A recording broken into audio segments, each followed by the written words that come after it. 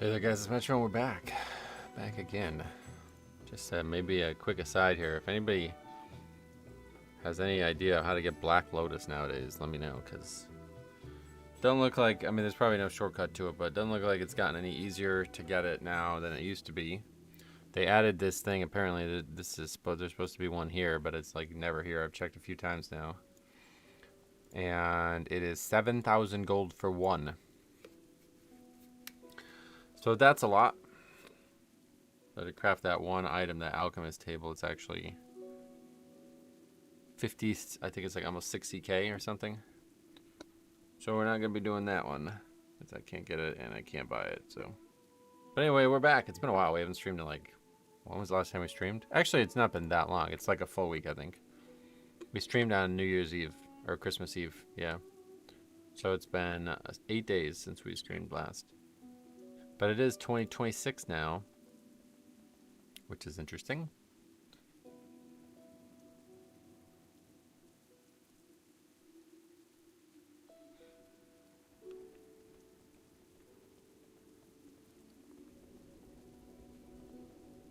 But yeah, we'll go get some more keys done. Have some low-key shenanigans, hopefully.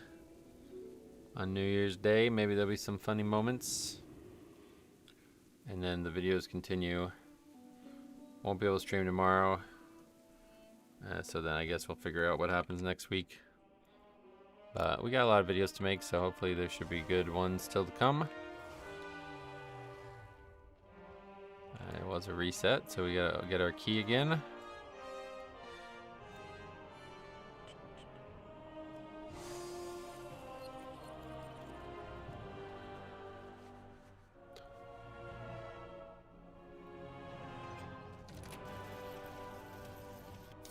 That's like a DPS trinket, right? But I don't really care. Let's just take this. Honestly, I think I'll take the gold, actually. We don't need gear on this character.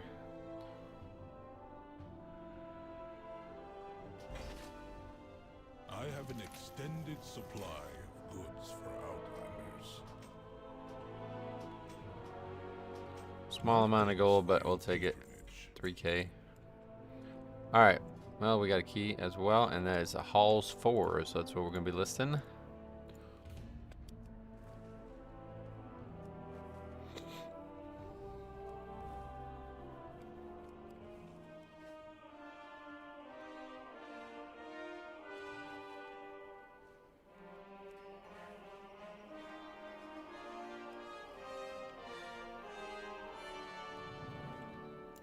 When is the actual pre-patch?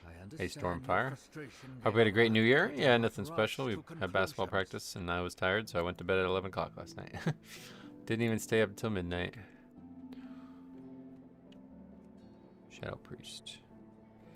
What was I looking at? Pre-patch date.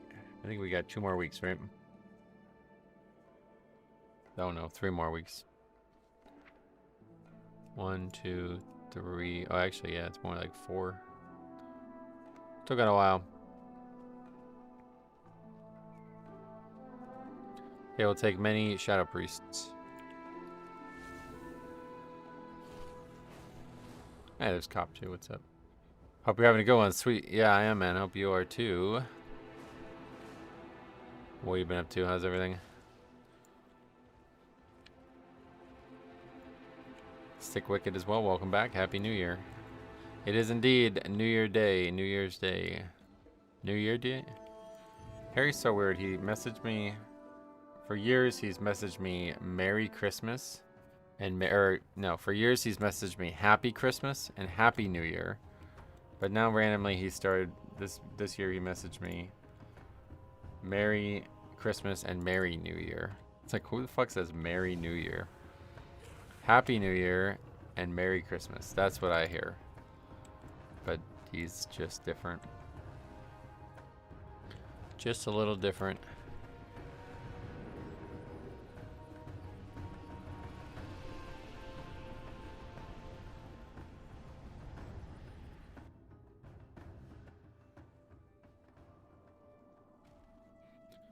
I see your post about that controller thing. I don't know anything about it. I've always just bought, is this like, what is this? A name brand? Oh, that's still pretty cheap, I guess. I've always just bought like whatever the cheapest ones were that work.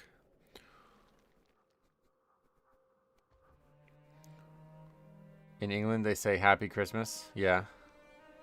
So for some reason, Harry stopped. But does anybody say Merry New Year? That one I've never heard anybody say besides Harry this year. Happy Christmas is actually common in the UK, huh? Yeah, it's like I'd never heard any single person ever say that. In fact, I remember last year saying it, and people were like, what?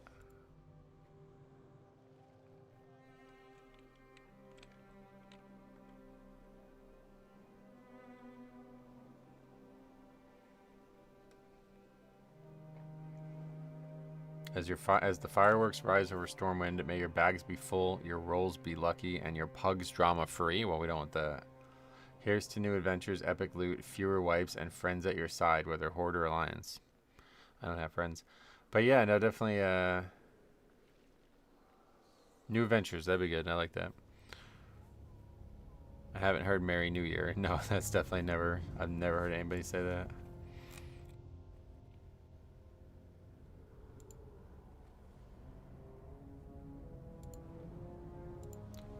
We are well underway on the second channel's explorative content of the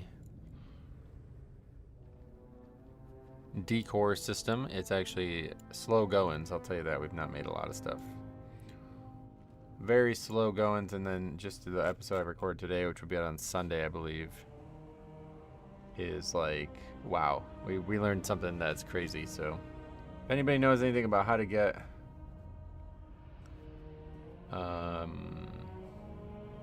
Black Lotus easier, let me know, because it ain't going well. Probably giving up on that item.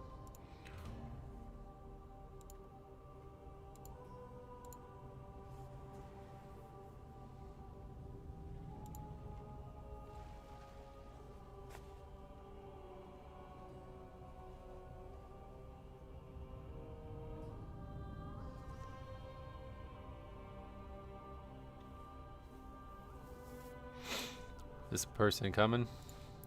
We got 2 Shadow Priests. One's in the Fissure, which is not a place I recognize. It's in Kazalgar though, so that's, oh, apparently it's just here. I think I'll just get that controller and hope it works well. I was hoping to get a decent one that has some of the PS features. Oh, really? Hey, Voltron, welcome. Happy New Year.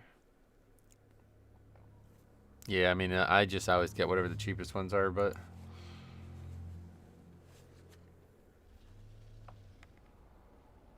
I feel like there's a lot of bells and whistles. Like, let's see, like best gaming controllers for PC.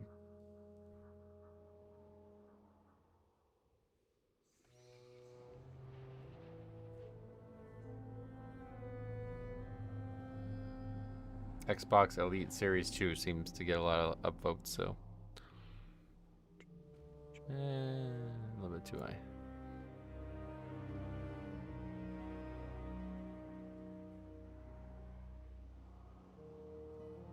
Oh wait, what? Okay, forget it. 1.1k upvotes on that comment, but then the next comment is with 500 upvotes. Please, whatever you do, do not use the Elite Series 2. While I'm happy this person has gotten value out of it, it's infamous for having control failures. Literally made it on the list of most returned tech items by Amazon. If you don't care about extra features, just standard Xbox controllers are great.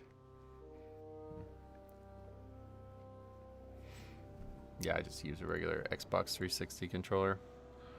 It's tough because most of the ones people recommend have the Xbox layout. Oh, and you don't like that. Yeah, I forgot. Yeah, Xbox is definitely common. Oh yeah, I forgot about these ones. 8-Bit Do. Did you look into this company at all? I bought one of their controllers a while ago.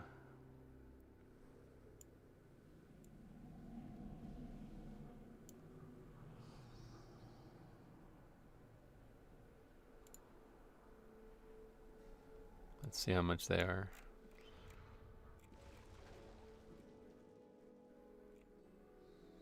Probably a lot more. Wait, there's no fucking prices? What the hell? Oh, that was for this red and blue one specifically? Shop.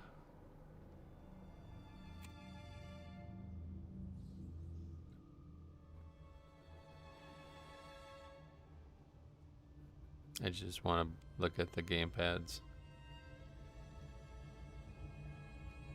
Yeah, so they have like ones that look like other stuff. 30 bucks. Wireless or Bluetooth. What's the difference? One has a dongle, I guess. The other one doesn't. Alright, that guy's good. They make okay controllers. I got one a couple years ago. Yeah, I bought one of their really small controllers to use on my laptop.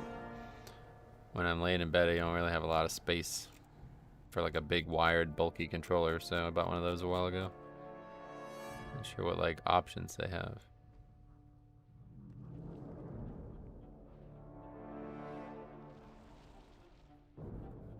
I guess this is their bread and butter one though. 30 bucks.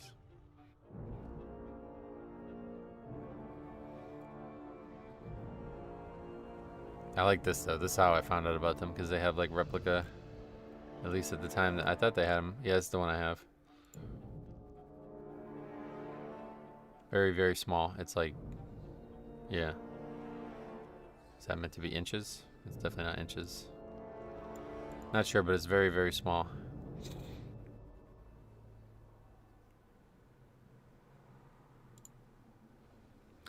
Alright. I recently bought a leverless controller for fighting games. Oh, leverless. You mean like no joystick or something? Those SNES ones look dope. I loved that back in the day. Yeah, hey, Century, welcome. Merry New Year. So where are these people now?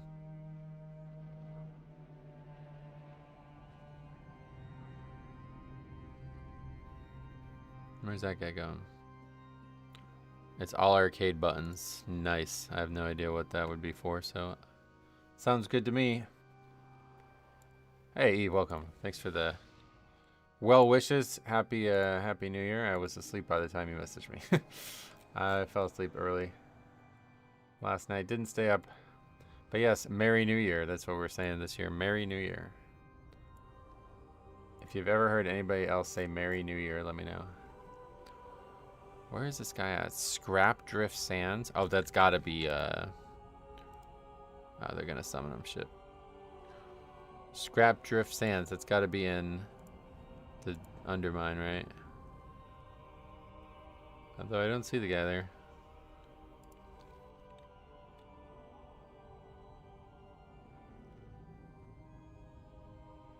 Oh, it's in Koresh. That guy's not even trying to get here. It's a Harryism, yep. Morning, Les Corpo, welcome. We didn't get to talk since Christmas either, so hopefully you guys had a good Christmas too. I got Happy Cakemas as my birthday was shortly before Christmas. Yeah, my mom's birthday is Saturday. And she always talks about like how shitty that was growing up, because nobody would ever have a party for her or stuff, so I'm going to try to take her out on Saturday, but we have a game. So, I was up all night, so I think I got like 2 hours of sleep. Oh no. Well, hopefully it was for a good reason. Partying hard, I'm sure. Alright, well, I guess they did summon. Yeah, they summoned. Shit. I wish you could just turn summons off. It'd be so interesting to see. Some of these people would just simply never come. I got a kick butt gaming chair for Christmas. Oh yeah? Nice. Well, that's crazy. Such a big change over the last few years for your peripheries, huh? I guess now in Tazavesh. God, you went from having like no setup at all to having all kinds of stuff. I don't even know. Did I get? I got a lot. I actually got a lot of Pokemon cards. I don't know when I probably won't. I don't know when I'll have time to open them though. Unfortunately, it's gonna be probably months from now at this point. I was gonna try to do them last week, and because I had time, and then I was called in to score the 7th and 8th grade game. I was getting ready to do it, My youngest went out. They wanted to order food after I picked her up, but it took 1.5 hours to get here. Oh wow. Yeah, I bet on the holidays it's tough, especially in northern Canada or wherever the hell you guys live. I can go back to having a proper setup and not sinking into a recliner. Yeah, that's crazy good. I'm glad to hear that for you. All right, we're ready.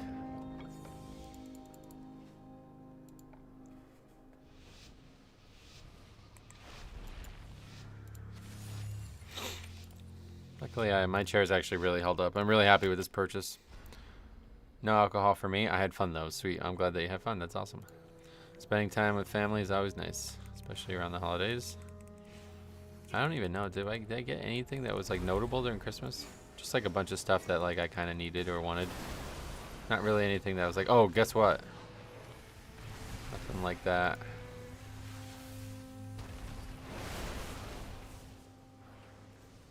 I got a couple like sauces, which is just funny because people keep buying me hot sauces that I, since I've become such a hot food connoisseur, I guess. That was probably actually the most exciting thing. I've never tried hot honey before, but I still haven't, but I do own now hot honey. So I may put it on maybe pinwheels or something, make something like that. Been eating absolutely crap since the holiday. Not coupled well with playing basketball a bunch. My old gaming chair collapsed right after I got back from my 6-month hiatus last year, so this is one of my last little bits of reclaiming myself I needed. Oh, I didn't even realize that. It collapsed. Like it broke, you mean? Or? Because that happened to me. It was funny. I was actually playing on Nostalrius at the time, so a long time ago. Before Legion, so it probably would have been WoD era for Live WoW. And the back broke off of the chair. Like I was leaning back on it and it snapped off. And it hit the ground real fucking hard. And I'm like on the second floor of the house. And my mom thought I died, basically. She thought like I collapsed or something. And she was like freaking out. And I was like, what? The back of the chair broke. Like, what is going on? Why are you so worried? It's not. I'm fine. The back of the chair just broke off.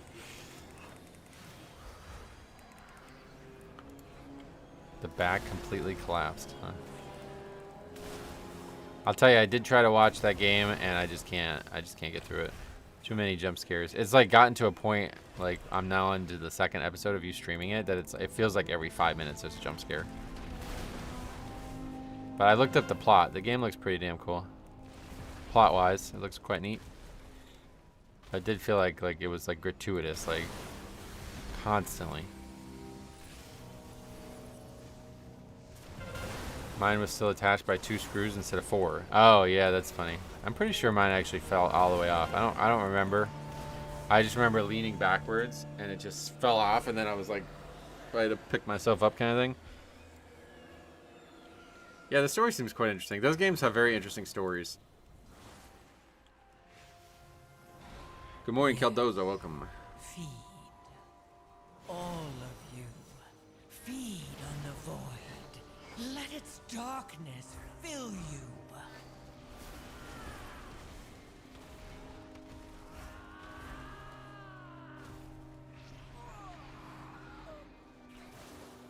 Oh, I went to the Chinese buffet while during the holiday, and not like for Christmas or something, but just last weekend. And I hadn't realized I had always gotten like all these different things up there, and there's a lot of good stuff. But like I realized when I was eating, I was like, there's never anything spicy here. And I was talking to my mom about it while we're eating, and she was like, well, yeah, they don't want to make a bunch of spicy food and people won't eat it. Like it's not a good thing to have on a buffet. And I was like, I guess you're right. So anyway, they had like some salad bars. So on the salad bar, they had like hot sauce and other stuff that I was like, eh. So I put a little bit of on rice, and it was kind of good. But then I was walking around, and there's this like, I don't know what it is. It's like a hibachi thing or something. It's like a big grill. I don't know if they'll make stuff for you there. I never really look at it because it just seems like a waste of time. But I checked it out, and over there was a bunch of sauces that I'd never seen before. And I think one of them was chili oil. I'm not entirely sure. They didn't have like names or anything like that. But it was like a red, kind of like a red oil with like a bunch of chili flakes in it. And yeah, I put that on rice, and it was like, all right, game changer. It was honestly, it was like right as we were leaving too. I had just saw it and I wanted to try it right at the end. There was a couple other things, and one looked like it was like a peanut butter thing, which I was really excited for because I thought I really liked that like Thai style stuff with the peanuts. But it wasn't. It was like horseradish. It almost tastes like mustard with horseradish. I'm not sure what it was, but happy about that. Same thing happened to me. I went butt over tea kettle falling backwards. I wish I had recorded it. Oh, yeah, that would have been interesting. You enjoy strong, spicy food? You mean like very, very spicy food? No, not really. But I do like more than no spice, basically. Like if it was like, it's funny because at the Chinese restaurants they do this, right? Where they have like how spicy the food is based on, there's like a little pepper that's on the menu. So if it was like 0 peppers is 0 spice, and then up to 5, I would say like probably 3 to 4 I would be happy with. But 5, it's like, nah, I'm good. That's too much. I had it where at the Thai restaurant I used to get Thai food from all the time before I stopped using DoorDash. They're like, they allow you to pick your spice level, and so I would always get like the 3rd highest, and then the one time I got the 4th highest out of 5, and I was like, yeah, it's pretty good. It's not too spicy. It was a little much, but I was like, yeah, all right. Well, then one time I got the 4th, and they accidentally gave me the 5th, I guess, which was the spiciest, and it was like, no, I just can't eat this. And the reason I can't eat it is because it's so like, it almost kind of hurts. And I wouldn't mind that, but then you just have to keep drinking water because like the inside of my mouth is hurting and I can't do anything other than drink water. So now my stomach is filled with water, meaning I just can't eat the food. Like I'm stuffed before I even really eat the food. That's the only real reason I wouldn't eat spicy food, is because it like, it seems, at least for me, to have like a physical reaction. Like that is just not surmountable. Like I can't. People, I remember always like, my dad used to like really spicy wings, and my mom would always say like, you know when it's spicy because he'll start sweating and get the hiccups, and it's like, all right, well that's not ideal, but if that was the only problem with it, I would definitely be fine with that. But it's not. Like if you're sweating and have the hiccups, then you're also like in physical discomfort, so. Inside the mouth, which I just can't really get past though. Pop sends me a picture. Let's see the picture.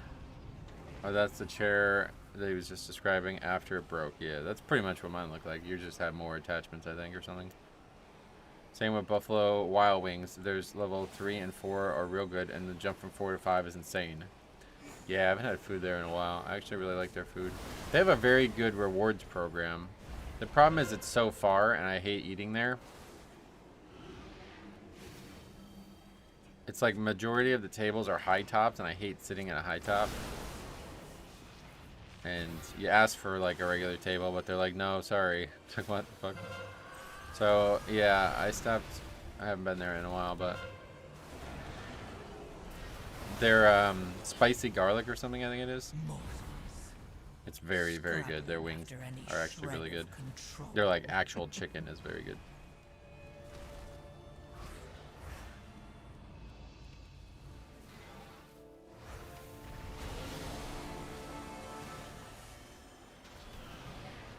The tank is pulling so bad. Welcome to low keys, brother. This is not even like 10th worst thing that we've seen on this front.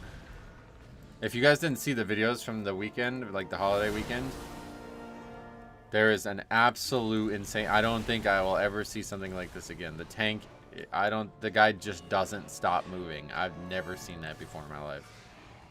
So bizarre, like unbelievable. What's he doing?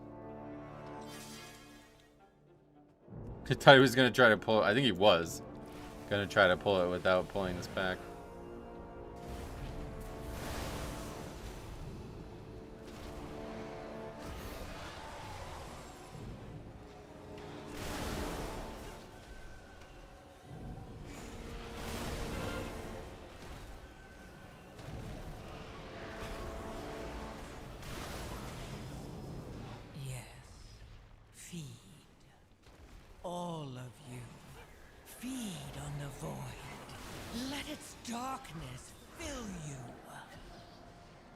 If he was going to pull the bosser, I would have laughed my ass off. Yeah, I think he was really thinking about doing it until somebody pinged.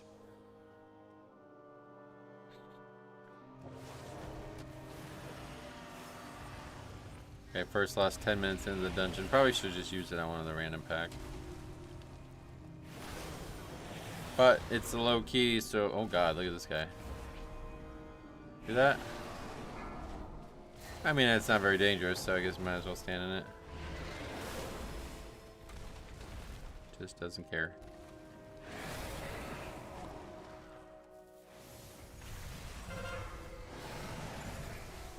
Very low danger, so I guess I don't blame him.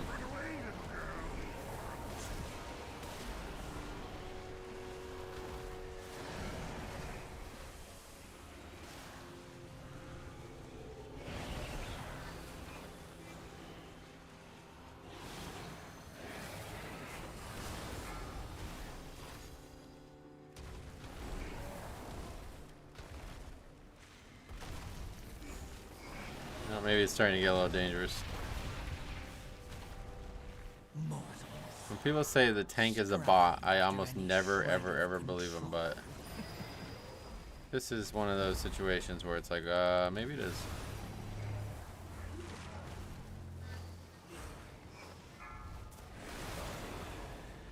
It's just doing 0 damage, so it's actually kind of weird. You can't really even blame the person.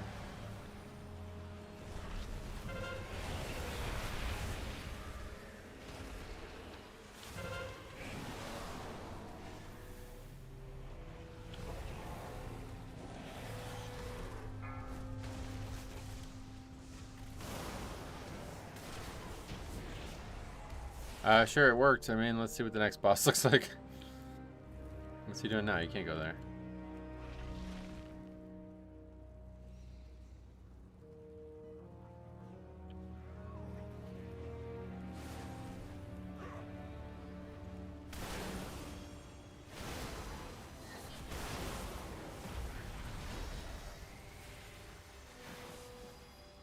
What else? Anything else to catch up on?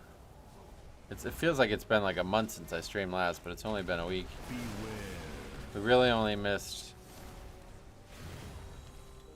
Well, Thursday was Christmas, didn't stream Friday.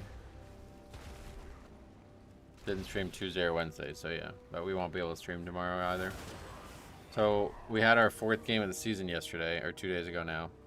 And we only scored 15 points, which is very bad, but our defense was pretty damn good. It was a lot better, and we didn't turn the ball over.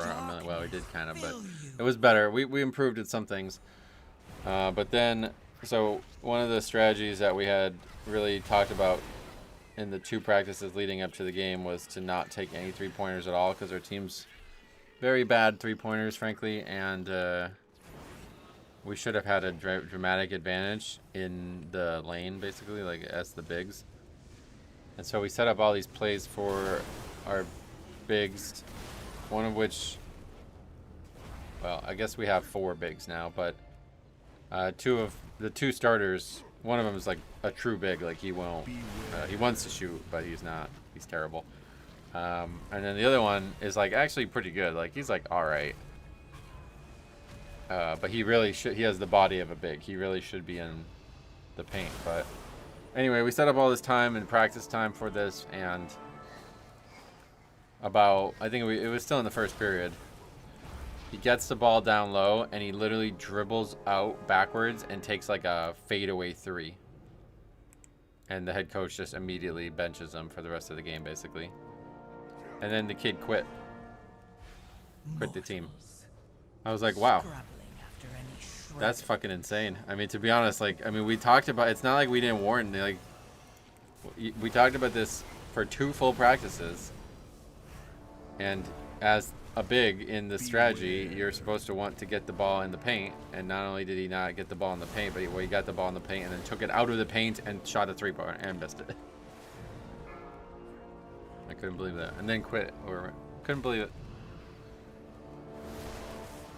I think it's going to be good, though. I think the team will actually be better off without him, sadly, but anybody who does something like that is just, like, not really committed to the offensive strategy. How old are the kids? Freshmen? So I think that would be 15, 14 and 15. He needs 79% before pulling this boss to not have count problems after. Yeah. We've seen a lot of problems with count in this dungeon, so it's not abnormal, unfortunately, for... I mean, it doesn't really matter either, because it's so lenient at this level, but... Feed. All of you. Feed on the void. Beware. Let its darkness fill you. Beware.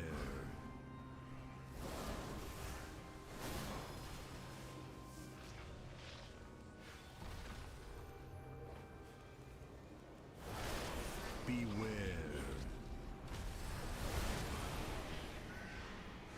And then there was a tournament, like a couple of big games this weekend. And I was sitting there after everybody had left waiting to talk, like waiting for the, basically I was waiting for something. And I looked down the bleachers and it was like really weird. There was like tons and tons of bottles and wrappers and food and stuff left from our fans. This is at home too. So I was like, okay. So that was 2 games in 3 days. And the first game was like that, and I was like, maybe it's some kind of fluke. But then the second game, I realized that it was like a lot of our players, like, because they're not playing in the varsity game, they're too young or whatever, so they're there watching. And I noticed them being the ones to bring the food in and leave it on the ground after not finishing it and stuff. So I asked them about it, and multiple of them were like, I'm not doing anything with it. I'm leaving it there. Like they were like very flippant about it. Like, it's not my responsibility to clean it up or something like that. Which was really weird and kind of embarrassing, obviously. But it was like I was really weird to hear that. Like I was like, what are you talking about? And I couldn't like necessarily prove who left what, but it was like, it's our fucking home gym, dude. You're a team player. Like, you're on the school's team. You don't want the gym to be in good shape? Like, what? I didn't even really mind that they left the food. I minded more the fact that they were like... Like, they were saying, like, I don't care that there's food here. It doesn't... Not my concern. I was like, wow, that is really crazy. When I was that age, I would do dumb shit in the court all the time, and it was never intentional, just kind of nervous, I guess. But I would never go against the coach's game plan. Yeah, that back to that, it's like, I mean, I don't even really, like, I'm not sure he consciously went against the game plan. But it was like, holy fuck, brother. I mean, we literally talked about this multiple times. So you're either not paying attention at practice, or you're being, like, ignorant or something, like you just don't care. But then to quit over it. The only thing I could think of is when we were game planning at practice, we said nobody takes any threes. But then before the game, he said there's only 2 people who have a green light. Like minutes before the game, he said there's only 2 people who have a green light, and he pointed to the 2 kids.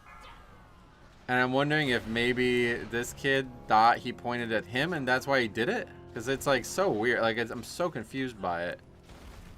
And he's like an actual like decent, like he's like not great, but he's like, he could hit some threes. Whereas like most of our kids literally can't. Like they'll go like 0 for 10. But he's like so like unable to just throw up a regular shot. He just always has to do a fadeaway. So the fact that he dribbled backwards and then did a fadeaway, it's like at least if he was already out there and just took a regular 3, it probably would have not been an issue. But to dribble backwards and take a fadeaway and miss it, it's like, what the fuck are you doing, dude? Why did you think that was a good idea? Especially after all we talked about. And then get mad about it. Yeah, I don't know what's actually happened there, but...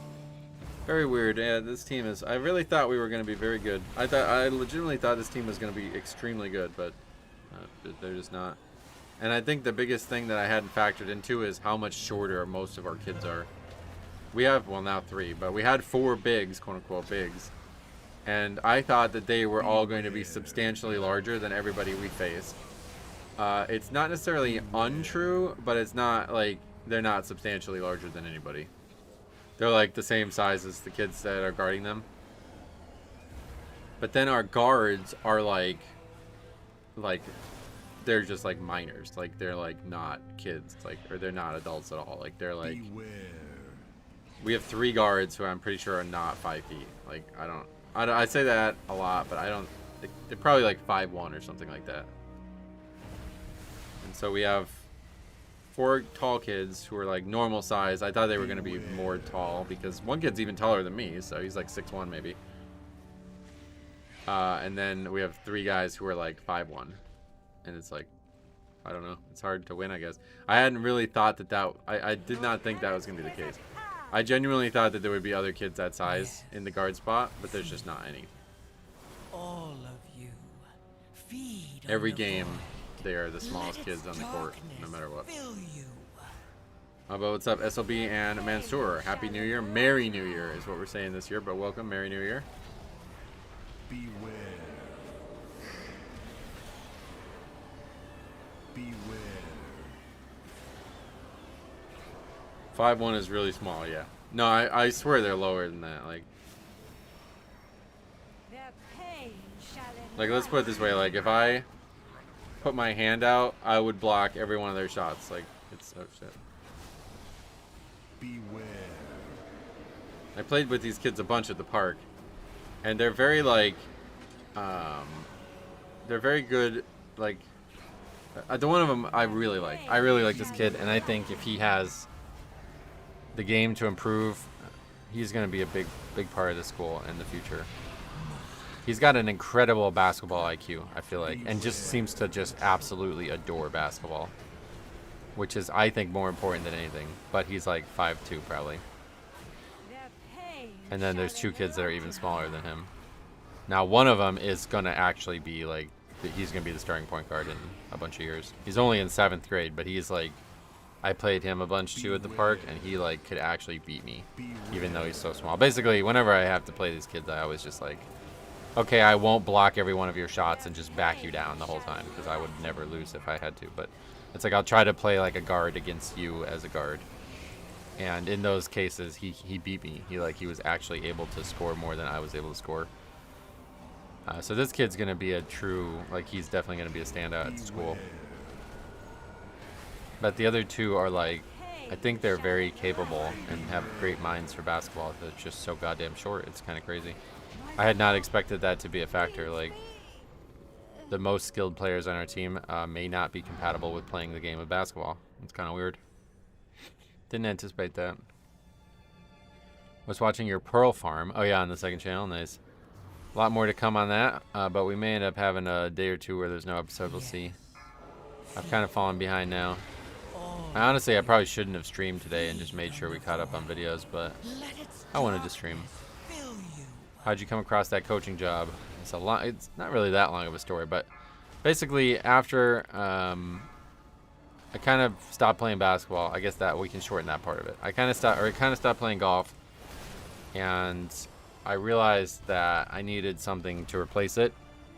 So I don't even remember. I just like ran into somebody that was like, "Do you want to play basketball?" And I was like, "No, I don't," because in 2009 I like damaged my Achilles. I guess I ruptured it or something. It was bad, and I needed surgery, but I never got it.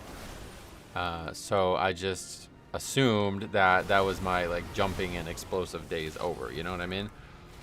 But I never really played basketball again since then because I always thought that was it for me. But then this person convinced me to play, and outside of like being out of shape, I was like surprised. I was like, wait, I haven't like lost a step at all. Like I'm actually still capable of doing everything I used to do, running and jumping wise.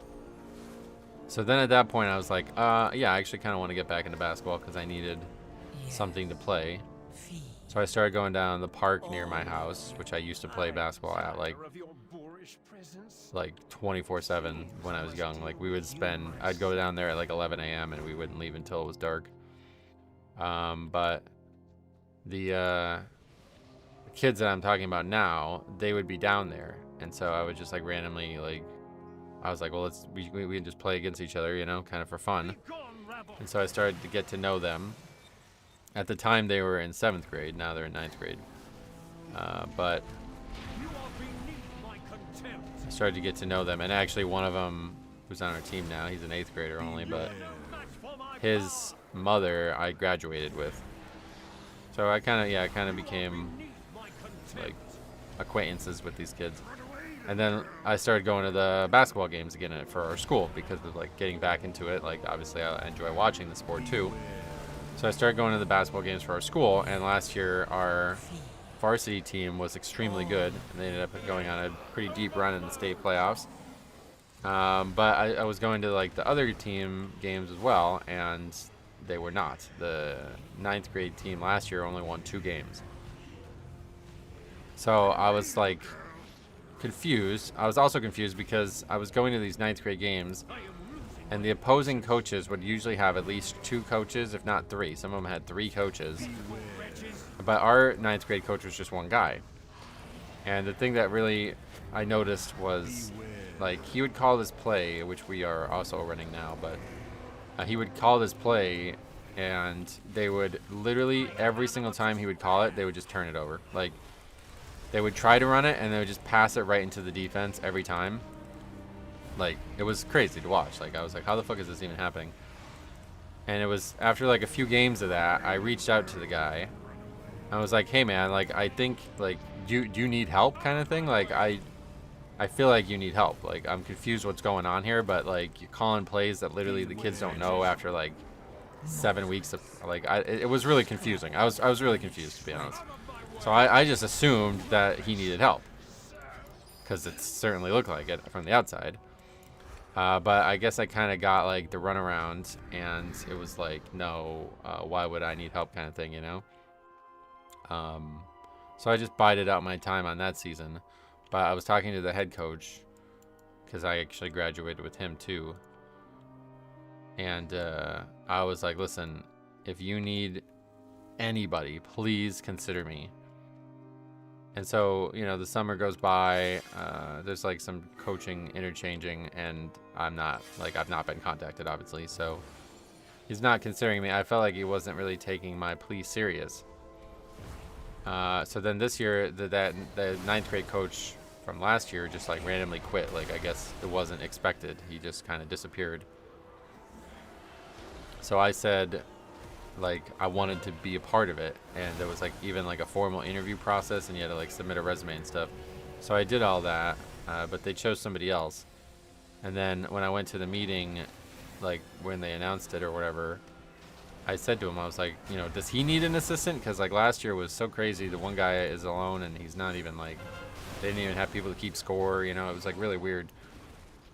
And I basically just like pleaded my case that I felt like I could help, just because I know all these kids. That was like, I think the big thing that got me in the door was like, I was like, I know all these kids already. Like I'm very familiar with their game and how to help them improve. So kind of a long journey to get here, but it's over a short period of time. So we'll see what happens next year. I hope that I will be able to continue to do this. I don't know that it's going to be like a one-time thing, but I would very much like to continue to do this, and hopefully maybe eventually become the head coach. What is this guy? The tank's just like AFK. Range ending.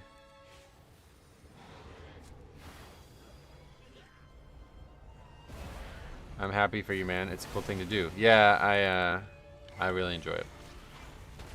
And it's allowing me to get more time in basketball. So the big issue, like last year, I was like, you know, like seasonal depression or whatever. Like it was really fucking bad for me last year. The first year without my dad, it was like kind of like shell shock. I felt like, because it was only a couple months after he passed away. But then the golf course I was going to closed, so it was like that. A lot of things were failing in my life. And last winter was rough as fuck. So I was like needing to play basketball pretty bad. And I always felt like that would actually be the best way to do it, is to just be the coach, because then I could do more basketball activities. But yeah, I'm not the head coach or anything, but I hope that at one point I will become considered for that. Because I really do think I could help these kids a lot. The weird part, I guess it will be very weird though if I continue to do it, because like I've known all of the current kids, and I really think we had a great class for it. Like this year's 9th grade class is very interesting. I think the 7th and 8th grade, or the 8th grade especially, the 7th grade is nothing special, but the 8th grade's class is really interesting as well. It's like a bunch of kids that all play sports and they're all great friends. And that, I feel like, it's really important. That's how our varsity, like all seniors, there's like, I think it's like 9 seniors, and they've been playing like every year since they were very young. So I think that's really crucial. So I was like, well, this is going to happen again here with our 8th and 9th graders. But yeah, it does not really worked out. No, it's just a local high school.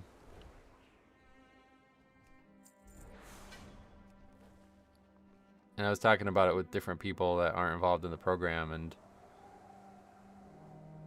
they're like, well, I think, you know, you guys were joking about it. Somebody said this on stream a couple weeks ago that, like, you know, if this was college, the coach would be fired, so you just immediately become the head coach.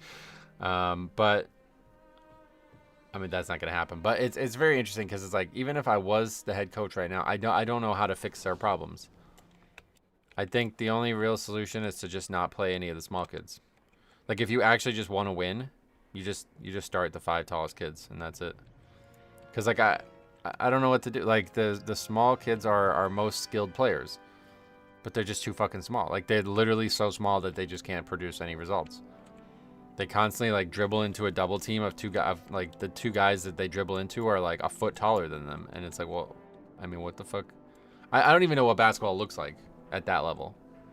If you are a foot shorter than the people you're being defended by, like, how do you even play the sport? I have no idea. When I played on the weekends, I'd play guys who were like 6'5", 6'6", and I think maybe even like 6'8" or taller at times. And it's just like, I just shoot then. Like, I can't drive. There's like nothing to do against somebody that's that much taller than you.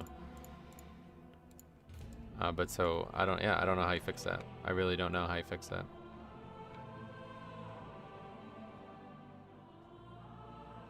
And I think that's the only option. I was suggesting it this weekend before that kid quit, but I was like, I think we have to start 4 bigs. And you just, one of the guards, and you just rotate through them, but like, we just can't score at all. Like, it seemed like almost impossible to score at times.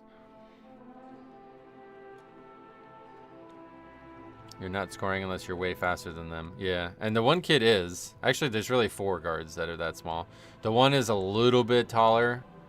He's like maybe like 5'4" or something like that, 5'5". He's a little bit taller, but he is way more. He's like a much more. It's hard to describe, but he's like a very crafty scorer. So even at that height, he's still able to get it done. But the other kids are good basketball minds. I mean, the 7th grader is like, he's gonna be a star, but he's just way too. I mean, he's taller than the 9th graders though, so like, he's already better off. But he had the worst game of his life 2 days ago. He even said that. I wasn't gonna say it to him, but he had 6 turnovers. He had like 2 points or something. It was very, very few points. Missed a ton of shots. Just didn't see the plays, and it was really weird. Hard to teach a 5'1" kid a Kareem skyhook. Yeah, I mean, obviously they're not going to score like that, but I think I think the other problem is they can't fucking shoot threes to save their lives. Like, the amount of threes we have airballed this season, or even in practice too, it's like, what is happening here, guys? I don't know how you're this short and you can't shoot. Like, what else are you working on? I don't know. What do you do then if you get past them and get in the paint with a 6'2" or bigger center? What do you mean? Oh, you mean when you're a young kid? When you're a short kid, I mean? I'm not sure what you mean by that, but I mean, I assume they'll grow. It's not like, I think, unfortunately, the 9th graders are probably not, like, I don't know how tall they're going to get, but I think they'll probably be like 5'9" or something like that when they're adults. There is, the starting point guard for our school, for our varsity, is 5'9". And he is, frankly, he's a good point guard, but he's not like a very dynamic shooter or anything like that. But he makes space. Like, he's very muscular and he's very strong. And so he's an incredible, like, he makes that height work. But I think 99% of people that height just cannot, they're just not going to be compatible with basketball. If you're playing small ball, you need to score threes to win. Oh yeah, that's what I mean. Yeah. So that's like, it's just like, we don't do, and unfortunately, like, the turnovers are really bad. I wish I could show you the tape. It's crazy. That we ran a play, the first play of the game, the smaller of the two guards dribbles up the court, and he just literally throws it directly to the defense. Like, there was 2 defenders on the guy that the play was supposed to be ran for, and he still threw it to them. And so I don't know if that's nerves. I guess that's got to be nerves, right? Because, like, what are you doing? Why would you do that? Why did you even think that was there? I have no idea. So yeah, it's unfortunate. It's actually, like, the more I think about it, the worse it makes it sound. The more unfortunate it sounds. Because it's like, all right, I love these kids. I think they're very good basketball minds, but they have no ability to demonstrate that they are. Because they're too short, so they can't win, like, a 1v1 against their other guards. They can't fucking shoot threes, and they average, like, 5 turnovers a game. It's like, oh shit, so they just suck dick. Like, they're actually terrible, right? Like, I thought they were great. Like, I think on paper they look great. But then, like, I don't know how you even describe that. Like, in theory, I think in theory they're great. But it's like, oh wait, in reality they're actually horrible. Like, they're, like, you just, I don't know what to do. Like, they're just not tall enough to do anything. It's unfortunate. Do you at times want to throw in a jersey and get in there? We were talking about that because, 4 of our, so we're now down to 9 players. We had 11 at one point, but 2 have quit. Well, actually now we're down to 8, I guess. So 2 quit and 1's currently ineligible. But the 2 who quit are big losses for our team. Well, actually, okay, hold on. There was really 3 who quit, but 1's just not said he quit. He just doesn't show up, basically. So I'm assuming he's gone. I try to contact him, but he's just not answering me. So I assume he's gone. And 2 out of those 3 who quit were very big parts of the team. They weren't particular. Well, the one who hasn't officially quit is actually probably our best scorer, but he's just so messed up socially that he just never seems to want to put in the work. But anyway, right now, without the 7th and 8th graders coming on our team, I'm pretty sure we're gonna have 6 people. And we were joking about it. We're like, can we even play a game with 6 people? Like, I don't know what happens. Like, they just have to play the whole game, which I don't really think would be a problem, frankly. These are not long games. Like, there's no way this is too long for them. But, so me and the other assistant coach were saying that we could, he was like, I think if I could shave and get, like, the right fitting clothing, I could be looked at as a child. We can both play. He was joking, obviously, but he's not, like, very tall, so yeah, we were joking about it, basically. TLDR, yes. The answer is yes. I wish I could. I mean, if I was on this team, we would win. Like, yeah, it's so much easier to coach when you're in, like, the actual heat of it. Like, if there was such a thing as, like, a player coach, like in old baseball, like, the coach used to be a player on the team kind of thing. Like, if that was a thing, oh, we would, yeah, it'd be great. Anyway, Hydraulic Bird, welcome. Here's to another great year. Yes, hopefully. Oh, God. What the fuck?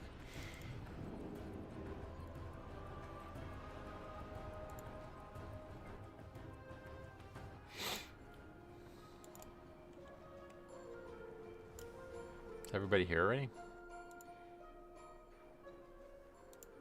Not everybody, but most people. Where's the paladin tank? The core way, so he's not going to the right place. Unless he's going back up to, might be going back up.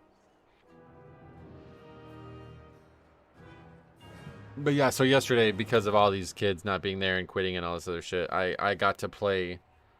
We're doing like 5-on-5 defense and offense drills. So I got to participate in the drills. And it's like infinitely easier than like standing there and watching them do it. Because one, you know, it's getting my endorphins going. Like I feel like more able to be like outgoing when I'm running and playing, you know. So that makes it easier just mentally. But besides that, like I'm literally like defending the guy who I need to help. And so he makes a move and I'm like, go right instead. Like I'm telling him what to do as he does it, you know? Like the post guy that I was guarding, he got the ball and he made a great spin. Like he actually legitimately beat me. And I was like, oh shit, that's amazing, dude. So like, you know, give him his flowers for that. And then the next play, he did, like he basically got the ball in the same position. And instead of doing the same thing he just did, he spun towards the center and spun into traffic and missed a shot. And I was like, what? You had it. Like, what? Spin this way. Like, why are you doing it? I was so confused by that. But it was like a real-time example. And I knew exactly what happened and what exactly went wrong. So I was able to tell him, like, in the heat of the moment. Instead of like, hold on, stop. Let me come out, walk out, tell you what this, you know. It's like literally like, no, spin this way. Like, and he did it. So.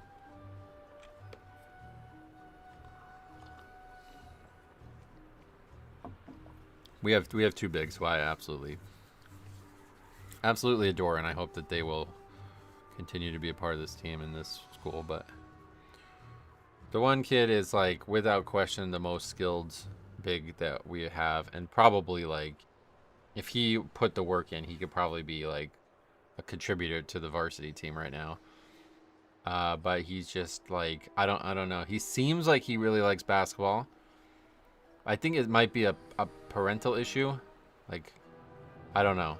But, like, he was, like, restricted from coming to practice, like, the second week of the season because his grades were not great. Not by the school, but by his parents. His mom was like, you're not allowed to go to practice if you don't get your grades up. It's like, well, there's plenty of fucking time for both, right? I don't see why we're doing that. And then a week and a half later, he actually became academically ineligible. And then I'm pretty sure he missed 3 full weeks because of that. And then the whole time I was like, listen, I do tutoring. I will help you. Like, just let's get together. And it was just like, he was like, well, I have to ask my mom. I was like, oh, okay, let's go. Like, I mean, what are you waiting for? It just never happened. And then we had our actual first game. Oh, God, look at this. We had our actual first game, and he was at the game, and he agreed that it was time for tutoring. And I was like, all right, well, I'm free tomorrow, dude. Like, the game was Friday, and I was like, I'm free Saturday. And he was like, oh, yeah, my mom says we have plans. Sorry. Like, all right. I don't know what to tell you. So, just couldn't get him to take it serious. But he did finally get his grades up on his own, so he's back. Since he's been back, he's been at 3 out of 5 practices. The first one, apparently, he didn't come to because there was some misunderstanding about what time it was. Then the second one he came to, and he has totally fallen out of shape. Like, he must have gained, like, 20 pounds since we first saw him. Because he missed all through Thanksgiving and Christmas. So it's like, I mean, he probably ate a lot of food and didn't do any exercise. So he gained a bunch of weight. Now, they're running, like, normal running, and he's, like, totally gassed. To the point where he's, like, throwing up. He's, like, going into the locker room to throw up. He threw up 3 times in that practice. But since then, he's good. And so he's good. He's back to, you know, he's like in game shape, I guess. Or better than he was. And then he just didn't come yesterday after the game. The day after the game, he didn't come. And his mom just put a thing in our app and she said he's sick. It's like, brother, you can be sick on the sideline, man. Like, I mean, well, how sick are you? Like, you know what I mean? Like, I don't know. It's just, I feel like he's just not going to be part of the team, which is so fucking sad because he's such a goddamn, like, he's like a physical specimen. Like, if you saw this kid, you're like, oh, that's a basketball player. Really tall, really long arms, like, stocky but athletic. Like, this is who we want as our center. He's a true center. Like, it's rare that you have somebody who's a true center. The other kid is definitely not a true center. He's just taller than most people, but he's not like very muscular or very forceful or very imposing. So he's really a 4, and the other kid should be the 5. But I can't get him at the goddamn practice, so I don't know what's going on. it's really sad too because the head coach is basically like, he's like, I can't force him to come. I was like, I feel like you can, like, you know what I mean? Like, can we have a conversation with the parents or something? Like, I don't know what's happening here, but I feel like, personally, I might be wrong about this, but like psychologically, if you tell a young kid that we really rely on you and like you are desperately needed for this team, they will respect that. And if they don't, then they might not just be mentally well adjusted enough to be part of a team. But I think a lot of these kids just think like it's just something to do, you know? It's like, well, I'm part of a basketball team. That's it. They're not thinking like I'm part of a team that relies on me and we have to play together to win, you know? So I think if you can just like impress that on them, then things would change. Anyway, when is the season ending? I think it's the first week of February is our last game. So we only got like 6 weeks left or 5 weeks left or something. But we have the bulk of our games left because the games keep getting fucking moved and canceled because of snow. We were supposed to have one yesterday, but it got canceled. I mean, I think we've had more events, like between games and practices and stuff, canceled in the last, like, it's been like a month and a half of the season. I think we've had more of that than we've had in my entire basketball career when I was at the school. I don't ever remember a game getting canceled. It probably happened because I'm sure, I think if there was, it's like a snow day, it's like mandatory that the games are canceled. But I don't ever remember it. And this year it's like literally every other day. There's something impediment, like some impediment that's stopping us from practicing or playing.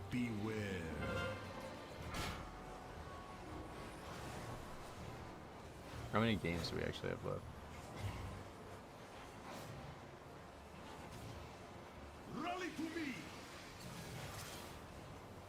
It's snowing here today too. I'm loving it. Not good for your area of the planet.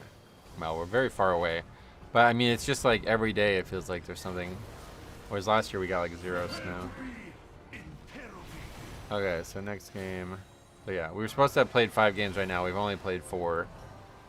So I have 1, 2, 3, 4, 5, 6, 7, 8, 9, 10, 11, 12, 13, 14 games left. So yeah, we basically just started, even though there's only like 5 weeks of the season left. The last game is actually, oh, I was wrong. The last game is actually the 11th of February. So we still have a long time. 6 weeks, pretty much.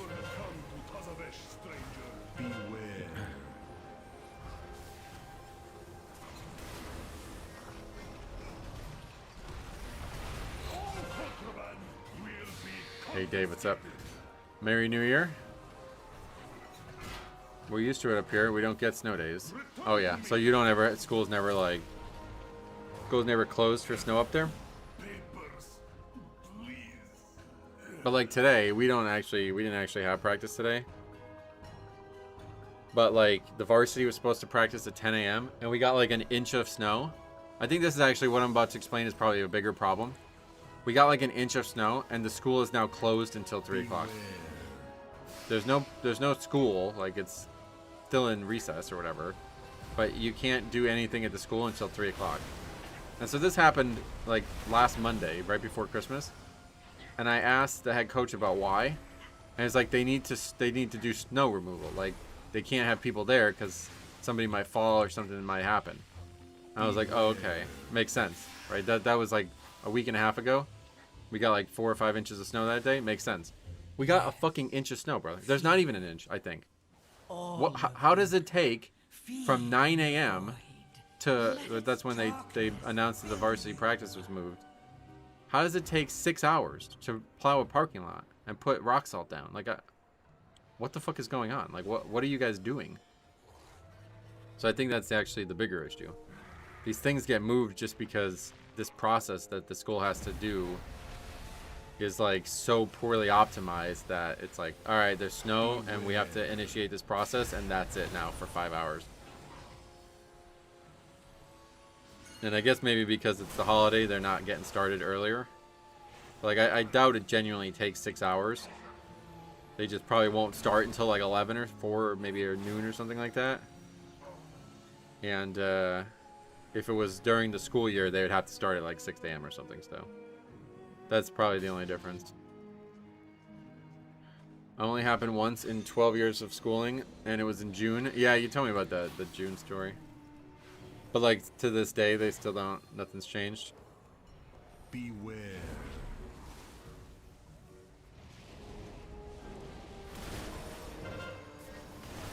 I just don't know. How did the kids get to school?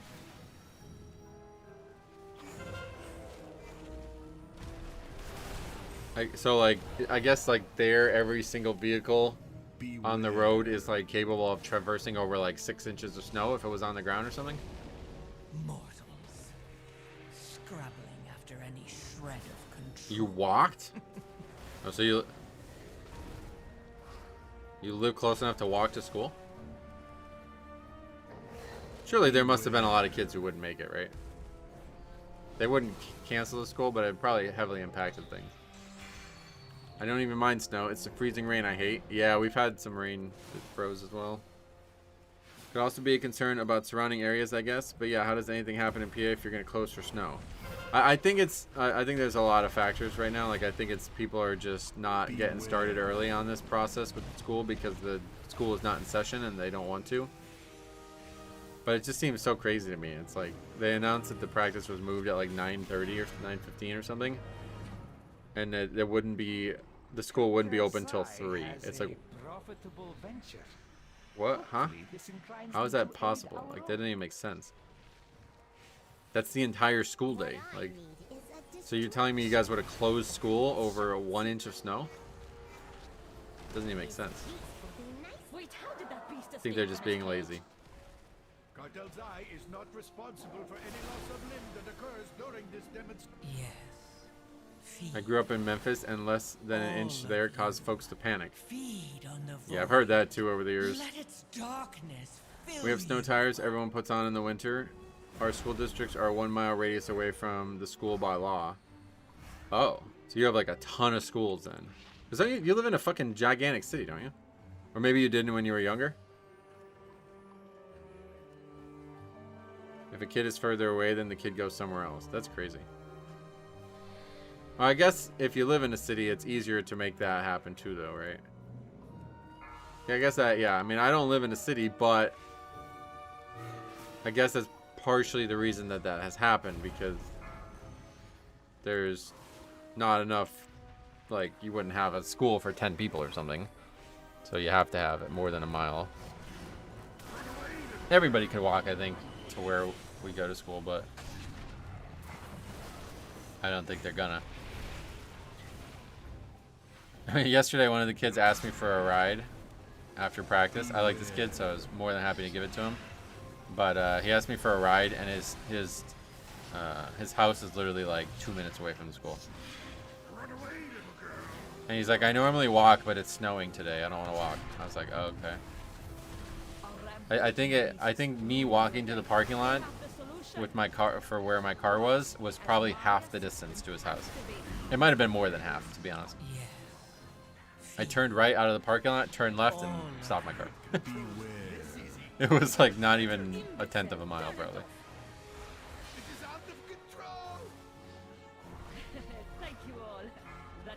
When I was a kid, I lived in a town that had 1,500 people, and it was about 10 minutes away from the city I'm in now. Oh, okay, so you didn't go to school where you might go to school now if you live there.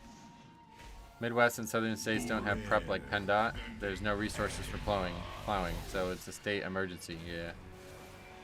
But I just don't know that, like if we got 6 inches of snow here, you wouldn't have any choice but to close the school. Like, you can't drive. Like, the roads need to be... this concept of, like, we can't do things until this time is how everything works. Like, it's not just schools that work that way. It's like, if you try to go on the roads when there's 6 inches of snow, you're going to get stuck. You have to wait until they plow it. You know what I mean? Like, that's the only option.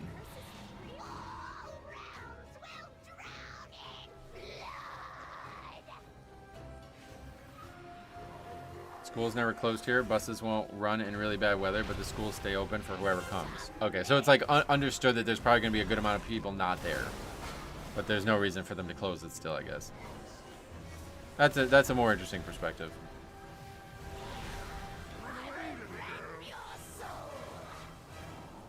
$15,000. What did I say? 1,500. But yeah, there's a ton of schools for such a small city. That's just not how things work here. People just drive through it. I guess I don't understand the physics of it.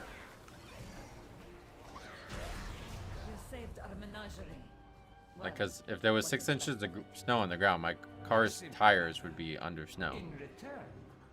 I don't understand the physics of it. I guess I've never driven on snow before. Like, even if there's only a little bit of snow, it impacts travel here. So I can't even imagine what it would be like in a major city. I don't even want to think about driving through New York City with snow on the ground. Like, I can't even imagine it. But I guess things would get packed down pretty quickly, so maybe that's the factor I'm not considering. Cars would just keep driving over it as it was falling, so it would melt.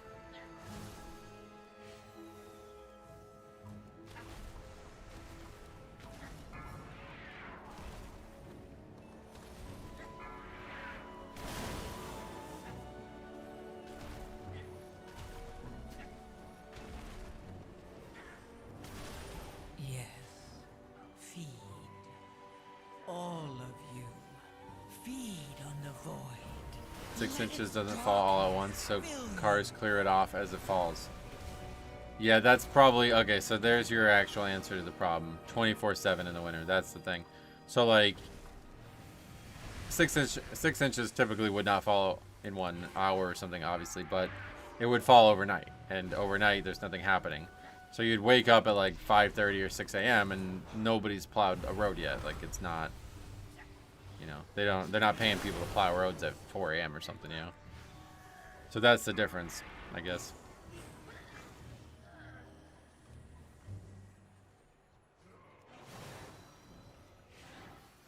Our trains in Sweden stop running if there's even 1 snowflake on the ground. In Sweden, really? Isn't that place like known for having a lot of snow?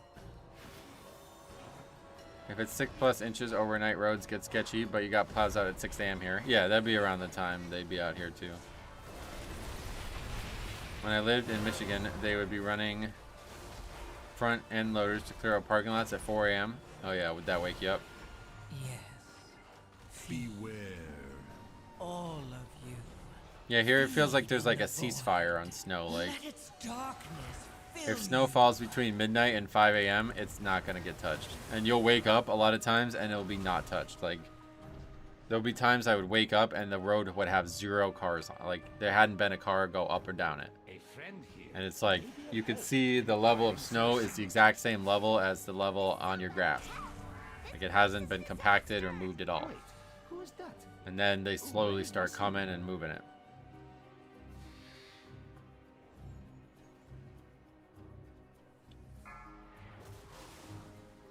After night shifts, when it snowed over a foot, I despise those drives home. Oh, yeah, working at night, I can only imagine.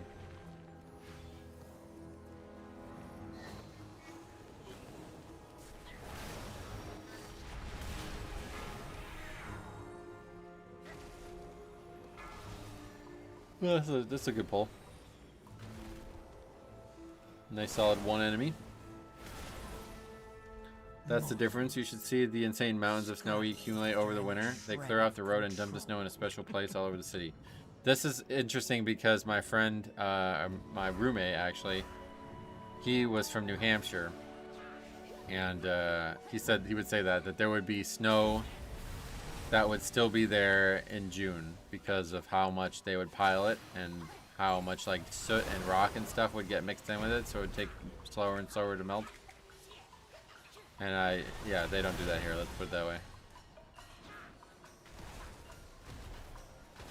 I'm not even sure how you pile it though. Like, what do you just keep pushing it and it just keeps going up the mountain?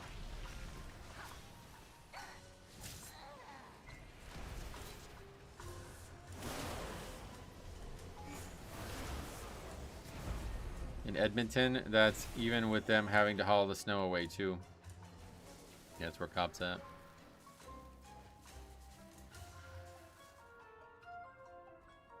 This guy's not cool. He said with boss if you're cool, but he's not. He's a square. He's a loser.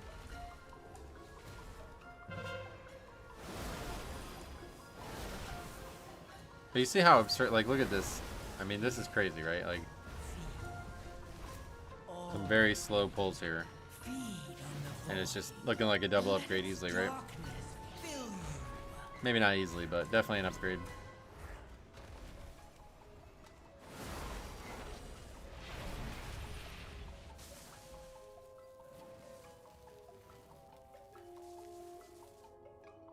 They take care of the highways during the night here. My buddy was a mechanic for PennDOT, and he'd get called to work on a truck in the middle of the night during a snowstorm. No doubt, I'm sure the highways definitely have to get cleared, yeah. I just meant in the town I live in, it's like not. And I only know that because like I would go for work and it would like, you'd wake up and it would be literally like untouched snow on the ground. And by the time I would get a shower and get ready for work, the roads would be cleared.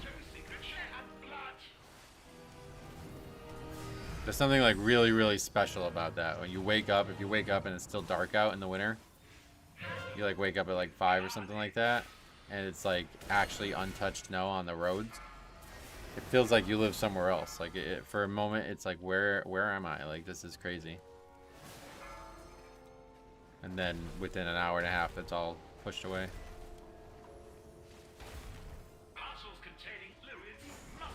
The bomb. Gonna go off. Somebody's gonna get it, right? Or no? Just gonna let it go off, I guess.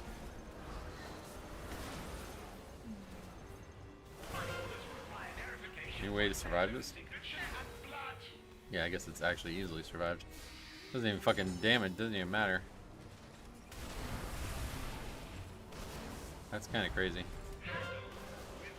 That was like it didn't even matter.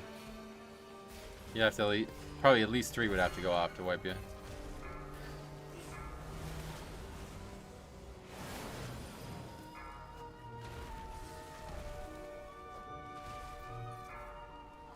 I was out at 5 a.m. shoveling and the alley behind Webster Avenue was untouched. Didn't know where our little parking lot started and the alley ended. Yeah, it's like you live in a tundra. Like it really looks like something totally different. When you see these cities and these roads and all this stuff, it's like, and then all of a sudden there's like even snow that like makes it look like the grass and the partitions of the roads are all one. You just look like you live somewhere else. Like it's so hard to distinguish all of a sudden. You are quite welcome. I sent you an article and picture of what the typical snow mountains look like in the spring. For you, Oh, okay. I'll be interested in seeing that. But is it like they're not gonna recess at all? Like it won't, they won't start recessing until the spring, I guess. No problem at all. Gotta find a way back Whoa, to 200 foot. What? How do you even get snow on the top of that? Oh, there's like actual mountain, like they drive up it. Whoa, that's intense. That's not what I thought it was gonna be. 200 feet is kind of nuts. Wait, what the fuck is this article though? I'm not allowed to read it. You need an account.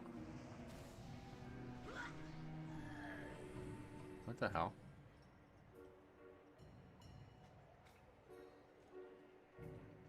Oh, there we go. For some reason when I first looked at it, it wasn't letting me.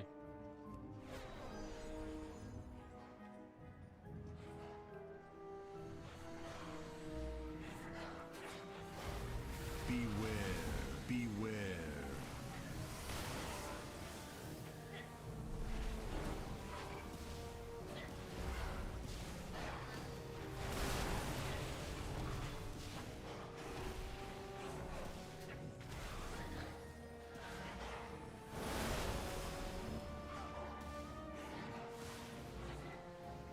Beware.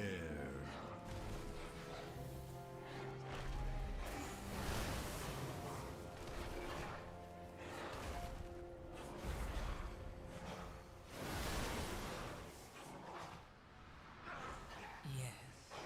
Feed. All of you. Feed on the void. Let its darkness fill you.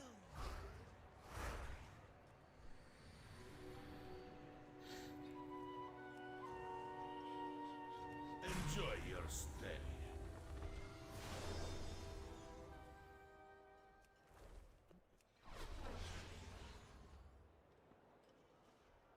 Bring on the next band.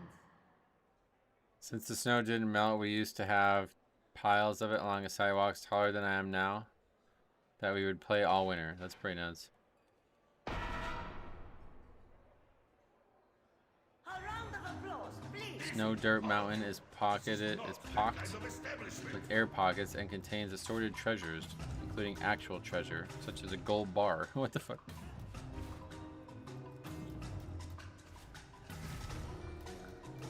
Get off the stage.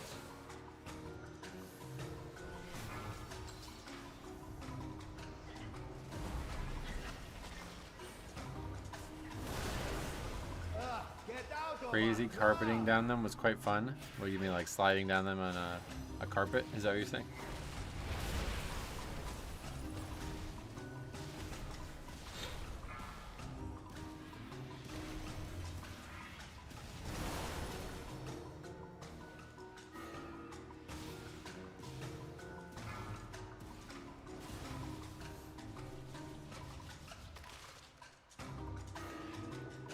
What are they so worried about?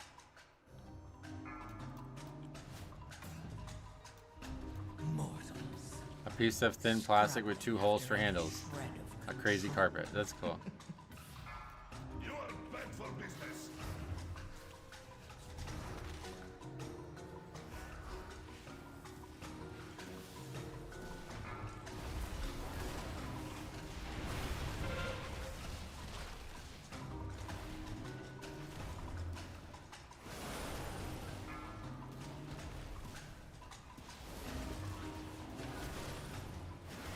beware. Play in this town again. Can't actually tell if you have the buff. Because you're in like a vehicle or whatever. Snow mountains, hillsides, valley sides, crazy carpeting down those was one of the main funs of winter as a kid growing up. Nice. Well, that's cool. My only really strong winter memory I have, besides basketball stuff, was there's like a big hill right on the side of our school, and we built this gigantic snowman. Like, we rolled a ball from the top of the hill all the way to the bottom of the hill, and we kept rolling more and more and more to get close to the back doors of the school. And we built this probably like, it was probably like 15 feet, maybe not, maybe it was like 12 feet tall snowman. And we have all the signatures we need. we put it pretty much like right in front of the back doors of the school, which, I mean, I didn't necessarily think it was going to be a problem when we did it, to be honest, but I guess it was a big problem for the school. And the next day they were out there with blow dryers. I'll never forget this. They're out there with blow dryers trying to like melt it so they can clear the area in front of the doors, I guess. One of the funniest memories ever. And my mom went on a bus trip like 2 days later, and she was like obviously with other people from the town, and she sat next to somebody whose husband was one of the janitors at the school, and I guess the woman was like bitching like crazy about him having to like work like overtime kind of thing to get that snowman like moved. And my mom was just sitting there like, you know, I think that like the person was like saying very negative things about the kids who did it, and I think my mom even told her it was her son and that they did it for fun and something. Like, I don't remember, but it was like a bit of a confrontation over it.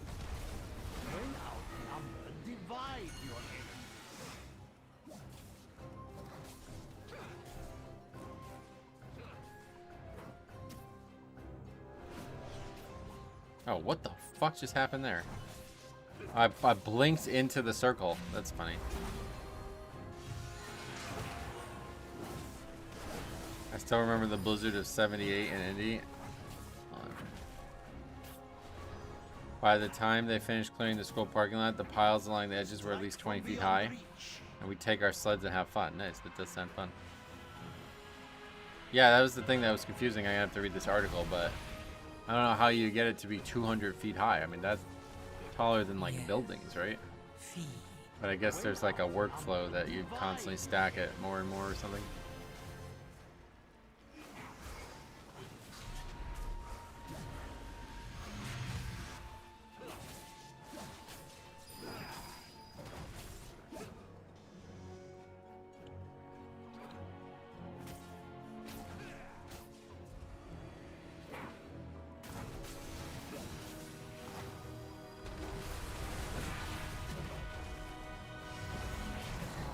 They drive up the pile. Yeah, I see that on this. A few pictures I've seen from this article now. That's crazy. So yeah, I had a pretty good shot at double upgrading this, I guess. Not quite there though.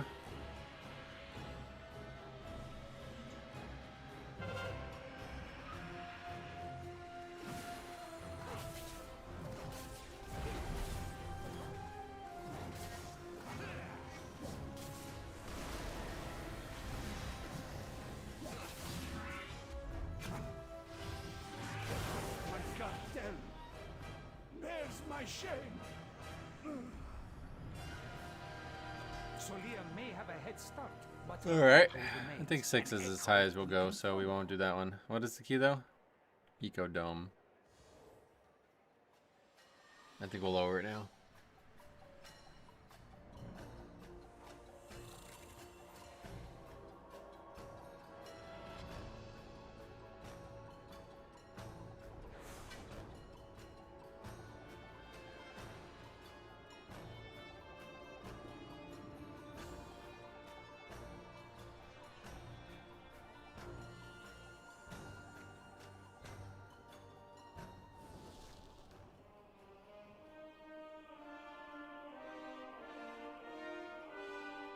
We used to make snow caves when I was a little girl, and the snow drifts were as high as the houses. Whoa.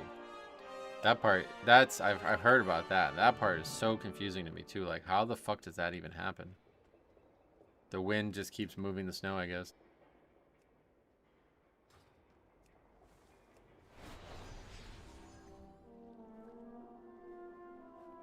When was this published? Oh, 2013, Jesus. Guess there was a bad winter in 2013. Treasure lately? Hope you find lots of treasure out there. That's like the Agnes Flood water lines at Knoebels. Oh yeah, I went there last year and saw that. Try not to slay too many dragons, okay? Yeah, at one point it was entirely underwater. What he's talking about, there's a park near us, and it has like a post, kind of like a signpost, and it shows the flood levels. I think there's more than just one flood on it, but the one it's like above me, like it was like so the entire place was underwater basically.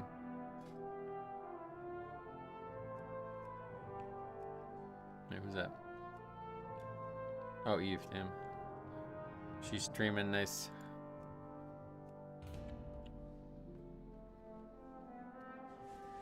Dry snow blows really easily, yeah.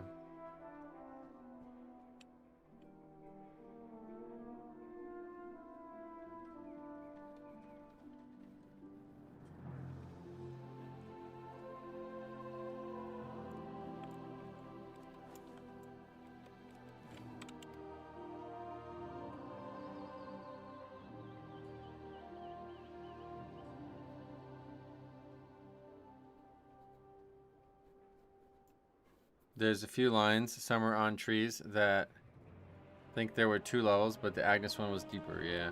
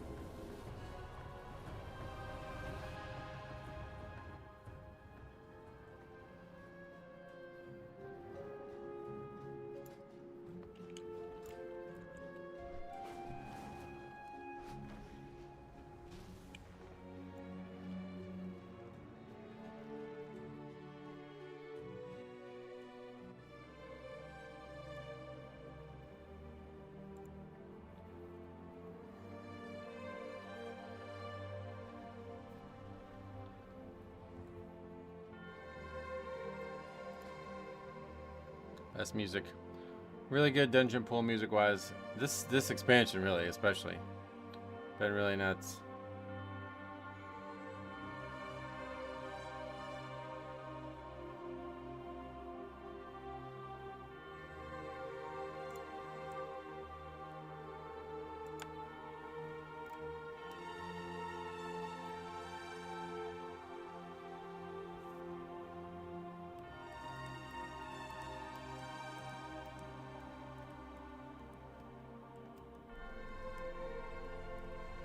So this is that thing I was talking about, Cop. You remember I was talking about this when you were streaming?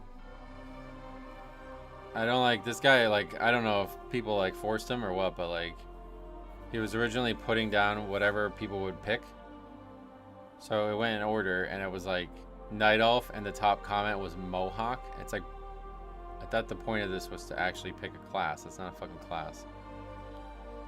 But yeah, so it's interesting.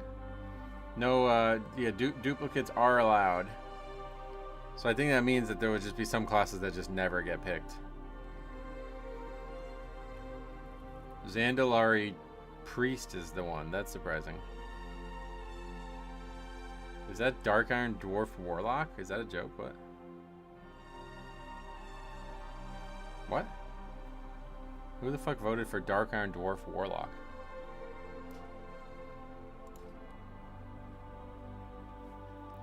But Orc Warrior, Undead Warlock, Tauren Shaman, Troll Shaman, Pandaren Monk, obviously that's just a waste of time. I don't know why they even voted on that one. Paladin for Human, Night Elf Druid, Dwarf Hunter, Gnome Mage, Blood Elf Mage, Goblin Rogue, Zandalari Priest, Draenei, Paladin.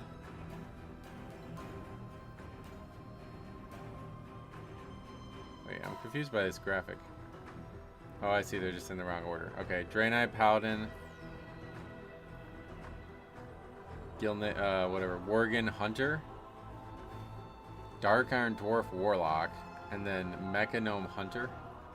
See, I think there's some that just don't, like, I really don't feel like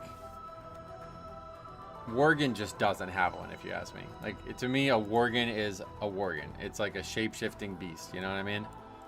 There's no class that represents that. It's like really a druid, that's it. So it's just like whatever race, whatever class just allows them to shapeshift, basically. Like, they don't have one. Because every Worgen you see in the plot is not a, they don't have a class. Like, they don't do anything. They're just humans that shapeshift, that's it.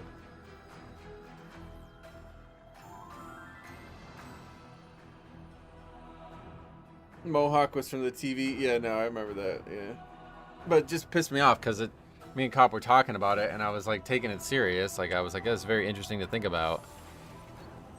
And then he allowed like Mohawk to be the selected. I was like, are you fucking serious, dude? This is not a class. Like, what is the point of this poll if you're gonna allow people to just write in any option? Undead Death Knights always make me laugh. Like roleplay wise, they just can't catch a break. Yeah, died twice to Arthas.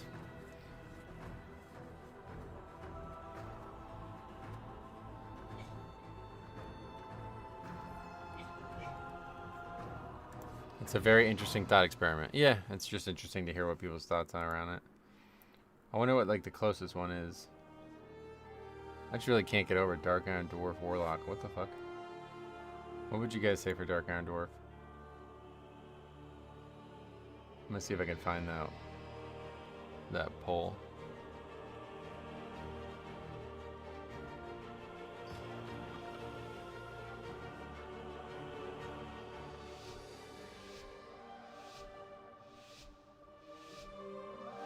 Soulscribe has betrayed us. She brought down our defenses, and her wastelanders are destroying the domes. They must be stopped. With our defenses down, there is nothing to keep the devourers out. My people stand no chance. Okay. Dark Iron Dwarf, I'd say warrior. Yeah, I would definitely say warrior.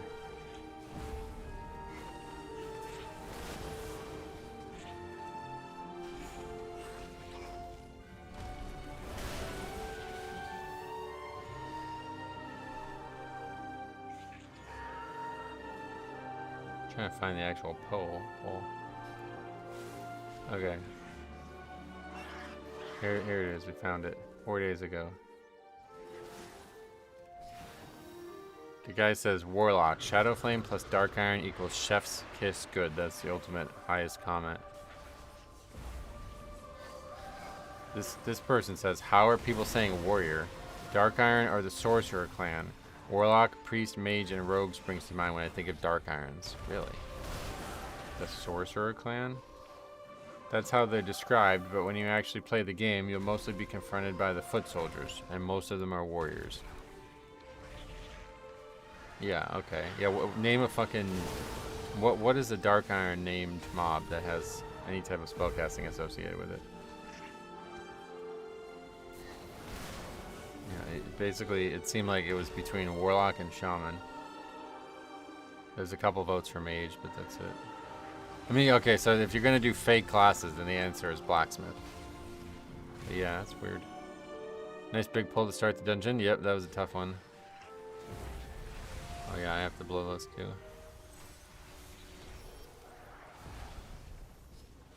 Their connection to Ragnaros, yeah.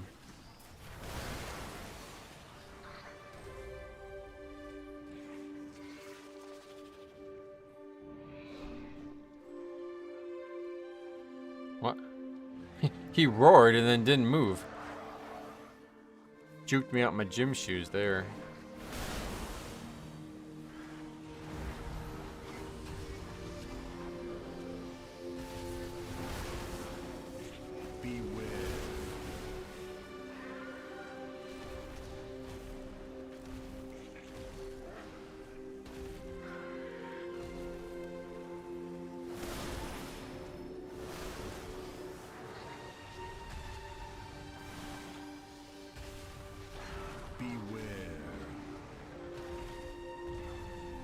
He must have heard you talking about basketball and decided to try to fake you out. Yeah, I was just thinking about that, actually. I'm glad you said that, because yesterday the kids were doing drills, and I tried to explain to one of the kids about why fakes work and don't work. And I realized I was like not getting through to him, so I tried to explain like the psychology of it instead. And I was like, you know, if after doing something 1,000 times, you notice patterns, then when that pattern appears, you react. You don't have to see the physical like movement. A lot of times it'll just be about the pattern. And that's why fakes work. So you have to sell that. You have to trick the guy into thinking you're doing something with more than just, like, you can't just do the minimum amount and expect the person to bite on it. And that's exactly what just happened there. Like, I don't know when the last time I saw somebody roar and stand still was. You know what I mean? Like, every single time you use roar, we're sprinting ahead. And that guy used roar and he just broke my ankles with it. He just stood still and I almost ran into the pack.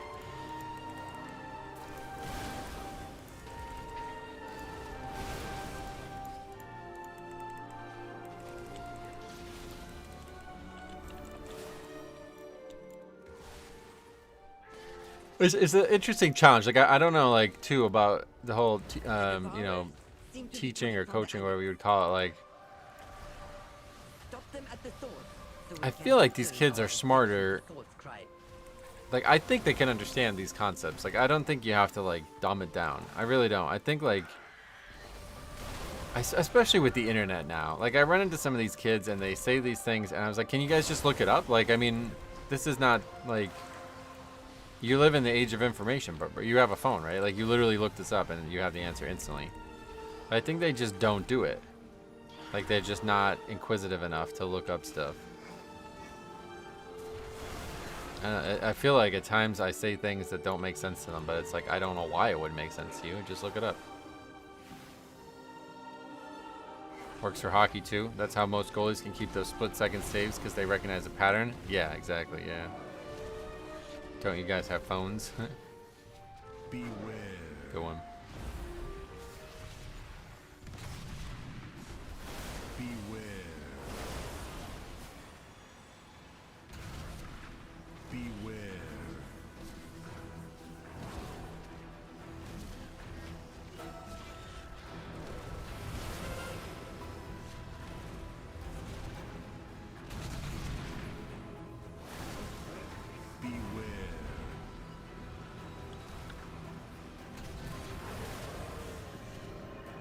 You all have phones, don't you? Was that the actual quote? I think you're wrong. I think the original quote was. Something is coming up. I don't remember. Poor Wyatt Chang. Wonder if the pre-patch on the 20th will breathe some life back into retail. Yeah, I would definitely imagine so. It's calling more in. It's probably going to be the most like if it's the pre-patch with all the add-on changes. We were talking about this before because that wasn't the case in Dragonflight. But yeah, if it's the pre-patch with all the add-on restrictions, it's going to be probably the most like you'll ever have to do during a pre-patch. Don't you guys have phones was the quote. Yeah, that's what I thought.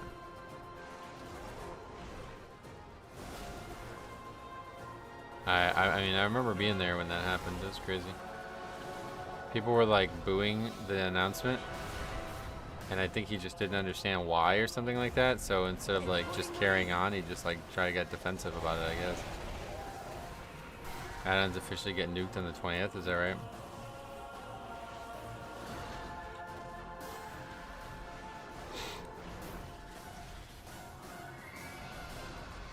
Because last time in Shadowlands, or in Dragonflight, like, okay, what I'm talking about is the pre-patch of Midnight, or of the War Within, Jesus Christ.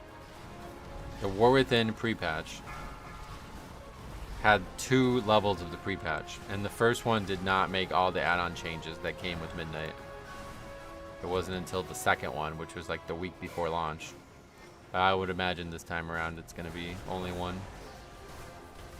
I wonder how many players are completely unaware of the changes. That's what I mean, like, add-ons are dead on the 20th. Oh, yeah. Is that, wait, the 20th? I thought it was the 27th that this shit comes out.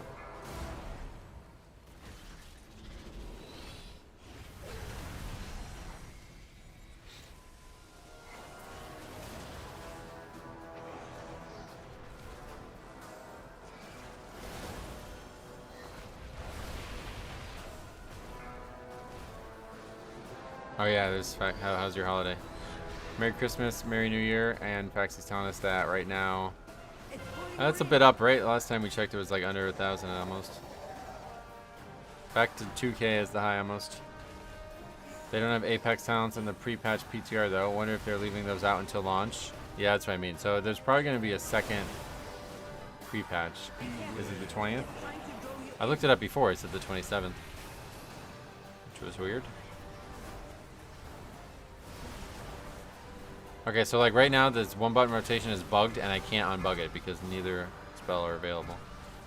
Or maybe if I just press it. I don't know. Yeah, that game's ultra dead, like bizarrely dead.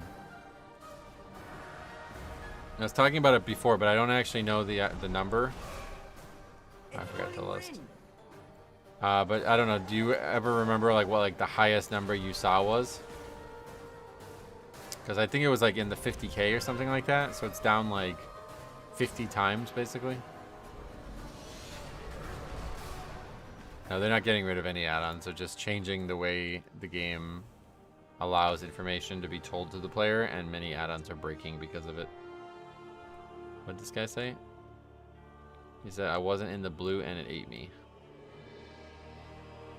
40K, 44K was the highest ever. Oh, okay. Yeah, so they've lost 98% of their player base. That's crazy. That's pretty... I talked to a few people, and they said that, like, yeah, they tried the game and they didn't realize... They thought they only liked Mythic Plus. Like, I think a lot of Mythic Plus players would say that. Like, I only care about Mythic Plus. But as soon as you realize that you don't, like... just log on, do a key, and log right back off. Like, you spend time, you get auction house stuff, you do like other stuff like outside of Mythic Plus, you realize that the game has so little in it when it doesn't have any of that. Oh, I forgot to get the chat on the screen. Yeah, good call. Also forgot, yeah, I forgot a few things.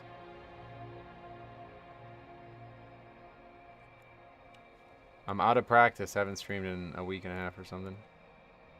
8 days, no stream.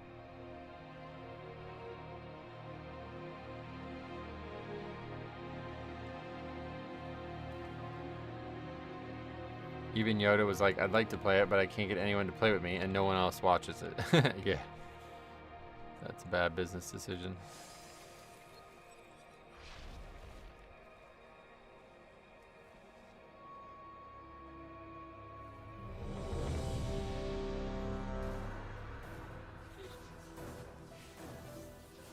It's falling more in.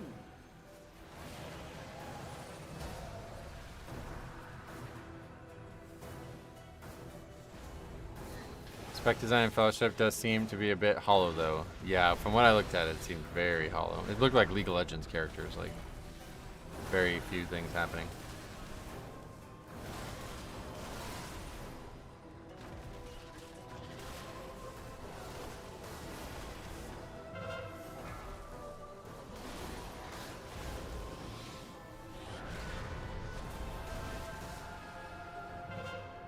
It's falling more in.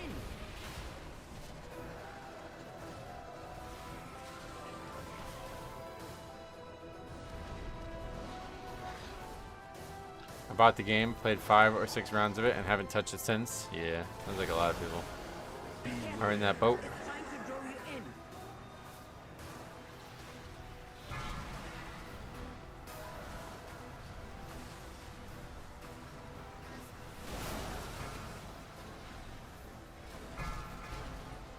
Yeah, these are not even being touched. Like literally, I don't even think they're being DPS, let alone slowed.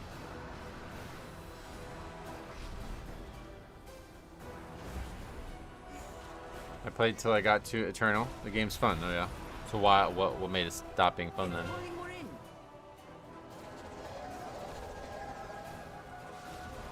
See, I think that's the biggest problem. Is like a lot of people were like, "Yeah, I just played for."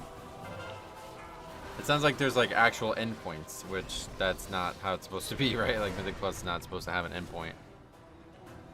But I guess people do play. Oh, what the hell? I guess people do play Mythic Plus that way as well, even in WoW, where they're just like, "Yeah, I got to 3K and stopped," but that's like definitely not what the purpose of the system is.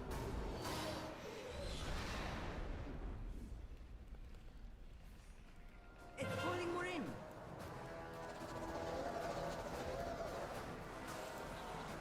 Yeah, and then with WoW, there's other stuff to do. That's what I was saying before. Like, I talked to a few people who were saying that they thought they only liked Mythic Plus, but then as soon as they realized there's not even like a bank or something, you know, like there's like nothing else to do other than just log in and do the games, the queues or whatever. It makes it, you kind of burn out way faster. Whereas like with WoW, like even just like an hour in between keys, like is something that is very interesting, you know, like I can sit there and just chill out, you know what I mean? But you can't do that in that game. This warrior says, "You guys suck, man." Why?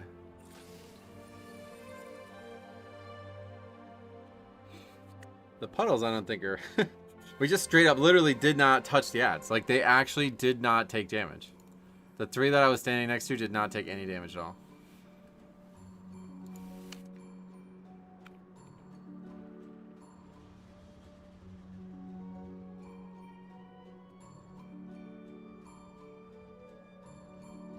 It's because we're like mad.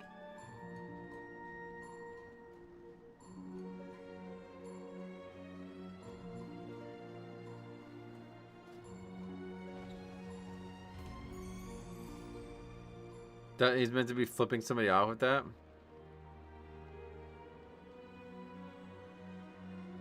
Oh god.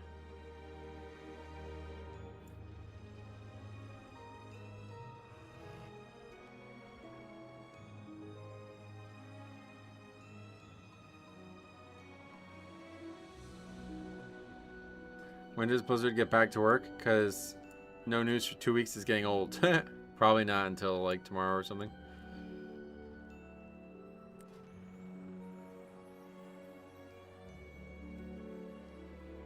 A lot of people with the lever debuff, huh?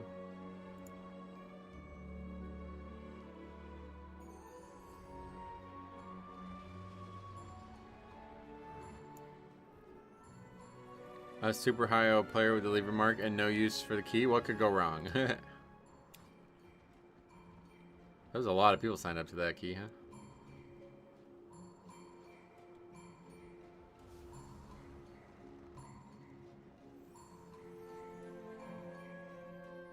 So I keep seeing the date on the screen. It's so weird to see 2026. Probably feels that way every year, but it feels like it's been like hundreds of days since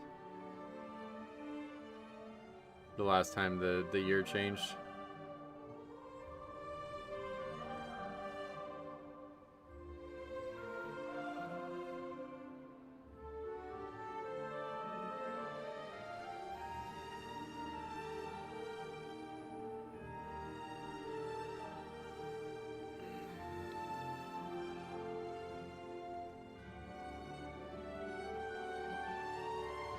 It does go forever. No, I know, but that's what I'm saying. Like, I've heard a lot of people say they don't want to go forever, so that's why I was confused. Like, what makes it not fun anymore? Like, why did you stop? Or whatever. It sounds like you got to the part where it's supposed to be infinite and then stopped. Is that right? So why?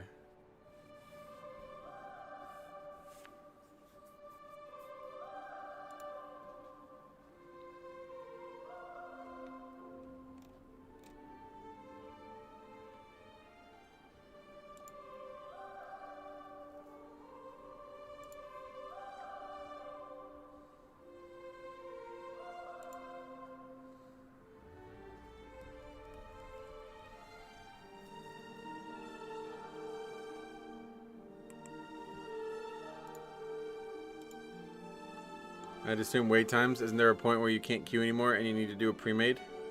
When I stopped, there was no party finder tool for Eternal, and I wasn't in the mood to look for a party. Oh, wow. What the fuck? Wait, what the actual fuck? Wasn't that, like, the whole point of the game? What? That was the whole point of the game, I thought. Was that it was supposed to have a queue thing. So that's very interesting. So that tells you that if Blizzard did... Yeah, so... if Blizzard did ever do that, it would not be for every key level. That's actually kind of crazy.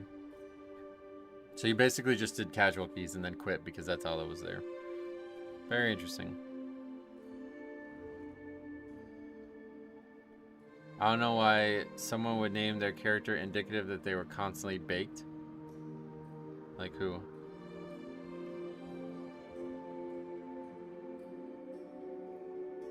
Because Pringle was taken, damn.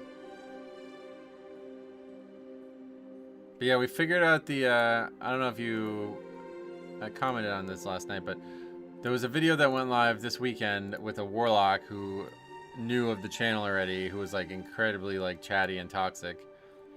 And we figured out where he came from. He was in Siler's only submission on the channel, which is like an insane banger. And I guess he was in that video. I haven't actually watched it again though, so I don't know what the Death Knight in that key did. But I assume I don't really remember it, but I assume it's very interesting. Actually, I should still have the message from Siler. What does he say in it?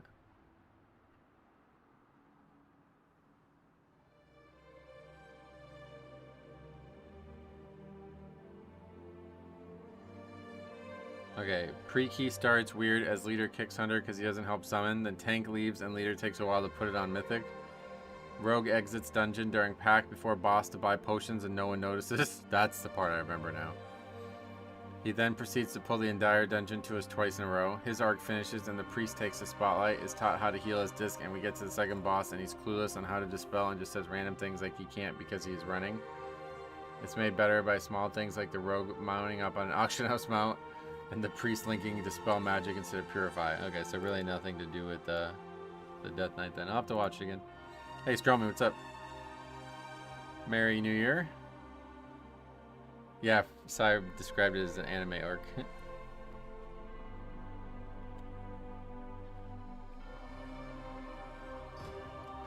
Who needs to summon? That guy was in Dornagal, by the way. He needed to summon.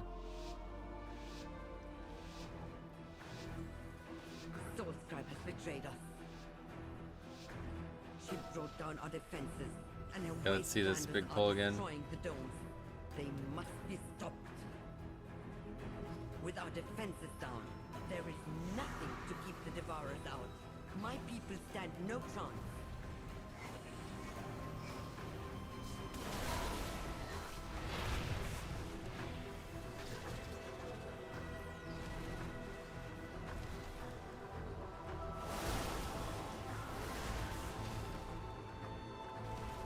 Yes, the same tank. Followed 3 enemies to start the dungeon. Uh-oh, we accidentally pulled more. Shit.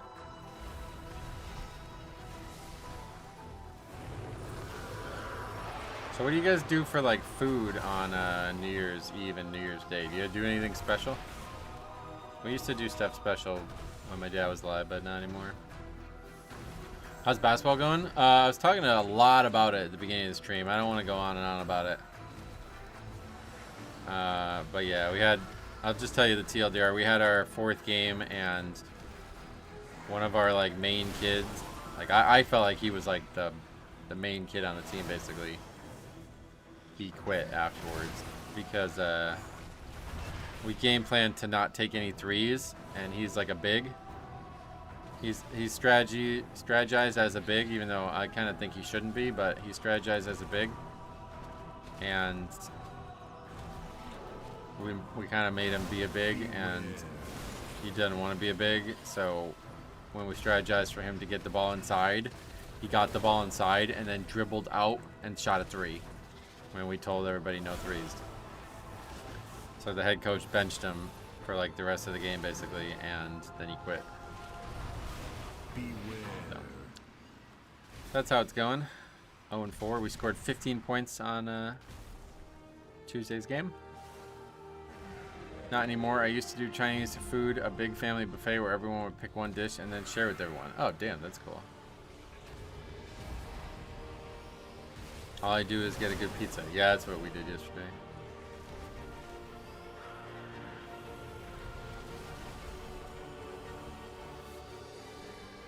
Making first prime rib today. Oh, wow.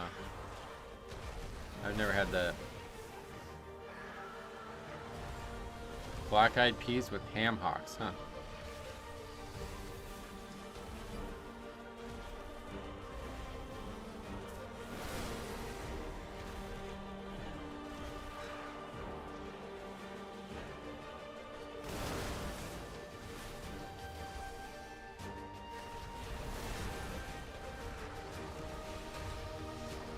I know nothing about sports. If you got the 3, isn't that technically good? So our team is like very, very bad at 3-point shooting. It's like, I don't think you can be much worse at it, to be honest. We have probably like more air balls, more three-point air balls than we do makes. And so the reason that he restricted their like ability, whatever you would say, like he tried to restrict their ability to shoot it, was because we should have had a big advantage in the paint against these kids. And so he wanted there to be no temptation to waste a possession on the 3-pointer because we're so bad at it that he's like, if anybody shoots a 3, you're coming out of the game. And I think that's the craziest part. We talked about it 2 straight practices. He benched somebody based on something that he told them was going to happen for 2 straight days, and then they quit over it. It's like, are you fucking joking? Like, what'd you think was going to happen, dude? You think you can just not do what the coach says? Like, I don't understand. Like, stop them at the source so we can return our. but one of the other kids on the team said that, like, they asked. There's like a chat for just the players, which I definitely don't like, but I don't think there's really any way to stop. One kid who wasn't at practice didn't know he quit, so he asked why did he quit, and the other kid said he quit because of the coaching. So I was like, oh great. But I don't know. I think the craziest thing about this too was they were like all in the locker room like 5 or 6 minutes before practice was starting, which is like you should be out on the floor already at that point. And I go in there and they're all standing around, and I saw him. He was the first person I saw, and he still wasn't on, like he had his like stuff on from outdoors, you know what I mean? I want to say he wasn't undressed. But that sounds really weird when you say that about a 15-year-old kid. But anyway, he didn't have his practice gear on. He still had his street clothes on. And I saw that, and I kind of like got mad because I was like, what the fuck are you guys doing? Come on. I thought they were all still sat there in their street clothes. Like, for some reason, they weren't ready to practice. But it was just him. And so then he comes in the gym, and I realized he still has the street clothes on. And I immediately knew something was up. And he's walking carrying a bag, like a grocery bag, and inside of it is his uniforms and stuff. And so he just literally goes up to the head coach and he gives it to him and he says, "I'm done," and turns around and leaves. That's it. That's literally all he said. And I started to run after him. I was like, "Are you serious?" And he's like, "Yeah." I was like, wow. I couldn't believe it. I thought it was a joke. Like, who the fuck quits a team that you've spent like the last 5 weeks part of by saying that "I'm done" and leaves? It's like, what?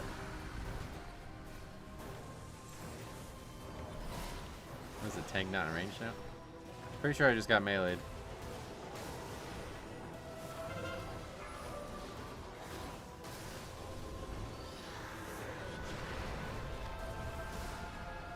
It's pulling, we're in.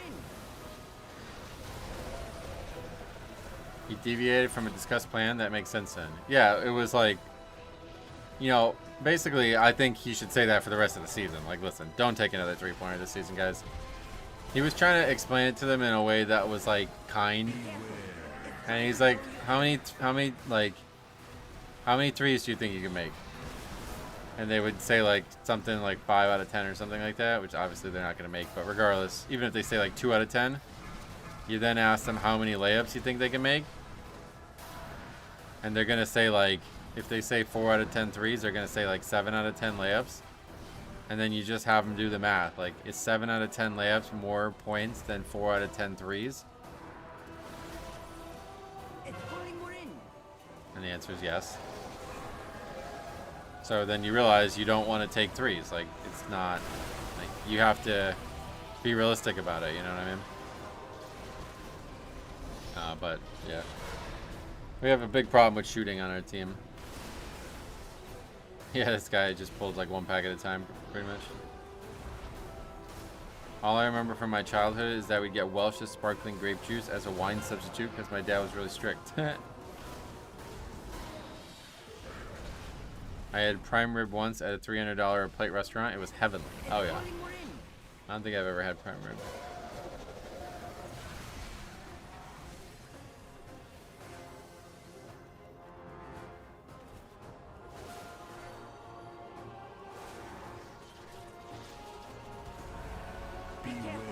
It's trying to draw you in.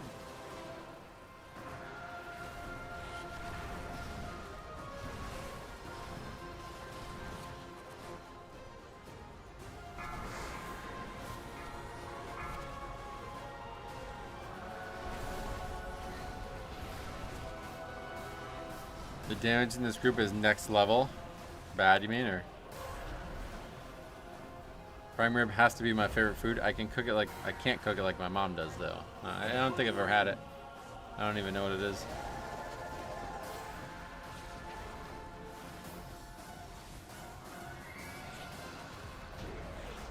Prime rib is just the cut that Delmonico steaks come from, I believe. Oh yeah.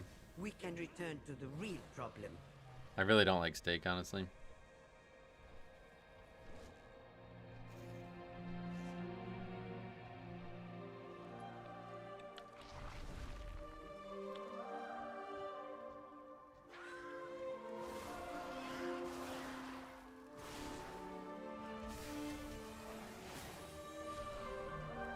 The thing about steak and stuff like it, for me, it's like, it's garnered this, I guess it's almost like a mystique about it. It's got like a, when you hear steak, you believe something is coming, you know what I mean? Like, you know what it is. And because of that, it becomes like, I think it's more expensive than it should be on top of a few things, but there's like almost like a hierarchy.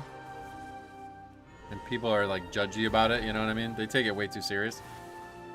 And so, like, for me, if it's just like the taste versus the calories versus the price, the ratio of those 3 things is terrible for steak because of like the way people interact with steak. Like, if people just treated steak like a regular piece of meat, it would probably be half the price, and there wouldn't be all this like, oh, well, you got to do this and this and this, and don't do that and that and that. It's like, can I just eat meat? Like, is that not alright? Like, I don't understand. So all of those things together make me really dislike it. I'm a big fan of beef. Gotta be my favorite meat. I mean, I like beef too. That's what I was saying. Like, I actually like, yeah. It's just, there's something about steaks that it's like, it draws this crowd. Like, It's like looked at as like a manly meal for some fucking reason. It's like really weird. The whole thing is, I don't get it. It's like how caviar is looked at for rich people. It's like, no thanks. I just eat things that taste good and aren't too expensive to eat. What do you think was the biggest pug breaker this expansion in Mythic Plus? I feel like it might have been Priory first pull by grabbing 2x Knights and Sully. 2x Knights? Who the fuck's... You mean like in actual keys, or do you mean low keys? In low keys, the thing we've seen that has failed the most is definitely Gambit. The second boss of Gambit. But in terms of like, we needed more communication than we had for this in higher keys, I don't really think there's any one thing.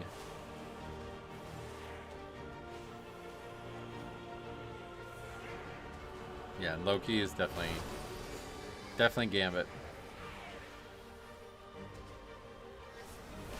We've seen some insane things. If you guys didn't see every submission we've uploaded, which is, you know, there's a lot, so no worries, but there's been some incredible Gambit. Like some of the craziest, I think probably the craziest runs of the season were Gambit. We just had one where the Paladin tank literally never stopped moving. Like, I mean, I'm straight up telling you, like, he didn't stop moving. He's just moving for 10 straight minutes, basically. And then earlier in the season, we had one where this tank didn't know the second boss, and someone said turn to tell him how to do the boss, and he did this instead. Watch, he did this. He keyboard turned. Instead of turn the boss around to have it face the other direction, he keyboard turned. And turned his back to the boss when it did the frontal. Some of the craziest things I've ever seen have come from that dungeon this season. But it's all really just the one boss or like the Murloc shit. There's not really anything else. Higher keys, I'd say first pull of Evoker. Oh, okay, actually that's probably the answer, yeah. Evoker's aggressive requirements are very rough. I never got the appeal behind caviar other than I can taste the hole being burned in my wallet. Yeah, that's what I mean. That's kind of what I was saying. Like, it's not eaten because it's good food. It's eaten because it's got some kind of mystique to it. Like, and I feel like a lot of times that's how steak is too. Like in BFA, I would get a steak every weekend before money was ridiculously tight, and I would make it myself, right? And so we'd talk about it on the streams, and people were like, "Bro, you can't do that. What the fuck? You got to do it this way." And I was like, I just like, it literally like made me not want to eat steak anymore. People on my own stream backseating me about how I was cooking my steak. I was like, what are you talking about, dude? I don't give a fuck about your opinion on this. I'm just eating it. Like, it's not even that good. It's just there to eat. Like, it's got calories, and I have it in front of me, so I eat it.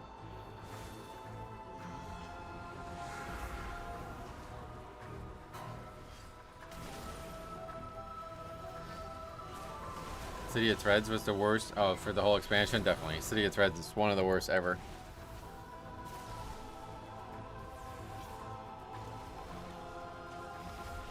Our captain is definitely a dragon in low keys. Oh yeah.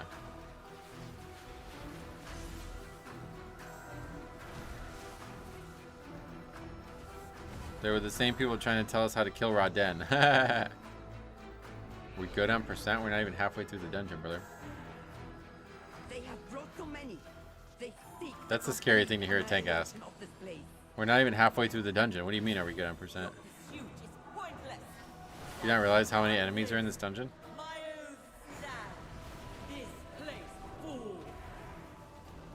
All of this destruction for the I guess taker? not. I mean, I definitely see food as pleasure as well, but it's just like, it was like a weird elitism about steak that it's just like an incredible turnoff. And then you hear things like, "Oh, where should we go out for dinner?" Well, I want a good steak. You know what I mean? Like, it's just like, why? I don't really get it. Like, there's plenty of things to eat at restaurants. Why is people obsessed about steak? Mr. Mark Lloyd, welcome. Haven't talked to you all year. Yeah, it's been a full year. Yeah, you can easily get 100% count just from this half of the dungeon, easily. There's a million mobs in this next area. Beware.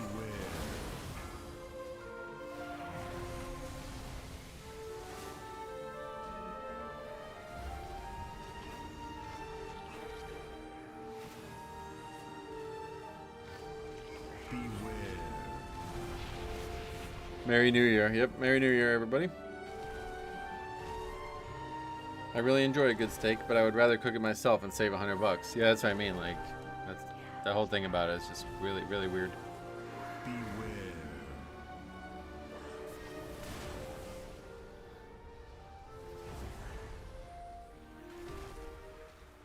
But steak's expensive to buy even raw, right?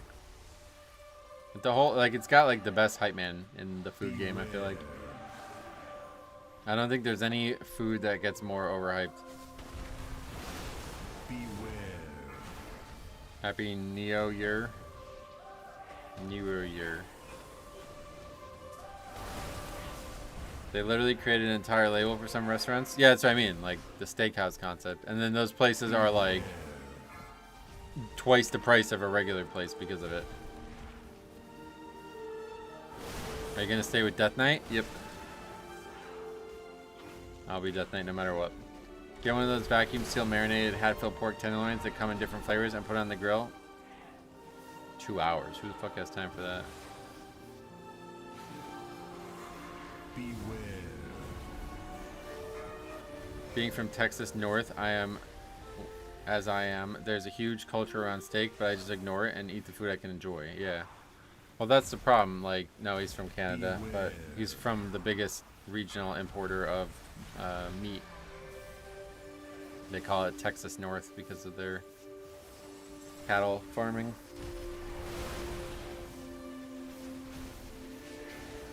But anyway, I don't know, just like the concept of it, like. And then there's some like weird like bro shit too with it, I feel like. I don't know why, but it's like manly to eat steak for some reason. I don't really get that part either.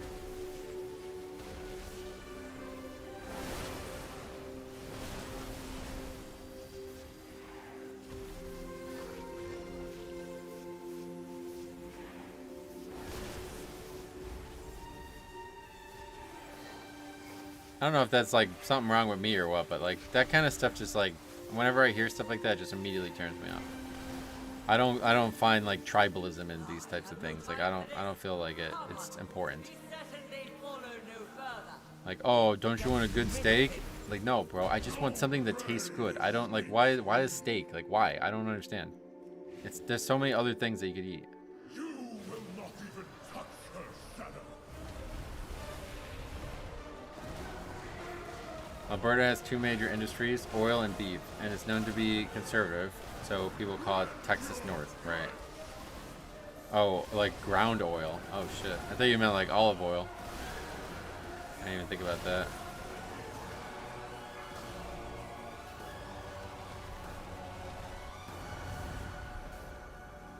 Doesn't matter how you cook or eat it, food looks the same when it comes out the other end. That's gross.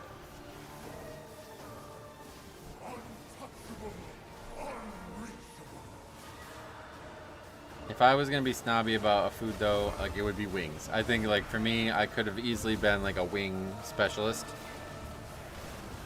Like I actually would not mind that. Like travel around and do wing reviews, like how Portnoy does the pizza reviews.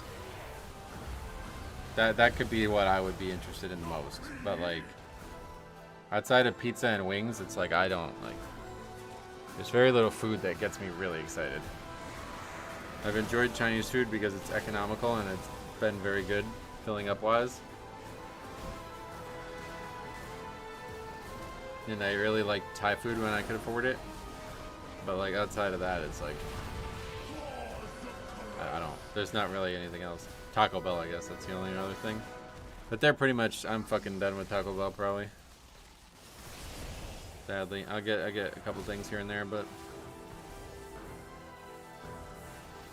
I'm currently sitting on top of the second largest deposit of crude oil on the planet. Go to the bathroom, dude. Just you have to go. It's all good.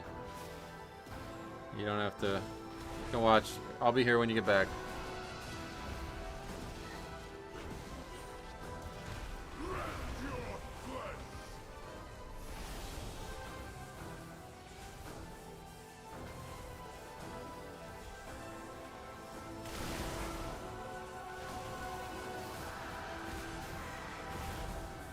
We didn't lust there, huh? You put it on the grill while you're making your potato salad and shucking your corn before grilling that too. Oh yeah, I don't do those things. Eating one meal a day makes it really hard to cook anything as it is, but if the thing takes more than an hour, it's like not on the table. Like I don't, that's ridiculous. So if I ended the stream at 4 and it took 2 hours to make a meal, that means I wouldn't be eating until almost 7 o'clock. That's crazy. That's just not on the table.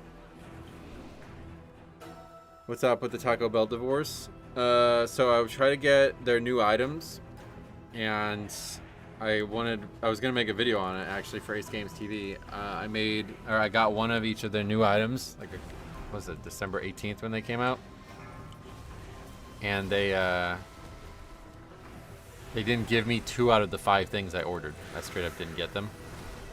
So I thought, like, I mean, okay, I didn't get the 2 out of 5 things. That's pretty slam dunk, right? But like, I put in like a bunch of like support tickets or something like that, and they're just like very uninterested in fixing this problem. They're like just trying to give me like a free $5 voucher or something. I was like, no, I want my fucking money back. I did not get what I paid for. It's more than $5, and they just won't give me my money back. So that is like, that's not acceptable. And then on top of that, it seems like they're getting, like, one of the main things I always got was the boxes there. But the one box is now labeled limited time, even though it's been there for like a year. And then the other one, the online only box, keeps like phasing in and out, and they don't even have the potatoes anymore or something. I'm really confused what's going on there, but people all around the country are saying that Taco Bell's not going to have the boxes anymore. So if that's true, then it's just totally priced me out. Like, I can't even afford to eat there in the first place. The only reason I was eating there was because the box would be like, it would be like 1,500 calories maybe, and it was like $7. Like, so if that's not going to be the way it is anymore, then I'm pretty much done with it anyway. Hey, Merry New Year, Agia, welcome. I only get their chicken quesadillas or Doritos tacos. They have so many good items, but it's just gotten way too expensive, and it seems like it's only getting more and more expensive for some reason. Beware. Plus, it's like I have not, most of the time I eat Taco Bell, it's like if there's days when I don't eat one meal a day, and so then I'll have something like before practice or kind of thing, or before whatever's making me not eat one meal a day, and then I'll have the rest of the calories in Taco Bell later, and that's where those boxes were coming in. But then recently I've not been able to eat before, like if there's a game at 4 and I want to stream, then I pretty much can't eat until after the game. So then it would be very late, and then at that point there was like no other options. I was way too hungry to cook, and most things were closed. So I've done that twice now where I've gotten that situation happening and I got Taco Bell. But eating like 2,000+ calories of Taco Bell, it's like, I don't feel good. Like I feel like shit the next day. Like I feel like I ate way too much sodium or something. Like I don't actually know. So I don't think I want to do it anymore. I'll have it here and there, but that's it. I'm not gonna be eating it like every week like I was. I think our damage is too low to beat the timer. Yeah, it's actually funny. We're gonna have 0 deaths and no timer, huh? Well, actually, I don't think we do have 0 deaths. That's not how it works on it too. Have we had deaths? Oh no, we haven't though, yeah. I had Burger King for the first time in over a year. At least I didn't get sick. Yeah. I've like moved away from Taco Bell, and I've shifted to ramen now. I'm like all about different ramens now. I'm trying to find different ramens. Ramayun. Taco Bell always gets one thing wrong every time I go. This was the first time that it's been really bad.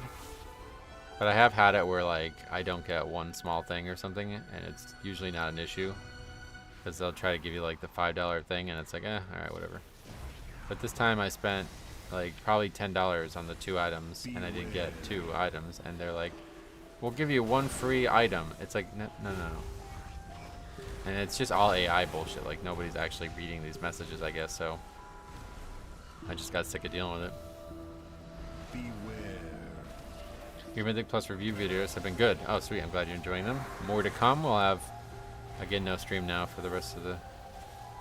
We'll see what happens next week, but... Yeah, the Shin Ramen. Shin, just a basic one. So what I've been doing, the whole reason I got into it was because I got recommended this video where this, it was a Michelin star chef prepares ramen or something like that, and he combined these two types of ramen, and that's what I've been doing. It's like, actually it's really not that good, to be honest, but it is like, I like it just enough to keep doing it. But I like it mostly because it's spicy. I think that's the thing I like the most about it. It's Shopaghetti and Shin Ramen. Those two things together. There's something about that's just, I guess, enough for a Michelin star chef to care about. But that's pretty much like like I've never actually had any interesting like ramen things. Like usually it was just like, just buy it, put it in a bowl, put it in the microwave, and that's it, you know? But now it's like I'm looking into people doing things with it, so it's actually kind of interesting. Like adding meat and different things to it. Yeah, I would like to try more spicy ramen on its own. And like I said, money is like, it's to a point where I have to budget every meal, so it's like something like that, it's like that's way better than, like it's still cheap and it seems like it's staying cheap, unlike Taco Bell. That was my go-to throughout the summer, but now it seems like Taco Bell's getting more and more expensive.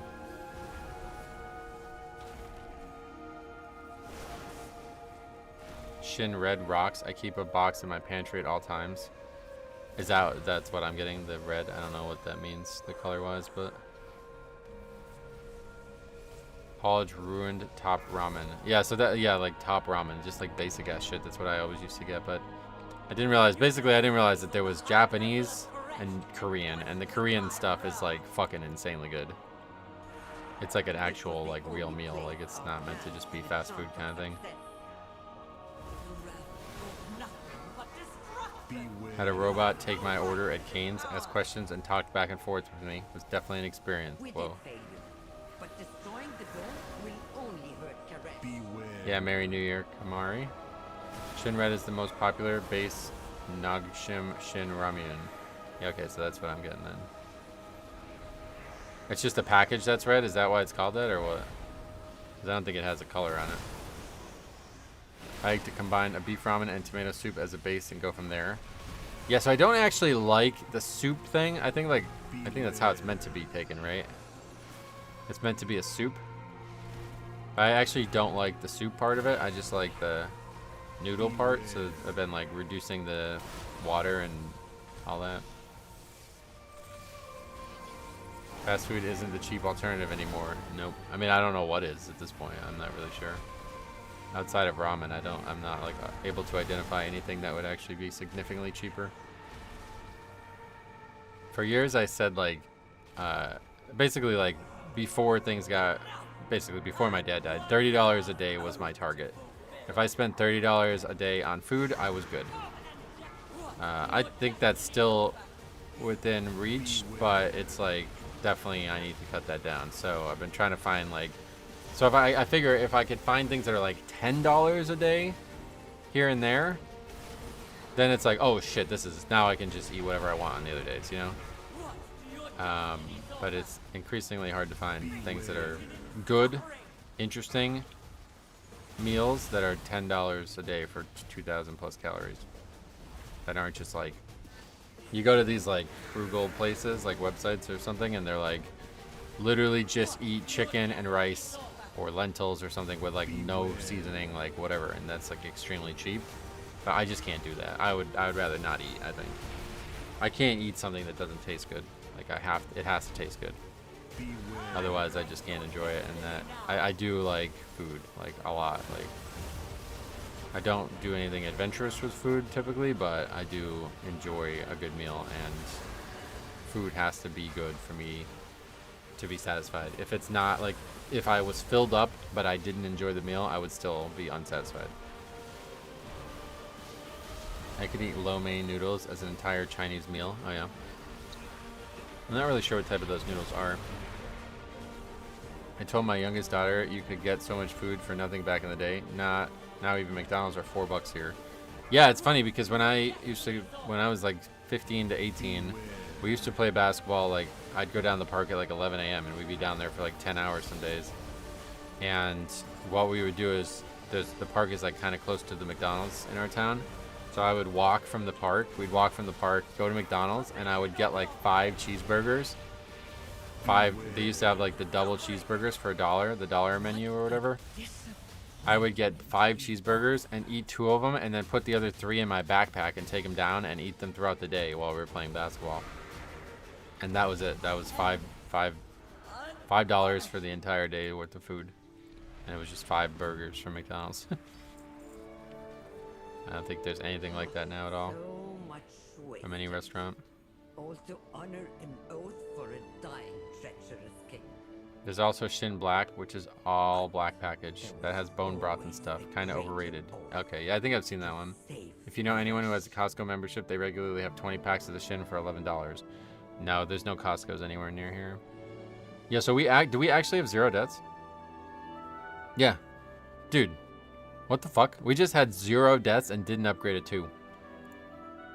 That's kind of wild. I really don't think it was the damage either, frankly. I think the tank's holes were just simply very bad at times. You can get a gigantic pack of hamburger, freeze it in a 1-pound packs, buy the flour tortilla shells with low/no salt taco seasoning packs, and make your own Taco Bell. I have done that too. I don't think it's cheaper though, honestly. This idea of buying in bulk does not work for me. I don't know how to solve this either, but there's just no, like, we don't have freezer space. So, like, if I make a meal, I make the meal. I buy the things we need to make the meal, and that's it. Outside of, like, seasonings. Things that could fit outside of a refrigerator. I've eaten 6 egg cheese omelets for the last 20-ish years.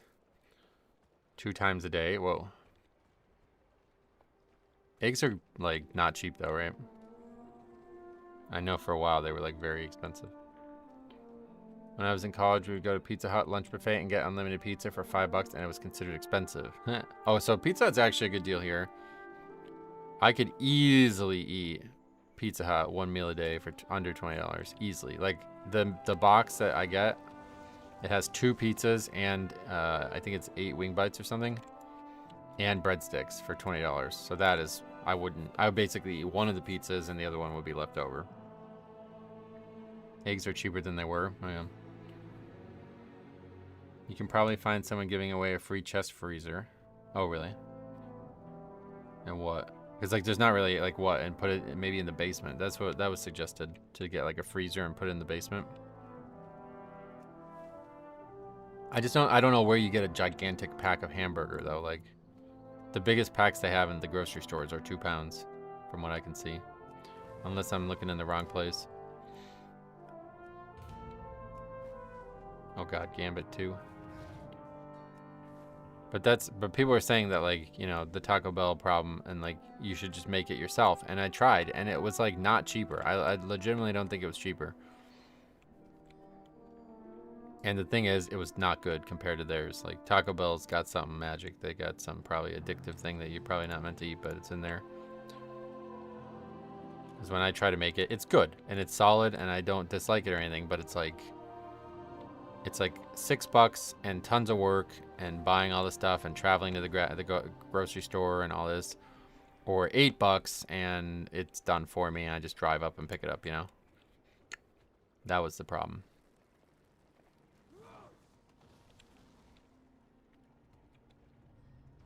The butcher will pack up something bigger. What if you ask? You, like, go up and ask about it? If you ask the deli counter, they might have more in the back for bulk buys. Like at Costco, they'll sell 5-pound ground beef too. Gotcha. Yeah, my mom's a member at Sam's. I should probably go up there. Most deli have 10-pound hamburger tubes in the back. Oh, okay. They just don't put them out because they don't think people buy them. I think the only way to save money is either buy bulk, canned, or frozen, or meal prep, which that's a time commitment in itself. I like the idea of meal prepping, but I don't. Then what do you do with it? You just put it in the microwave or something? Like, I don't. Like I said, I feel like I'm too much of a food snob to be this poor. Because it's like actually really, like, I don't want to eat shit food. I really don't. Like, I would rather not eat. I'm telling you, like, I was very, very close to not Like I was very close to eat like fasting like 2 days a week, or eating like 2 days a week or something at that point. And it's just like I'd rather do that. I'd rather eat like 4 meals a week instead of fucking 7 if the 3 that I'm missing are shit meals. Yeah, but that, you see that, and then actually that's the bigger problem. What Mark just said, like, I'm not gonna eat the same meal 7 days a week either. That's just not gonna happen. I don't enjoy it. I see. So meal prepping is like you make one meal 7 times. Is that? I thought it was more like you just make all your meals on Sunday and then you heat them up or something. But and then I found these. This is the most frustrating part about it. I found these like YouTube videos, and the video will be like how to live on $20 a week or something like that. But they make the dinner and it's just dinner. It's just like probably like 700 calories or something like that. It's like, brother, this is a lie. You're fucking lying. Like, you can't eat 700 calories a day. You're gonna fucking die. Like, I mean, this is not true. It's very frustrating. I don't know that anybody is out there actually making like videos on how to eat a full 2,000 some calories for the minimum amount of money that isn't just like a fitness thing. Like, just buy cheap bulk meats and eat nothing with no seasoning and no added things that make it taste good. There doesn't seem to be like an in-between. There doesn't seem to be anybody who actually like likes to have good food that tastes good and is willing to spend a couple extra dollars but still save as much money as possible. It's either like you buy literally just eat nothing but chicken and rice and you have that every single day of your life, and that's like fucking $2 a day or something like that, or you eat like real meals and they're like way more expensive. You kind of nail it. You got too much preference for your income. Unfortunately, the only economical eating currently is eating the same meal 7. Yeah, that's what I was saying. So that's like not a, I have to like set a filter, like finding things that aren't that but still economical. Make a big pot of chili, last me an afternoon. Well, yeah, I do make different things like that, but again, I can only eat them so many times. 2 days.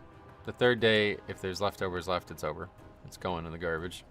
And I hate waste. I do not want there to be waste. For me, eating is just to eat. I don't have to enjoy it at all. Yeah, hey, I wish I could be like that. I was like that for a long time. When I was talking about this situation where I'd buy 5 McDonald's burgers and just eat them, that was how I was back then. I was like, I literally don't want to eat. I just want to play basketball. But as I've gotten older, that's just like not an option. I probably could do it if I absolutely have to. But right now, it's not like I either will die from starvation or I'll eat that way. It's just like, man, I'd really like to not spend this money so I can start to try to get ahead, you know what I mean? But it's like, well, no, I'll just spend the money, I guess. I'd rather have like $0 free at the end of a month than eat shit food. Let's put it that way. I love to chew on things. Oh yeah, like what? They have like tobacco that I know you can chew on that, right? I think if you work 40 hours a week, you shouldn't have to limit your food preferences. As long as you don't eat lobster. I love cheese. I get 3 to 4 big logs of cheese like the grocery store has from an online place. Free shipping. Their habanero cheese is great. Quesadillas, grilled cheese, and tomato rice soup. They freeze well too. Nice. Who needs to summon Dornigo? Why would you need to summon?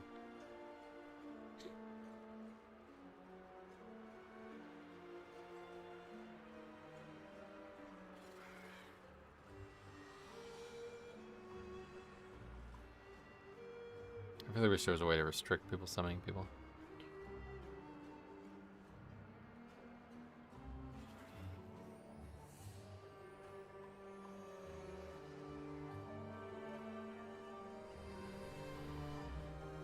Hey Zyra, welcome. I hope you had a Merry Christmas and a great New Year's celebration.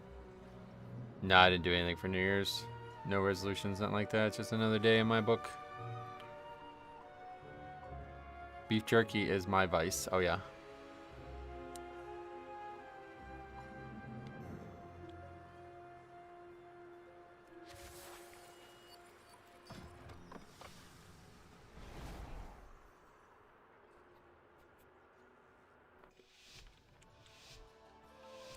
I like cheese too. I mean, how much is it? Like, what you're talking about buying it? Like, how much is it?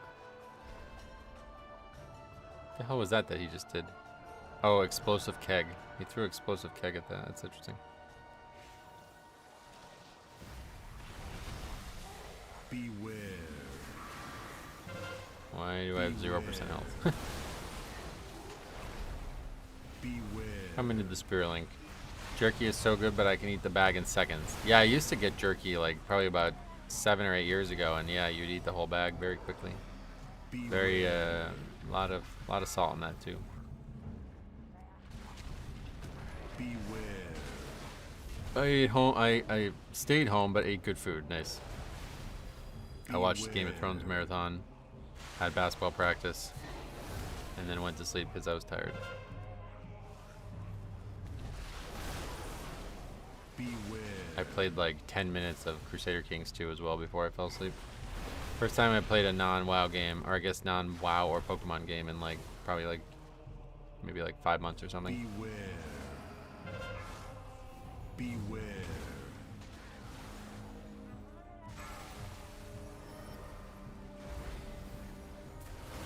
Beware. You got me. I had to grab some beef garlic sausage out of the fridge for lunch. Beef garlic sausage. What is that? Beware. Is that like a Christmas thing? Or is that just sausage? Beware. Beware.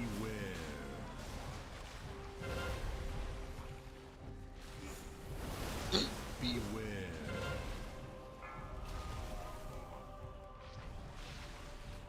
You have to spend $79 for free shipping, but it lasts months. Place is North Country Cheese in Wisconsin. Oh, okay. Yeah, that's a problem. Upfront, $79, not gonna work. But that's cool. I like cheese too. One thing I've been doing with the ramen has been putting cheese in it. It's actually not, I don't know. I honestly don't know that I really like cheese in ramen. I need to look up like other.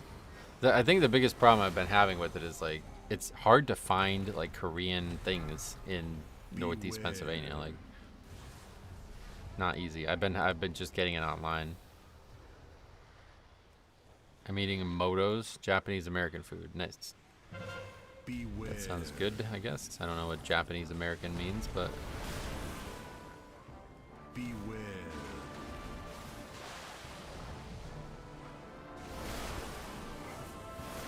I miss Alberto's beef jerky. Oh yeah. A revolution is going on in my country. Oh, still. Jeez. Sorry to hear about that, man. Hope you're safe. Beware. Beware.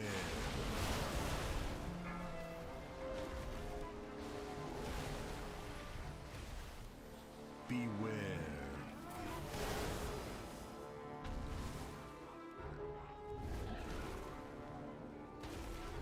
Beware.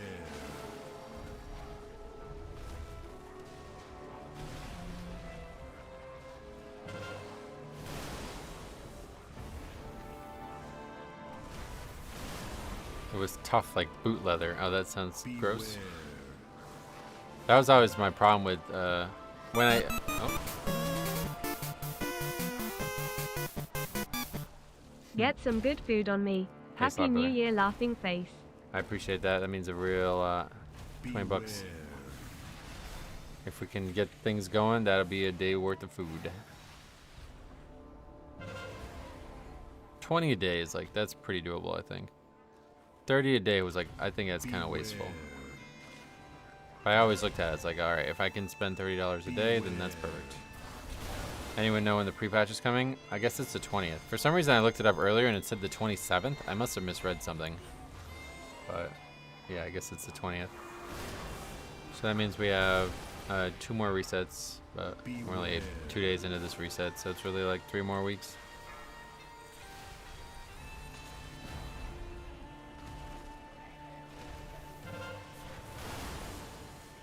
I don't eat that moist crap. Defeats the jerky purpose to me. Yeah. Yeah, that's what I was gonna say. Like when it was really dry, that I felt like whenever I had jerky when I was young, it was like that. But then I got jerky recently, and it was like very soft and yeah, I guess moist. But I don't know, my teeth don't. I don't really know how to eat the other stuff. 27th is the main event. 20th is to start with Demon Hunters and the UI stuff. Oh, okay, that's why. I'm trying to get the 3K rating before that. I got like 30 minutes to game each day. Oh, that's not even enough time for a key. Gotta have at least an hour for a key, I feel like.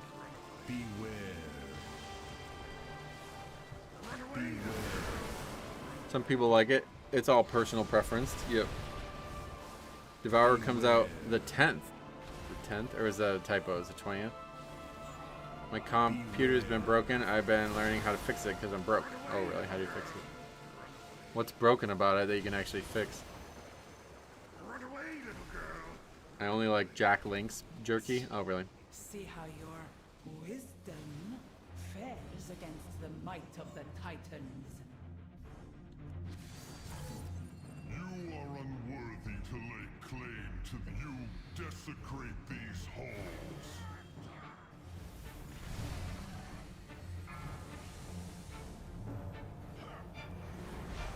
Only fire will purge your transgressions. Beware.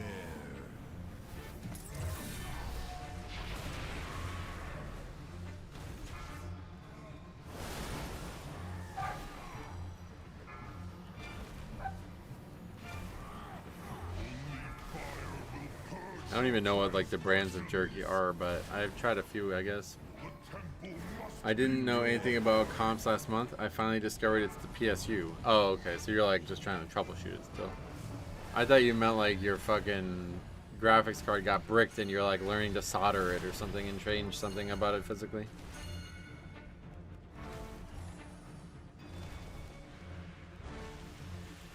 Garlic sausage. Made from beef, I see. Yeah. As an Italian, or, well, not really, but as a person who grew up in an Italian heritage area, that looks disgusting. Garlic in beef sausage is just sausage. That's just how it works, so that's why I was confused. I thought it was because, like, they have those, like, summer sausages around, like, for, like, Christmas, like, whatever that is. It's, like, some kind of meats that they sell only around the holidays. I used to get old Trapper's jerky on the internet. Came in a jar, had nail holes at the end of long strips from where they hung the pieces. Oh wow. Beware. So that's like you're like buying it from like settlers or something. Like what the fuck? Okay, Oregon Trail beef jerky. Like what? That's pretty intense. Only fire will purge your transgressions.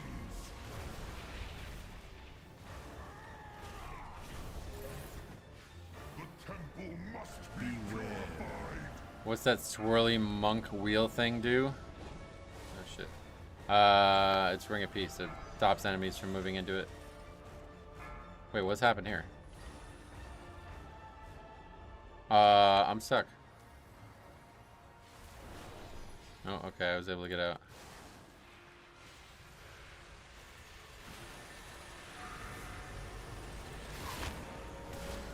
They didn't use a dehydrator, they dried it traditionally. Oh yeah.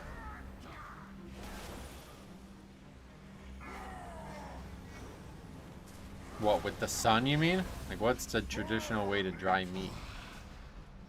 You have to bow first? Oregon Trail beef jerky, careful not to get dysentery. Yeah, that's what I was thinking.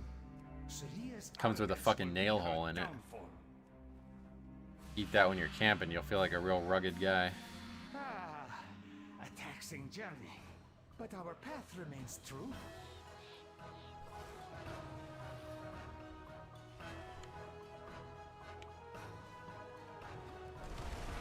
Beware. A talent for acquiring intriguing artifacts. This was found among the ruins of the Black Empire, yes? Ye have an eye for treasure, but not enough smarts to stay away from it. Apologies, Captain. Please direct your grievances towards my Beware. associates.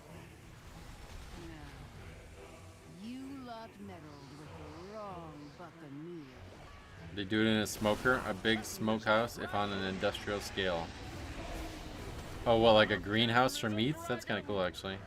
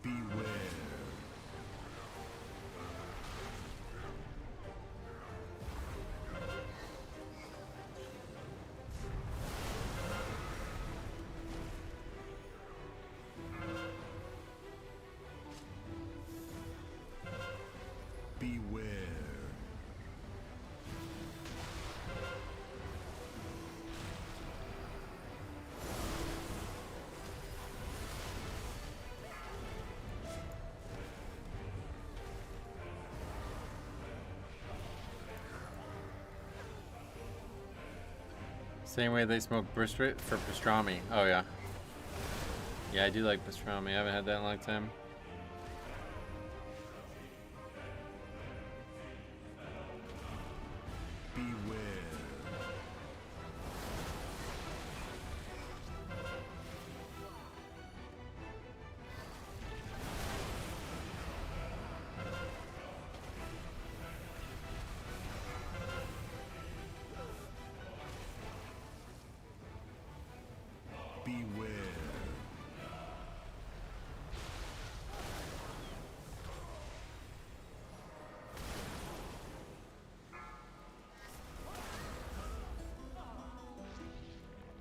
Ring of Peace used well in a dungeon. This would be a good key. Did we use it? I don't even know. When did we use it? It got brought up before, but I don't even know why it got brought up. I don't know. I think it was used to bump the one mob closer, which was like not... It was like no value. It's like very low value, but I guess it could help a little bit.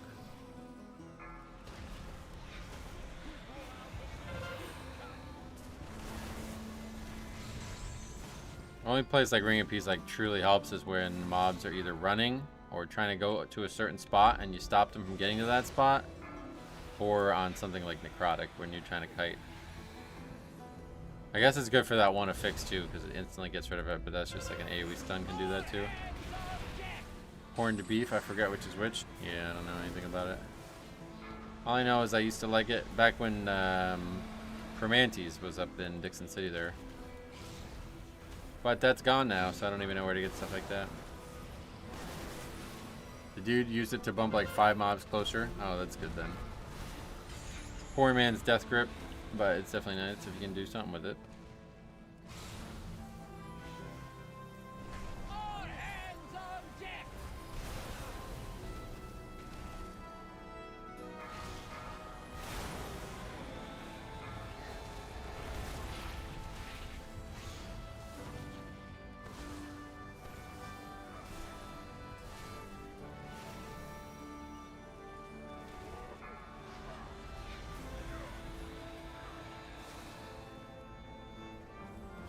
You don't want to try to hit the ads?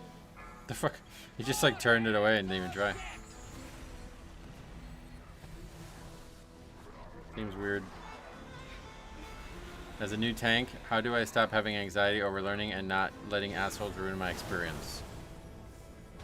Okay. Learning is something that you have to do in every facet of your life, so there's nothing like that's just life. You're gonna have to. There's nothing that can really be said about that. For me, the way I like to learn is to get on the PTR and do stuff before it comes out, though. Like, that's a good option because then there's like no repercussions there. The keys don't matter on the PTR. Right now, beta, obviously. But in terms of like not letting the assholes get to ruin your experience or whatever, there's not really any way you can stop that. It's just like that's like a psychological thing. Like, those people are like, let's like think about how it happens. Like a lot of times they'll say you did something wrong and they'll blame you for the failure, but in reality they're just wrong. Like they don't know what actually happened. You know what I mean? Like they're just as clueless as anybody, but they're just like lashing out at other people. And so I think a very, very, very crucial skill as a tank is identifying when people are actually right about what they're saying about you and when they're wrong. And so if somebody says, like right now, if somebody started flaming the tank for us wiping here, they would be like almost 99% wrong. You know what I mean? Like there's ways to survive failures that don't always come down to one person's mistakes. So you have to identify when that's true and when that's not true. And so like, for example, like this has happened a lot over the years as a tank. Like if I tank a pack a certain way, it might make it harder, right? And then if we wipe to said pack, people will freak out and blame me, right? Because I'm not doing it the way they expect to do it.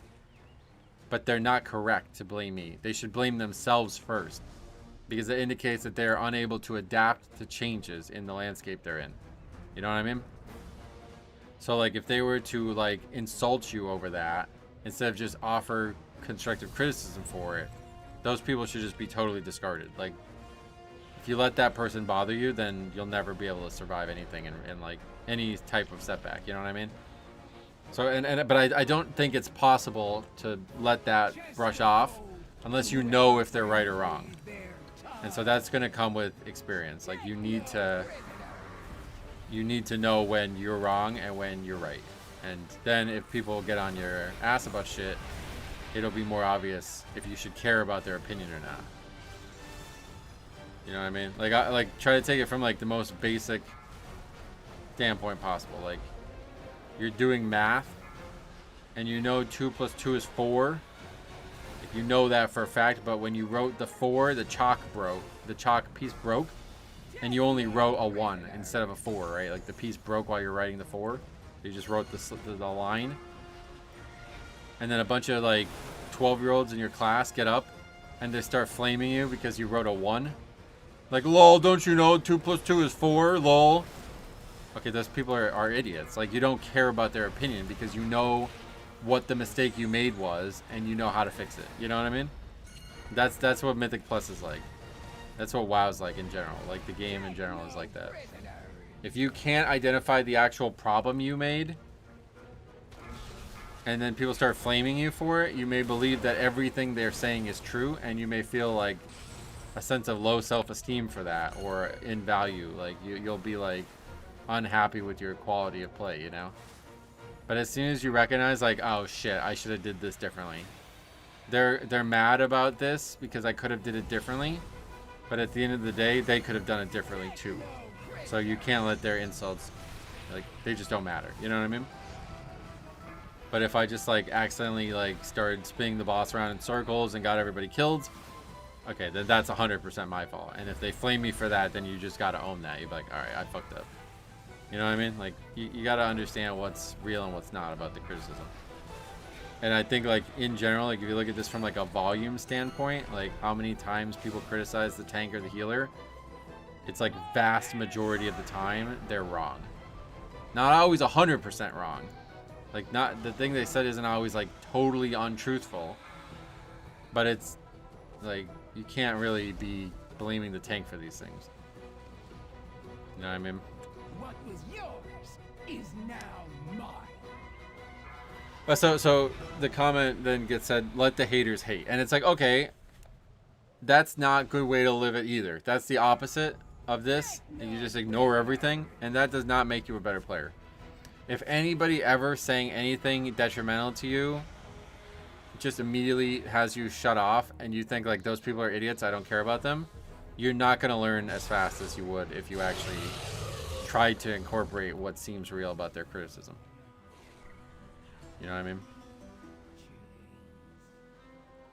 So you do need to be able to identify what's real and what's not.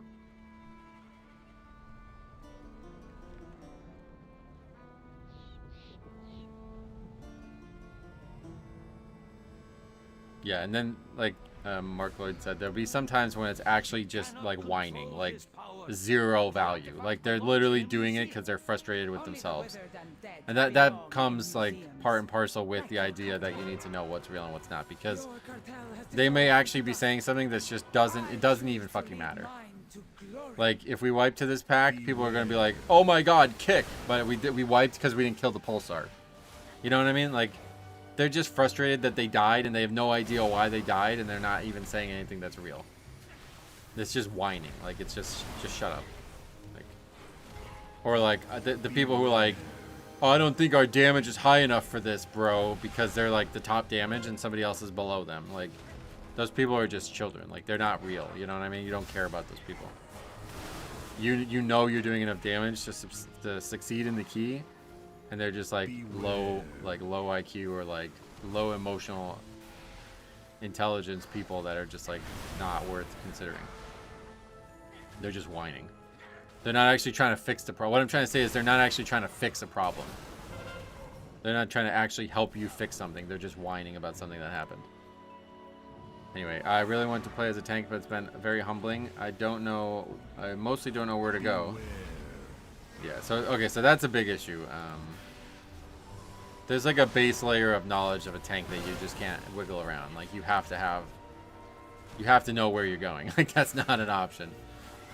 So if you're having trouble figuring it out, and like if you're talking about like this late into the season, you really have no choice but to do one of two things. You have to either, well, I guess there's choice number 3, which is maybe what you're doing. Just brute force it. Learn as much as the groups will let you learn until you fail. I wouldn't recommend this though. Instead, I would recommend watching videos, see what other people are doing. And you've come to the right place for that, because I have every single run I've done this season on my main Death Knight. It's all recorded on the spreadsheet, so you can see that whenever you like. Just you can go to the spreadsheet and just look by dungeon as well. There's that option, and then the second option is try to go into it on a spec that's not a tank, to learn what the tank in the group is doing. That was how I started to tank. I was originally a healer main. And after being a healer for so long, I just started to get sick of not being the tank. You know what I mean? Like, I was like, oh my god, these people don't know what they're doing. Like, I saw one tank do it so well, and then after that, I don't want to ever see another tank do it, you know? So that's how I got into it. Just go in there as a DPS or healer and see what the tank is doing. And my life advice for everybody, not just in WoW, record everything you do. Find a way to do it, and then slow it down afterwards. Go look at it, figure out what went wrong. Get enough information on the screen that you can analyze that afterwards. The biggest problem with people learning, and learning slowly, from what I can tell in years of this, is that they don't know what actually went wrong. And so if you're somebody who's unable to identify what went wrong in the moment, you need some kind of device or some kind of system in place to help you figure it out easier. And for video games, there's no easier system than recording it. As long as you actually have pertinent information on your screen, you'll be able to figure it out by looking at it afterwards. And then there's logs too. Logs are probably a better definite source of answers, but at times they'll be hard to read. I find it way, way, way easier to read the gameplay, the footage, you know? And if you are still struggling with that part, you've also come to the right place, because I do multiple key reviews a week at least, if not a full week of key reviews some weeks. So, yeah, if you need help, record it and send it in, and I'll take a look at it and tell you what you could have done differently or what went wrong.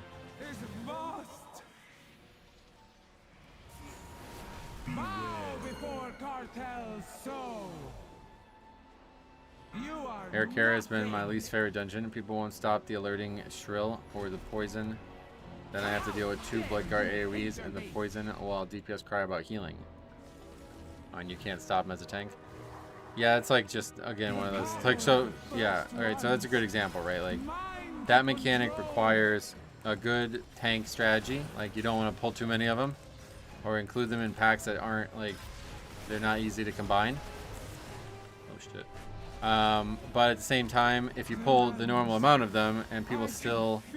Oh, you're healing, right? If people still fail to stop them, they might still try to blame you for that. But it's like, no, you did something that you are expected to do, and they did something that they should have done better.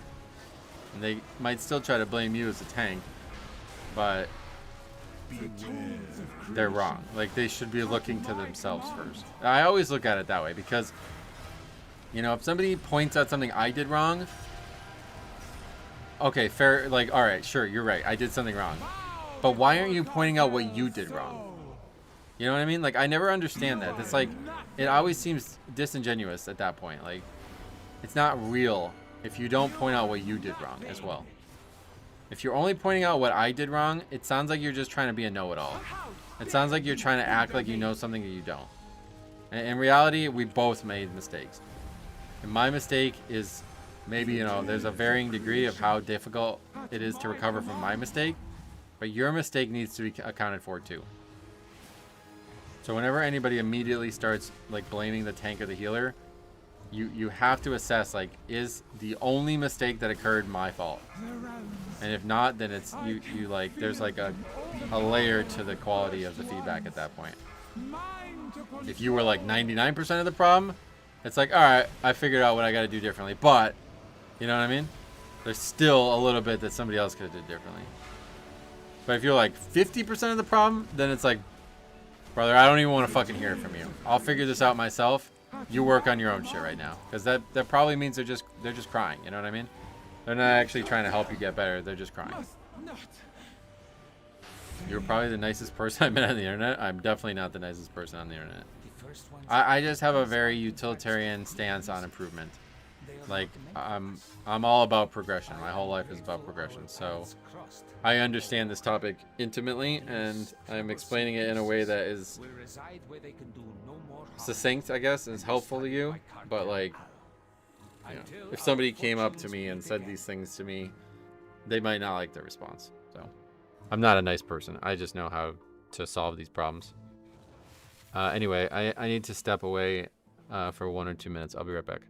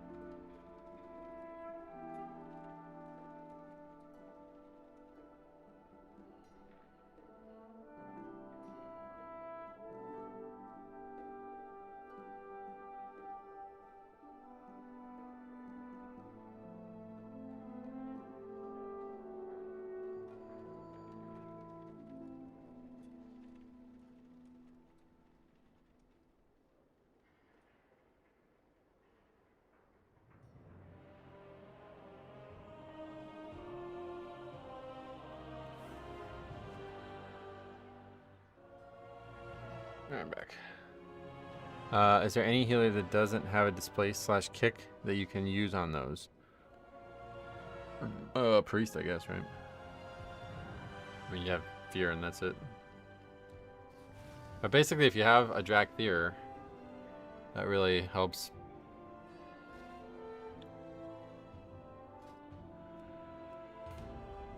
Like if your class can be a Drac Fear, I mean. There's also different, hold on. To grab a jacket.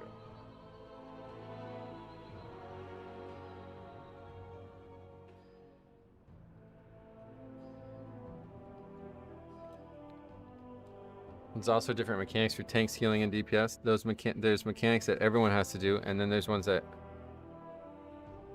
only your role has to do, probably. Yeah, and so that's kind of what I was getting at. Like, a lot of times people attack you especially as a tank, because they believe you did something wrong in your role.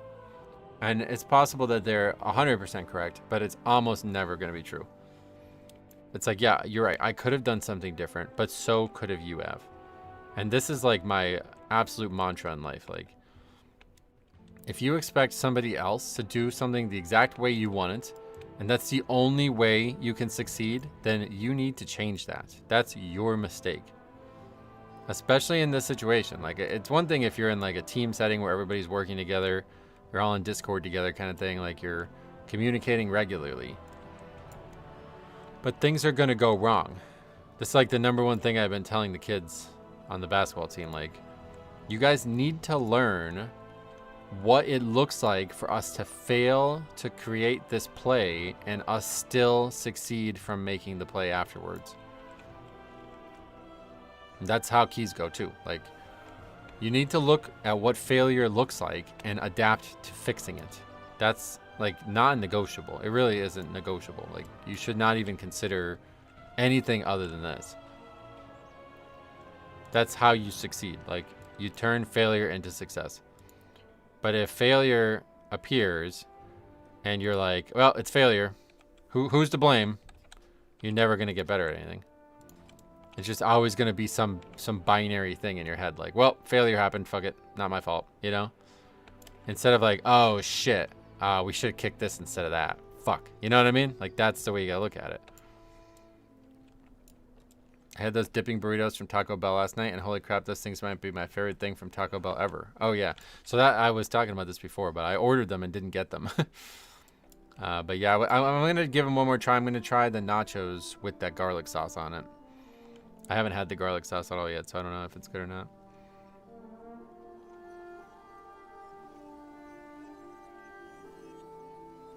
Now, what do you do when your DPS foes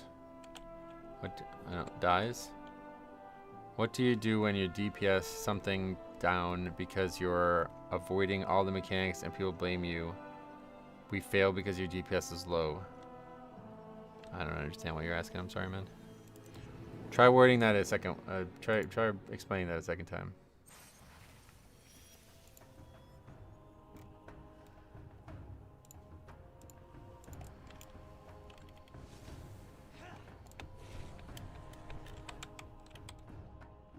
Everyone has a plan until they get hit, right? The famous Mike Tyson quote, right? Wait, what key are we even doing? Oh, halls again.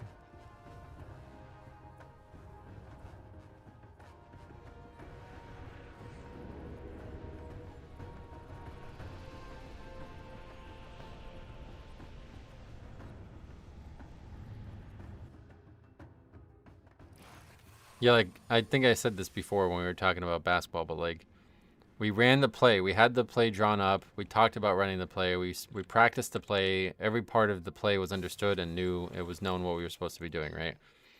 But the first time we ran the play in the game on Tuesday, the option that we were supposed to be looking for wasn't there. And the kid passed it to him anyway. He passed it directly to the defense, basically. And it's like, okay, so then if that kid then started blaming the coach, like, oh, it was a bad play call, or, oh, the guy wasn't, the person I was supposed to pass it to didn't try to get open, or blame the basketball or the court or something else, you know what I mean? That's just fucking crying, dude. You made a mistake. Figure out how to do something differently than you expected it to go. Do it differently in a way than you expected it to go, and you will become better.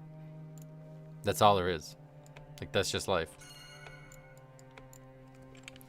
Like, if option one isn't there, you have to have an option B, and you have to get used to feeling like there's an option B that's also viable. And then eventually you might need an option C, and then, you know what I mean? Like, and you eventually get to a point where failure might present itself and you just walk right past it. Then you don't need to worry about failure anymore, you know? Like, there'll be some things that you simply can't do anything about in games and in life, but like, there will be times when it won't be as binary as you thought it was, and that will be because you learned how to deal with that failure.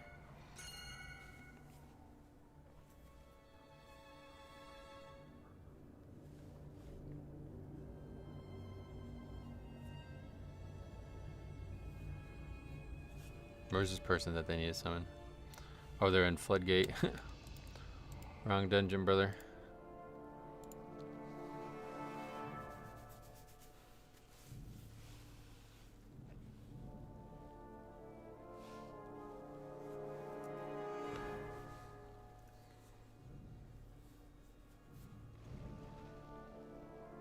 They really want you to summon him. Yeah.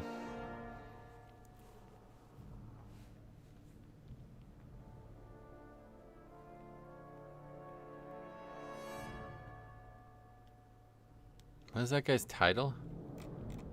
Star Savior? What the fuck is that?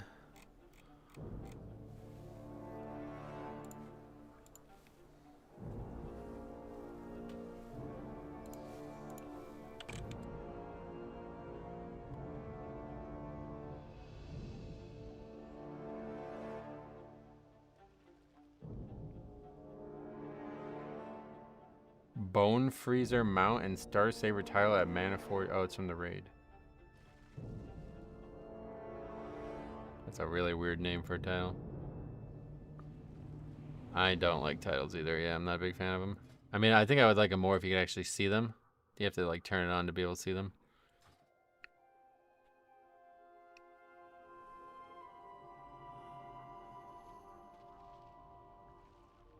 Oh, there's college football on again. Oregon versus Texas Tech.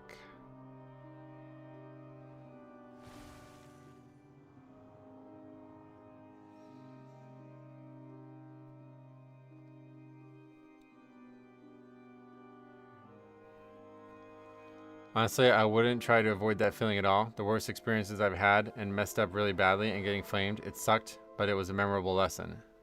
Okay, so that's basically what I was saying. Like, you can avoid it because it's gonna happen. You just need to understand when it's actual criticism and when it's somebody just flaming. You know what I mean? Or when it's literally just wasted breath. Like,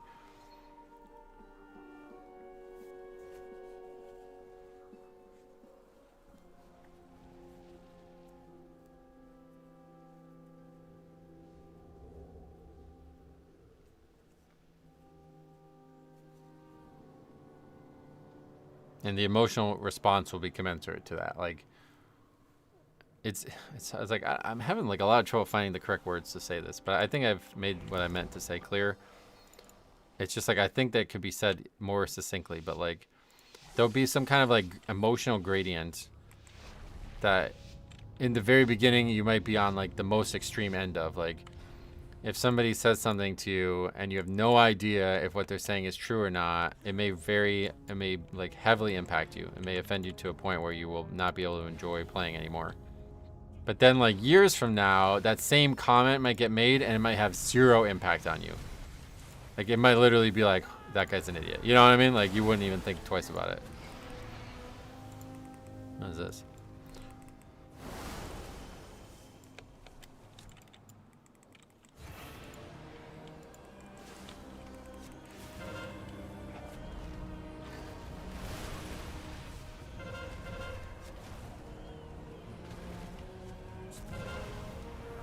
And then, yeah, obviously, if you just never stop playing, then, like, if you look at it as, like, I have no choice but to continue to play and Pug Mythic Plus, then a lot of these things get sorted out on their own because you've developed, like, almost like a stubbornness to it.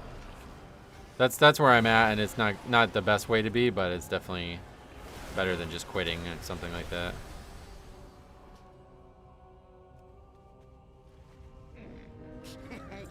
Many deals for a friend of the Grumbles, like you.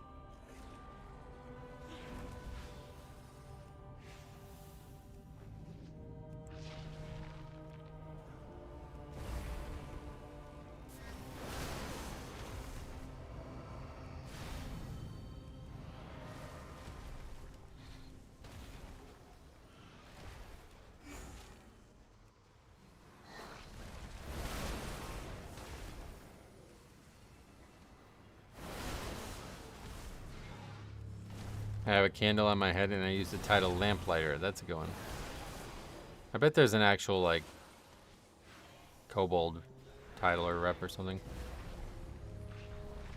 There was a point when I thought I was pretty much done with keys because of comments and failures. Then I started learning, and now I absorb the good bits and let the bad bits go. There you go.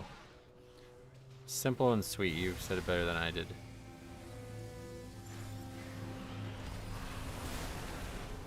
But like that what you described there, there's like a delta of learning there that you described. Like at one point you thought that every criticism was valid and that you were just shit and you were made to feel like terrible about it, right?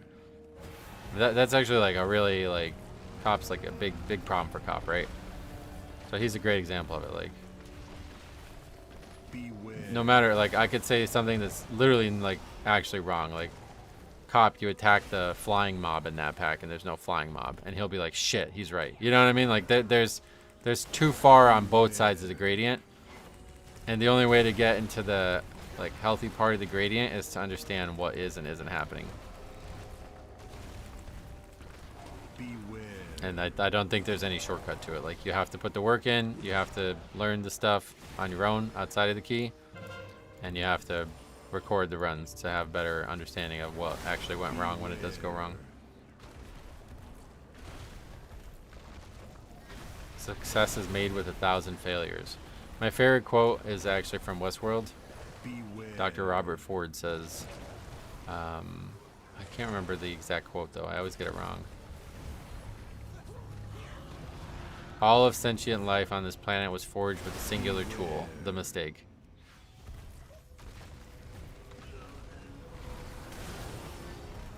It's my favorite. It's like, I think that's the best example of, or like the best quote to encapsulate the concept.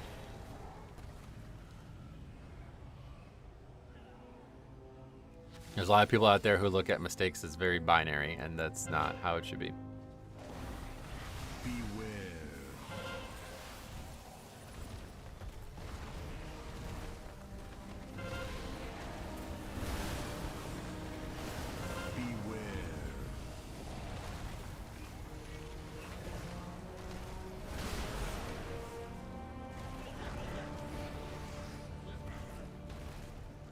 I learned during time in the FGC. What was that? You have to be willing to lose in order to win. Yep, it's definitely true.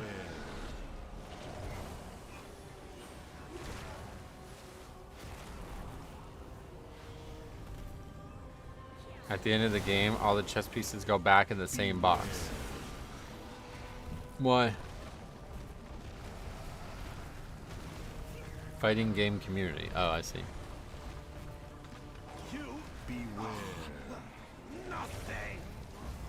The people you really want to listen to are almost always the people who are calm and try to help.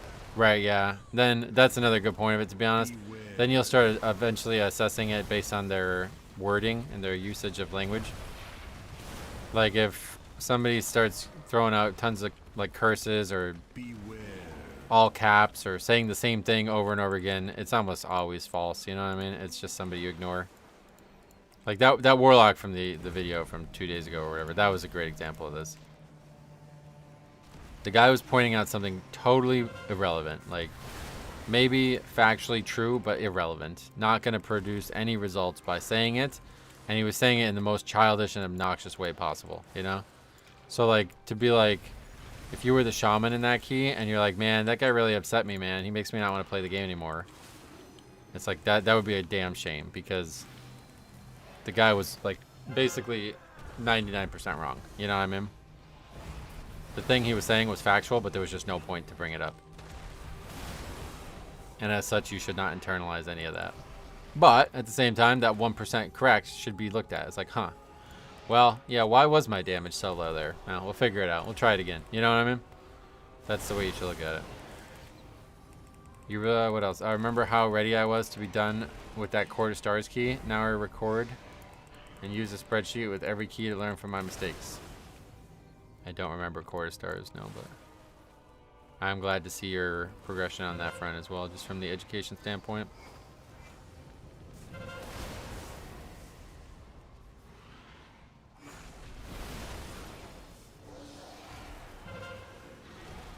How often did you feel like the spreadsheet, or like, maybe not even the spreadsheet, but just recording the videos, like, how often do you feel like that helped you? Because like for me, it's like every single time something gets brought up that I don't understand, it's always helpful. I don't think there's ever been a time when it hasn't helped if I needed it. If everyone in the group is flaming you, you might have messed up. Granted, they aren't together, and it's a real pug. Like I said, I think there's a lot of bad players out there who have no idea what actually went wrong. I mean, we got hundreds of videos on that topic on this channel now. We used to call it Blame Game Disband, where everybody would just find one thing to argue about, and no matter what, if it was true or not, they would bring it up.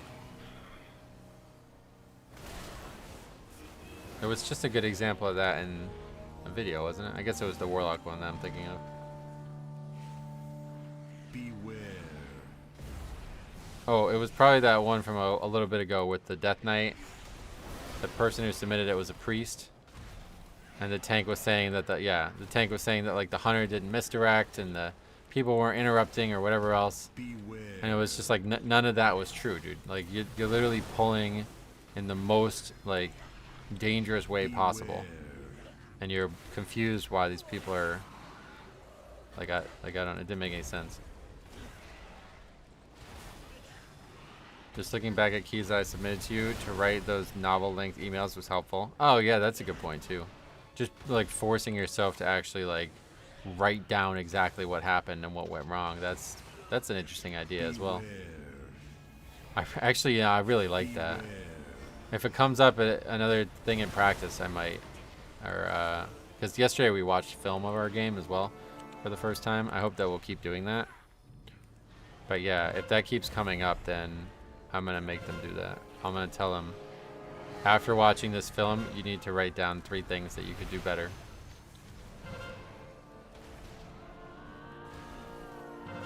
I think that's a good exercise.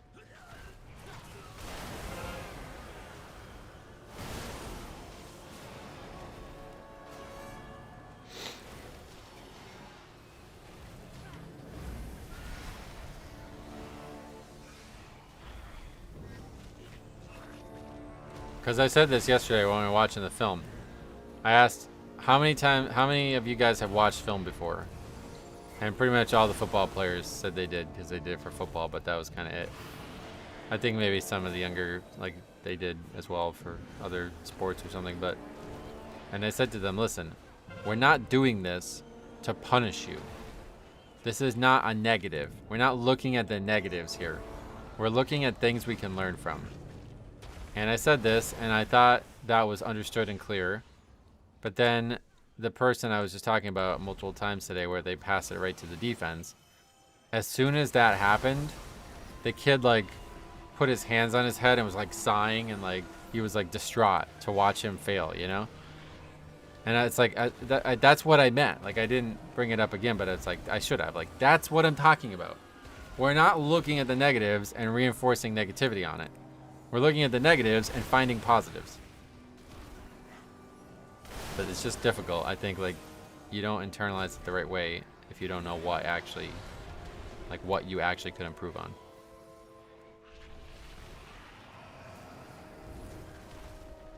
Because if you have no idea what you could improve on and you know you failed, then you're just like, I'm a failure. It's just that black and white. It's just that binary. Like I'm a failure. I'm a failure. That's all there is to it.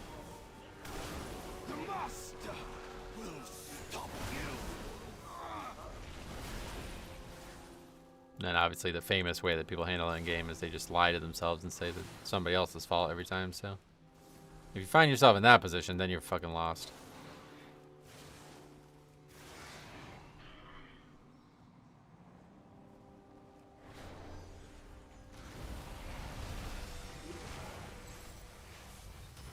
Beware.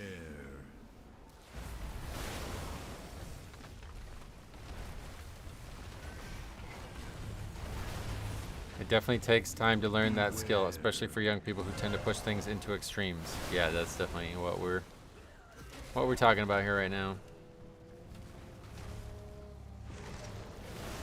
Trying to eliminate those extreme reactions is life lesson number 1 for this topic. Beware.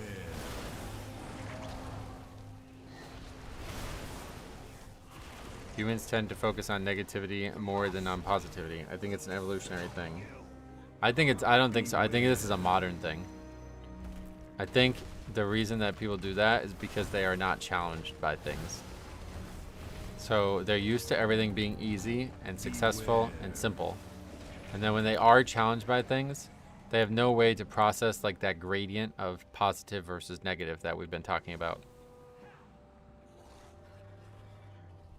Like if every meal you had to eat, you had to fucking go find and track an animal and then kill it and then skin it and then fucking cook it, you know? Like you would fail at that at times. And you would think like, oh God. You would think like basic tasks could have success and failure gradients to them. But the way the world works now is like you don't fail. Like your normal life includes like 0 failure. You never fail at anything. Like it's honestly like hard to fail at some things.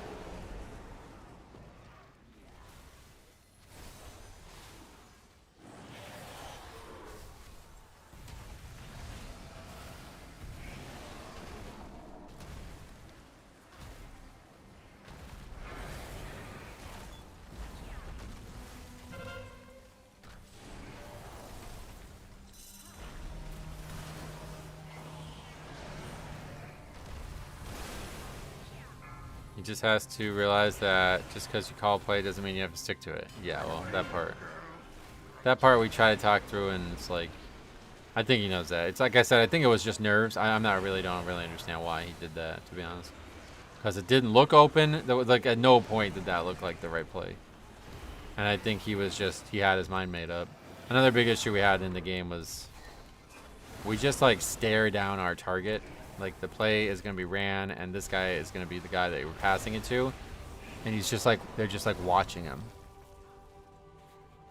And it's like, brother, the defense is watching you watch him. Like, come on, man. You got to be more sly than that.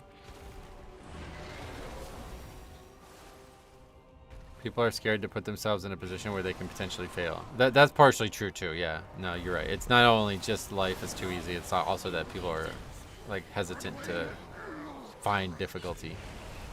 And then when they finally do something that is difficult, they have no good coping mechanism for the failure. I like how Batman says it. What do you do when you fail to save someone? Learn from it. Ah, yeah. Good way to put it.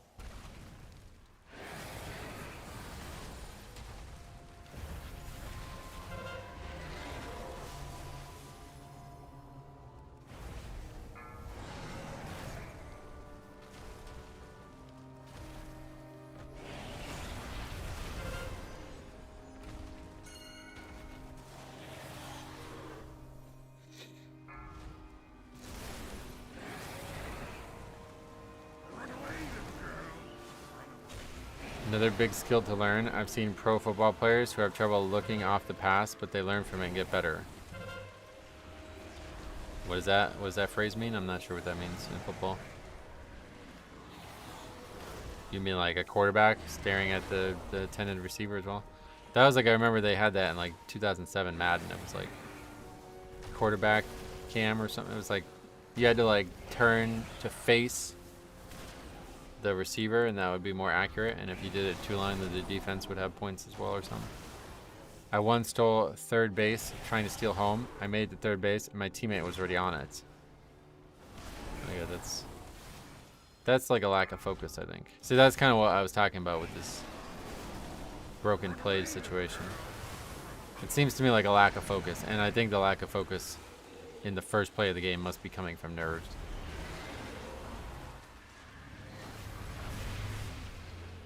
Looking one way, yeah, QB vision. That's what it is. That's probably still in those games, huh? Looking one way and passing the other instead of looking only at the receiver. Yeah. Harder to do in football, but in basketball, it's all the time. And I think, you know, I was talking about this the other day, but people are always kind of shocked by my passes. I want to say impressed because I don't want to like pat myself on the back. But they're shocked by them. They're like, wait, what? How did that pass get through? Or like, what the hell was that? Or something, you know? They're not always impressed, but they're shocked, I think. And I was trying to, they're asking like, how are you such a good passer? That was the question. And I'm like, see, I'm not. I don't really think I am. But these kids keep making me sound like I am. So I was trying to understand like the psychology there. And to me, I think what's going on is I have very good vision on the court, like far above average. I could see things materialize that most people on the court can't. I don't always then physically execute what I saw. So that's why I would say I'm not a good passer, because there's plenty of people who make way better passes than me. But I don't think there's many people, especially just like 36-year-old guys who play like pickup basketball, who are more creative when it comes to basketball than I am. I am very able to see things play out, and I don't always have the ability to execute them, but I feel like that creativity is very important in basketball. And I think that's partially why they're so shocked by it, because when I see it and make it happen, it does look like something you never would have thought of. Like, one of my favorite things to do is pass very low. I don't think anybody else does this. Like, I've never seen anybody in the pros or in college or high school or any other players I've ever seen do this. But to me, it's like a lot of times the defender is in a position where they can't really bend down any further than they already are. So the simple defense they have is to just put their arm lower. But if you're on offense and you can bend down, like if something was on the ground, you can bend down and pick it up, but the person's behind you so they can't, then that's a viable place to place the basketball on a pass as well.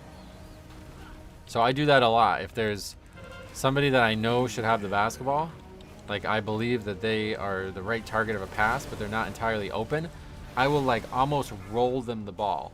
Like, it'll bounce, but it will be like a very, very, very wide angle bounce. And they will have to bend down to pick it up. And I think that's a very interesting and creative way to get people to basketball. They aren't normally able to get the basketball. But when I do stuff like that, people are always like surprised or confused, because like nobody else does that. But that's just because I see that angle. It's like, I know if the ball goes here and goes there, then that person will have it in their hands. Is it the right choice? Is it the smartest choice? No, probably not. Most times, probably not. But it's just like a creative thing that I do, and it's like, it looks weird and it's unique, I guess. They got rid of the vision cones after like 2 years. Oh, really? That's funny. Lack of focus is a good way to put it. I always enjoyed combat sports. I never played very much of ball sports. I played baseball and soccer for a bit. Oh, yeah. Soccer's good. I like soccer, too.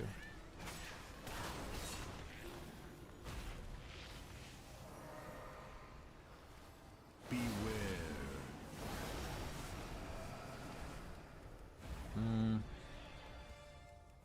I guess they should release there.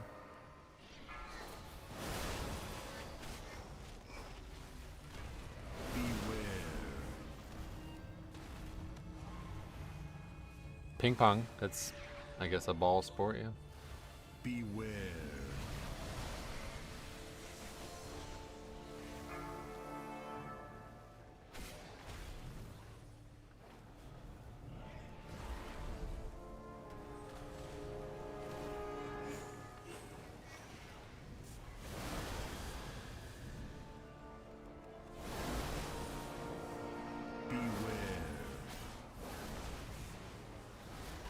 Very small one, but it's still a ball.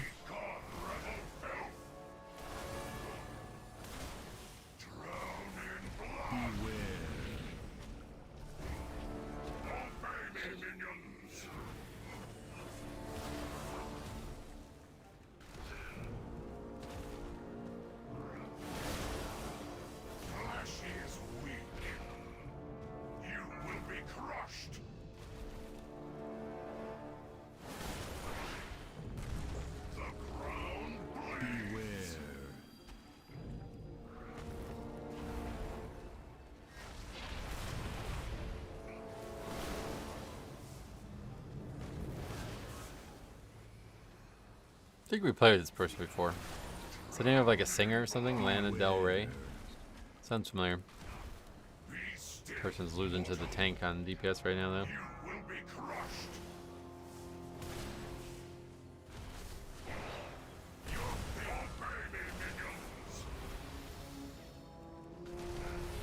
Quit yawning, you'll make me take a nap. Sorry, I've been sleeping very poorly. I need to get to a doctor, I think, and so I'm having like this weird problem where I can't breathe at all at night in my nose. I don't know what's happening, but it's like pretty much every morning I wake up and my nose is like totally unusable. And I wake up at this morning I woke up at like 5:45, even though I wanted to be asleep until like almost 8 or something like that today.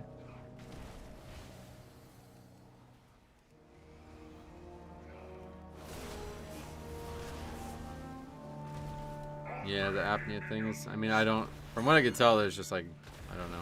Doesn't seem like a really good solution to it. Beware. The big machines, that's not gonna work for me. I don't know what other options there actually are.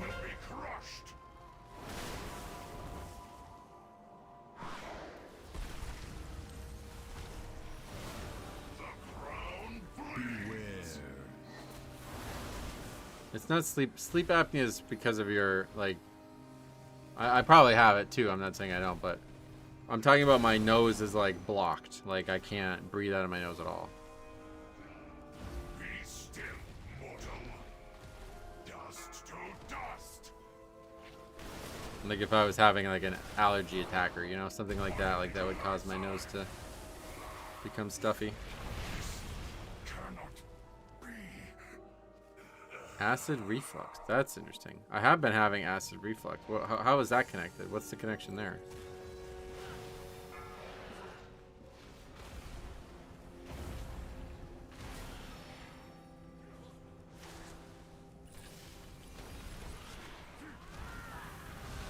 Beware.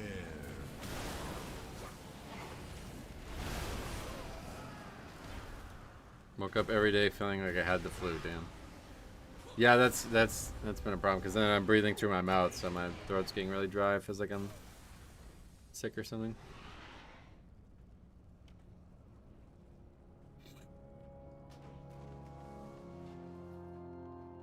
Beware.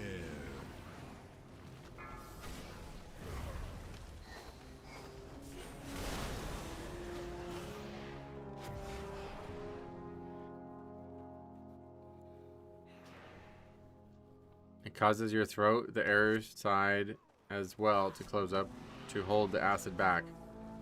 Huh, that's very interesting. My wife fixed that by using a wedge pillow to sleep. I think I also have a very flat pillow.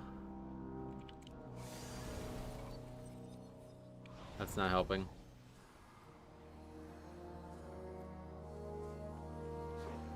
Yeah, definitely gonna, next time I go for an appointment. I assume I'd have to go to a specialist though, so probably not gonna get solved anytime soon. I think I also broke my nose though. The first day I played basketball, like serious basketball with adults, like I think it was last February. The first play of the game, in that game, I got hit right in the face. And my nose was bleeding, like I was like, it was like bleeding for a while, and ever since then I feel like I can't really breathe through my nose very well. And then since then I've also been hit like 4 or 5 times, more minor hits but still hits to the nose. Like even right now I feel like I can't really breathe through my nose very well. It feels like something's like, it's not full, like it's not fully open, like it doesn't feel stuffy or anything. But I feel like resistance, like in my nose, when I'm breathing through my nose. Like if there's something like slightly blocking it, not all the way, but it's like there's something obstructing it a little bit.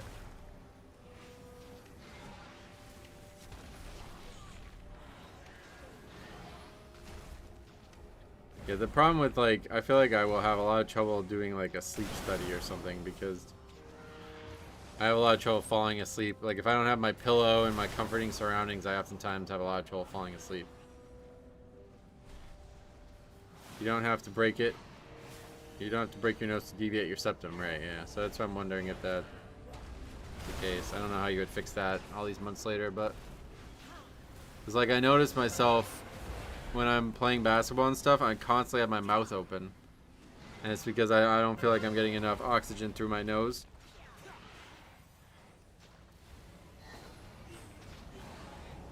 Could get a small camera people use for earwax to look inside and take a picture and compare.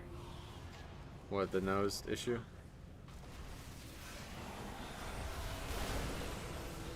I did a sleep study with a sleep specialist. It's really cool. They can diagnose and find a solution to it in the course of a night. Well, that's good that yours was able to be solved like that. I just, like, I've known a few people, and, like, the solution seems to be, like, stuff that is not really going to work.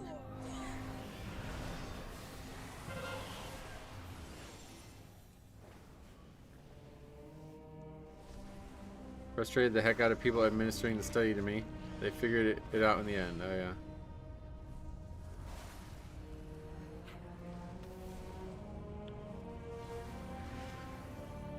Beware.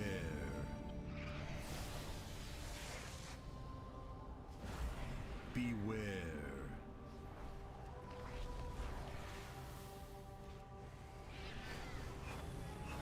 Your penance is at hand. No, I don't feel like it's left or right better. It's like the same. Beware.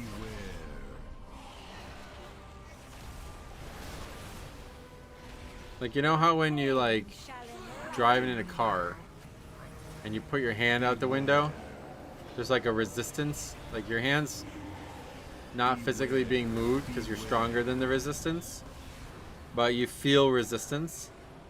That's what it feels like for me to breathe only through my nose.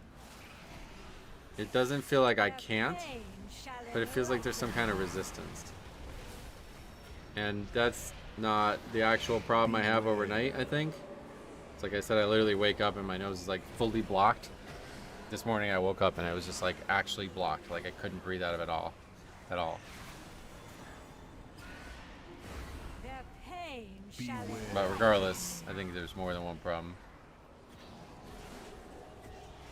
I tried the nose strip things that they have.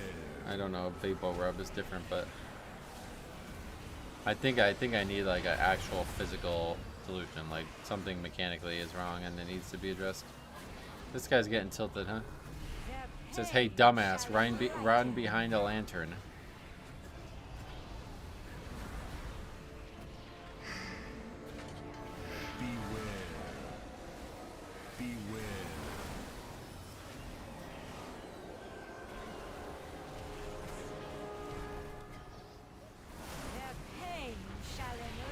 I guess that's probably a bigger part of this topic we were talking about before than I gave it credit for.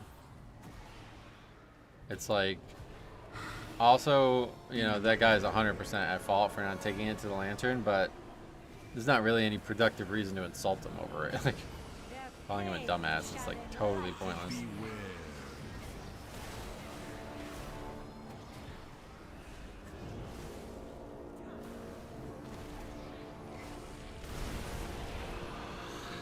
I think it's something to do with the heating in the winter, because it's like happens a lot in the winter for me.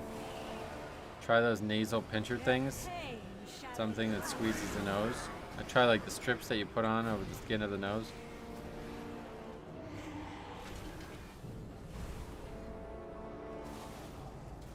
Yeah, I'm hoping that it is actually a deviated septum though. Like a lot of fighters have had that issue. I'm hoping it is actually a deviated septum. Because I feel like I need a mechanical solution, not just like to throw random solutions at it that don't work. Tiny Froggy. How have the observation keys been? Just tuning in, seems like people have low patience today, huh? This one guy is just, he's getting a little tilted, but yeah, outside of that, I don't really feel like there hasn't been anything too crazy today. We haven't really had it. We've had like a couple crazy moments and that's it. It's been like mild, but there's a lot of funny stuff that happens. It's just mild. Nothing that would be like crazy. If it's mucus blocking your already deviated septum, Vapor Rub might help. It loosens the mucus and opens your nose a little bit. Yeah.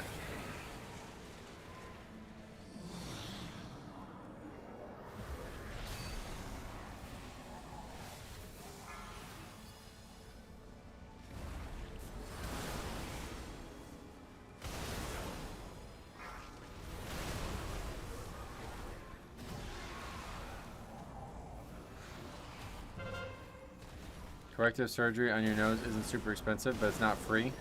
Oh. Really? That wouldn't be covered by insurance?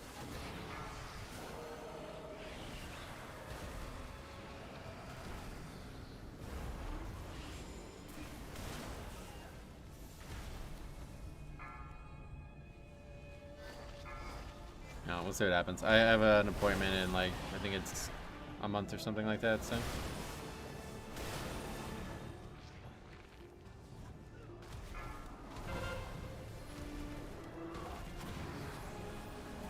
How would you rate the low keys overall? It's more...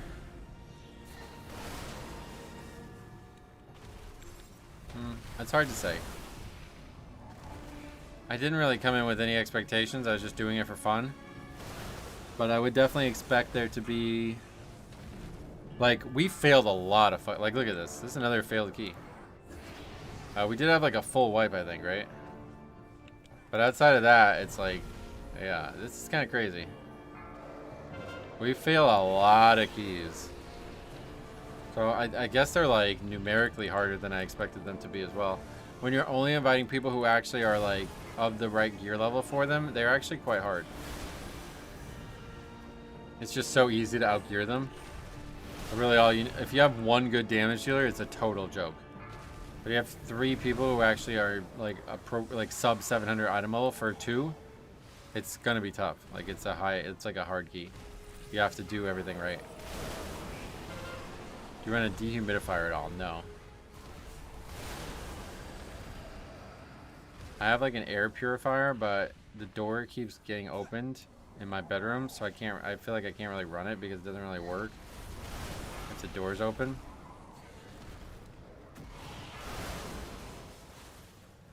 But I used it the other night and it worked alright, but then, yeah, then like subsequent nights it didn't really.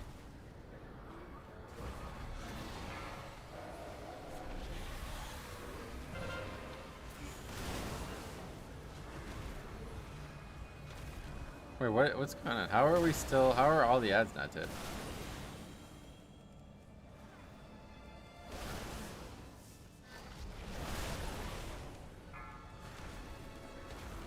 It's fine. Let's just do white damage. I got all day.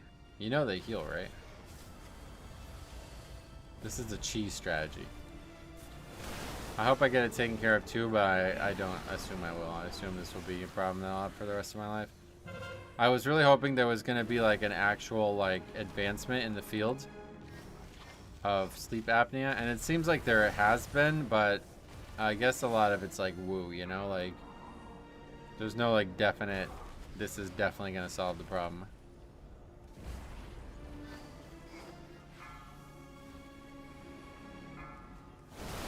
If your nose was broken though and healed back wrong, then they will break it again and they position it properly.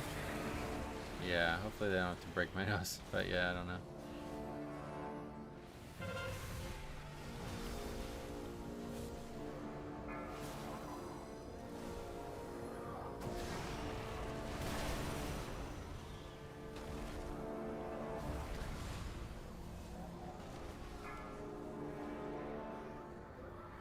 I really want to say something here because this guy's turning into quite the idiot.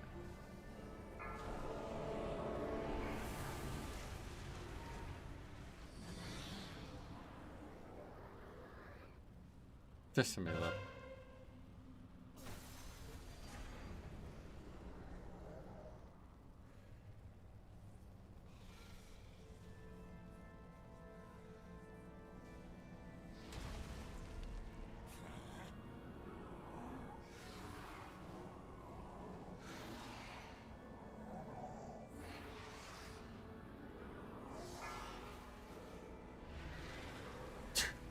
This guy's really, holy shit.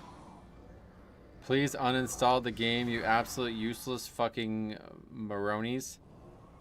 Go jump off a bridge.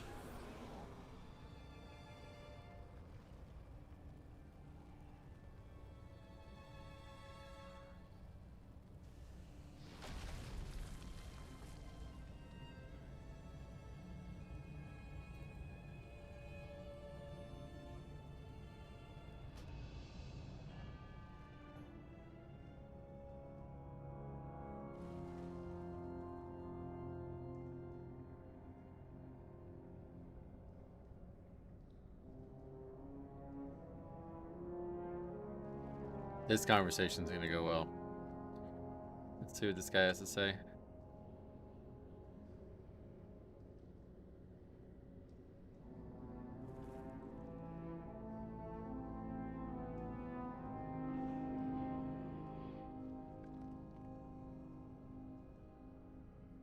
There's generic Vapo Rub. Yeah, like I said, I feel like I've tried stuff like that before though, and it doesn't work. I think there's more of like a physical issue. Now he meant to cut. He meant to write morons, but he spelled it wrong and put the letters in the wrong place, right?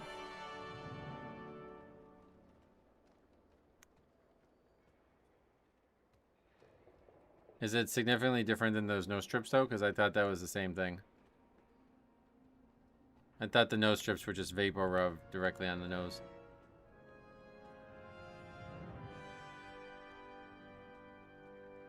Yeah, this guy's having a bad 2026.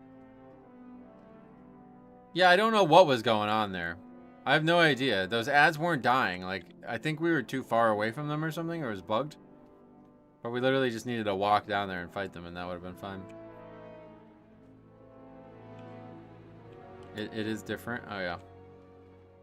Because like I said, I tried the nose strips, and I've used them for a long time, but they didn't seem to really help. In fact, I felt like it was kind of making it worse.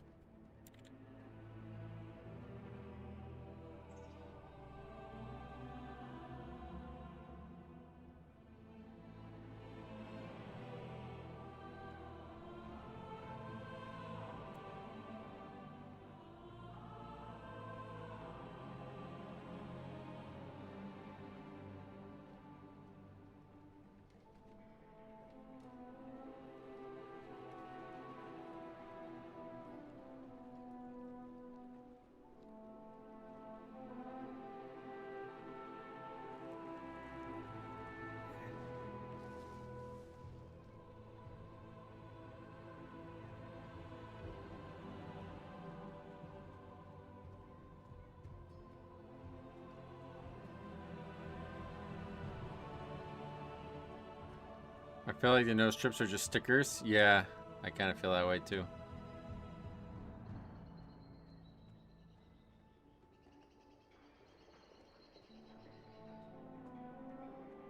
Let's look up Vapo Rub.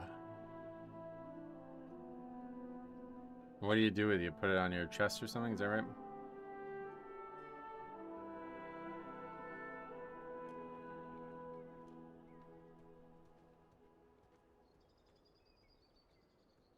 It says it's a cough suppressant. Cough medicine.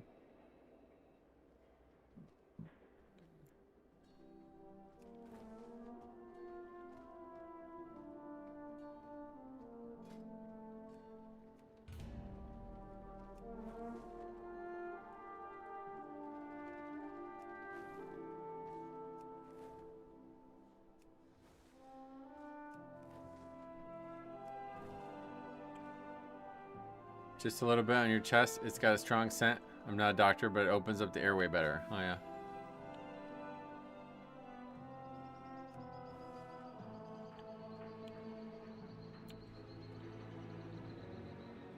I just would hate to buy it and not use it. Like, I don't feel like it's gonna help, but we'll see. Like I said, I got a doctor's appointment in like, it's first or second week of February, so.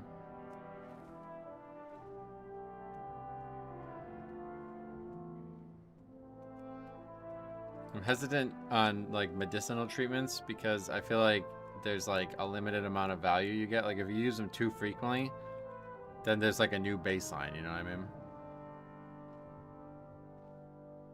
Like if every single night I have to use this thing and it doesn't like fully solve the problem, then now I'm adding a second thing to it. Like now I need Vapor Rub and the nose strips, or now I'm using nose spray or something. Like my nose should not function this poorly mechanically. Like it's designed to not have that happen, you know? So I feel like there's a bigger issue.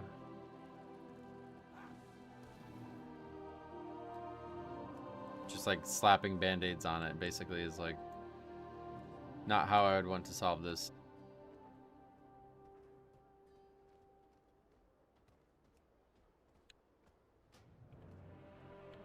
Yeah, if there was like a sample jar, I could try just like 1 or 2 nights and see how it works.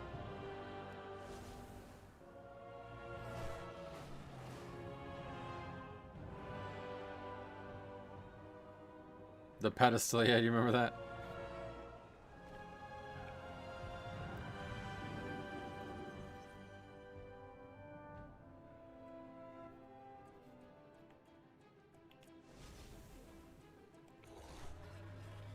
But it's like I bought like a big box of those nose strips, and there's still like half of them left because they don't work. I use them every once in a while, like if I know I'm sick or I actually have an allergy or something, like then I'll do it. Because then it's like, all right, well then maybe I need a little bit extra. But I was using them every night for like probably like 2 months or something like that, and it was like I'm still waking up stuffed. Like it's not enough.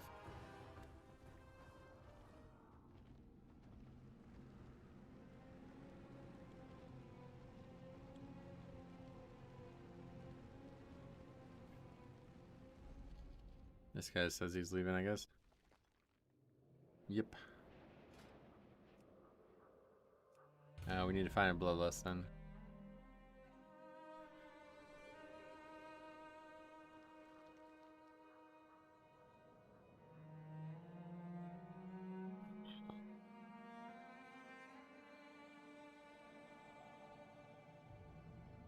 A lot of demon hunters.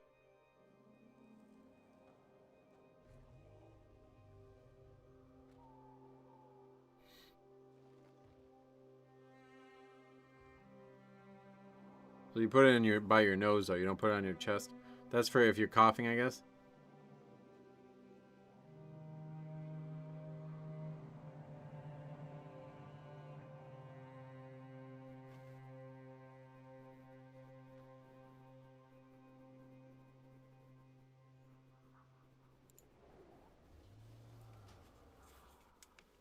Oh, I wouldn't say it's unbearable. This got brought up because Cop brought up me yawning, and I just said like, yeah, I'm sorry. Like, probably like 2 out of every 7 nights I sleep well anymore.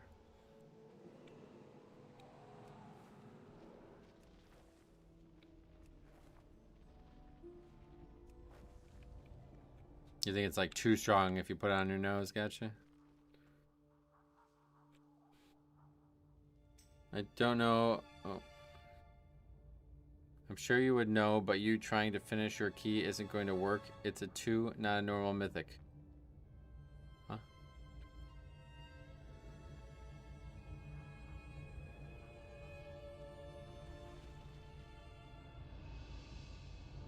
What is he on about? Wait. Does he think I didn't reset it or something? What the fuck? Anyway,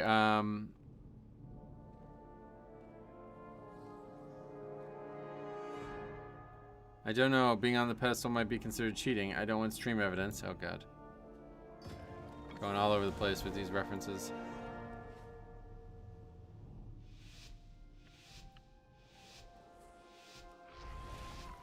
Oh, no. I'm happy. These are like the conversations that make the stream, so.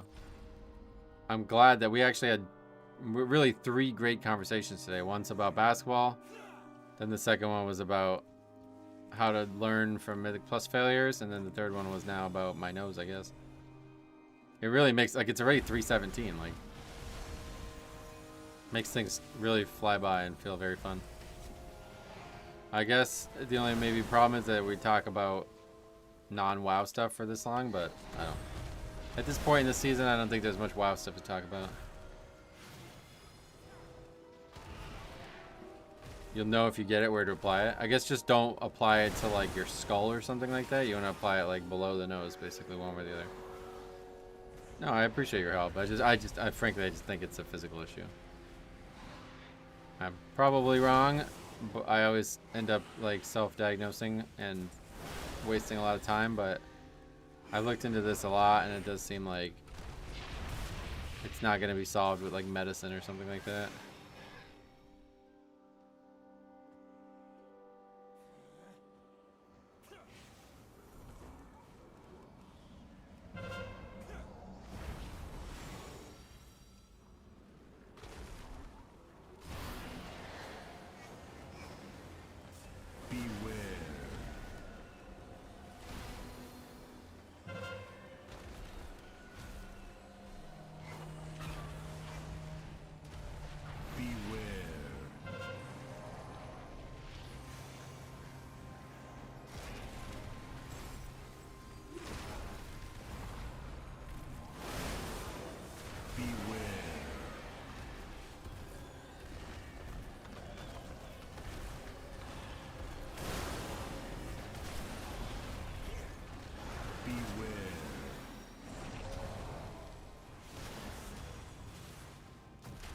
I really think even on low keys, you got a less on CD in this dungeon, though.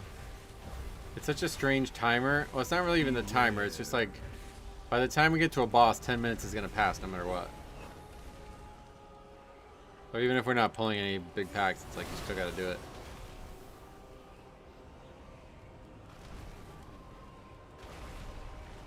And since you don't really lose timer in the lower keys, it's like definitely more likely that you're going to get 4 lists in here no matter what.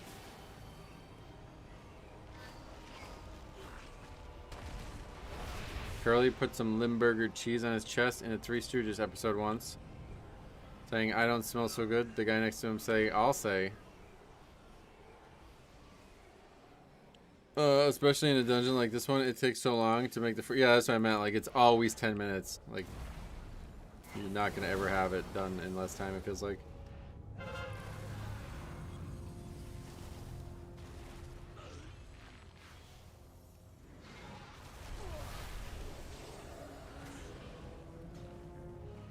I'm watching the Three Stooges right now. There's still only 3 of them. They never added more. It's kind of crazy.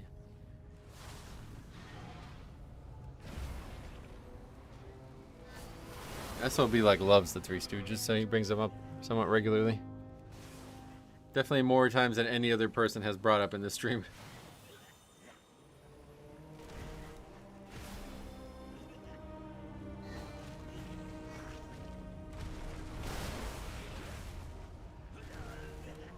I just can't. I can't get into that kind of humor. I feel like I need like realistic humor for it to be funny. It's like humor like that. It's like the people who are perpetrating the humor are like utter idiots. Like this, like the humor is based on them being very, very, very, very dumb. And it's like there's nobody that stupid. I mean, we see a lot of dumb people, right? And you never see anybody dumb enough to put Limburger cheese on his chest, right? Like, it's like, that's just not funny. I don't know. I don't find that funny. They have marathons during the holidays. Stoogemas for Christmas. So yeah, it's a very popular show, right? Or it used to be, I guess.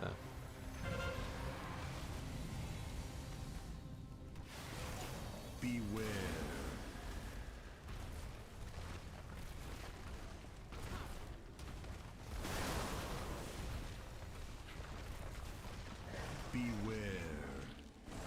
I don't know if there's actually like plot, or is it just like pure comedy show, right?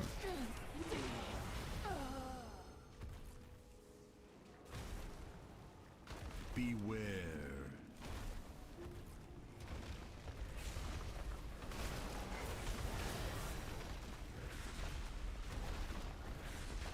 Beware.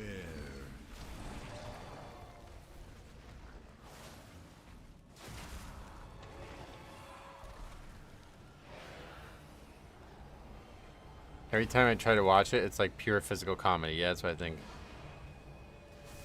I don't think there's any actual plot. Who pressed our shirts and now our nose? That's from the show, I guess. There's the only comedy bit that, they're the only comedy bit that, regardless of the language spoken or where in the world, people will laugh at it. Oh yeah, because it's like physical, mostly physical. Yeah, it makes sense. I just don't like it just because it doesn't seem like... I feel like for something to truly be funny, it has to be like kind of maybe surprising or something. Like, has to be like... There's like a timing element to it. So if something that you know will never happen is the joke, it's not as funny.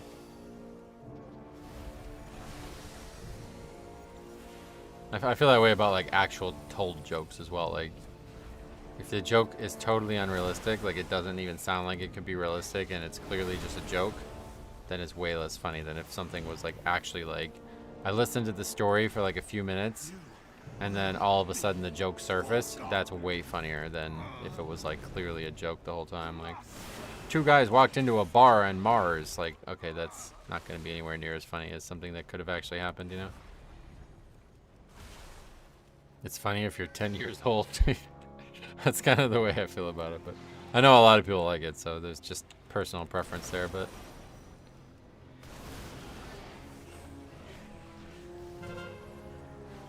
There's no plot, yeah. Beware. My dad used to say the same thing. No one is that stupid, but he liked it, just didn't admit it. It's better than being sad. Like, it's still comedy, but if I was gonna watch comedy, I'd rather something that's a little bit more like realistic, like situations that are a little bit more relevant to where the life we live is.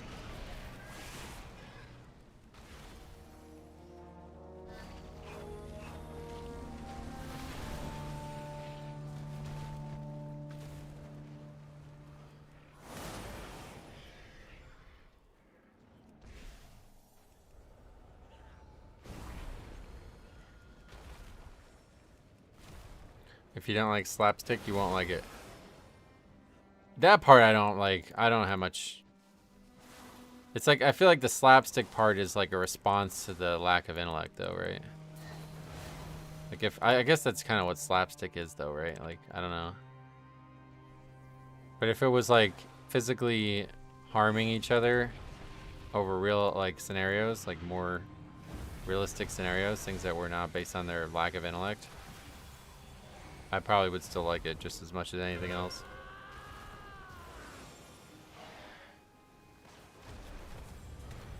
I don't know what like a hallmark of slapstick is, but yeah, I could see like Harry being like a quintessential candidate. Like the things that are funny about Harry are because they're real. Like they're, you know, they're understandable, and he's just got such a unique perspective on them that they make them funny.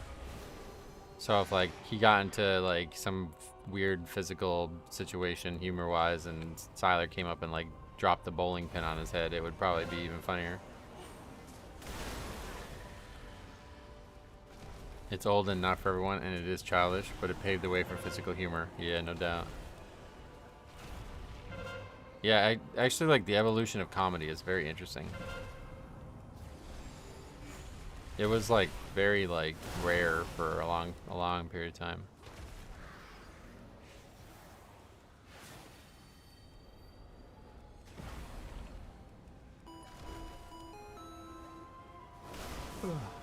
Essa, thanks for the sub. Is that right? E-S-S-A. I can almost see that. Sai would be wearing the wig when he did it too. Right, yeah, stuff like that.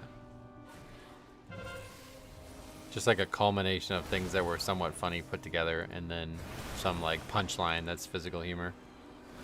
That would work way better than like some of the weird stuff that gets done.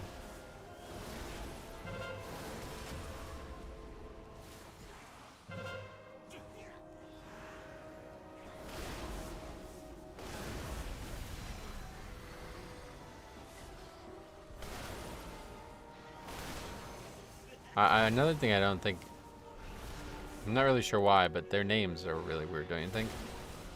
Larry, Mo, and then Curly. Okay, I don't really get the names.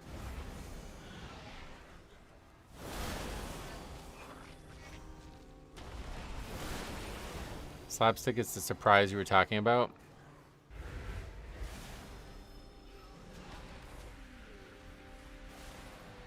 Yeah, I guess from my understanding of it though, it's like set up like well in advance. Like you're not just gonna be like sitting at the dinner table and suddenly somebody like throws a pie at somebody else, right? Like I don't really think people would consider that slapstick.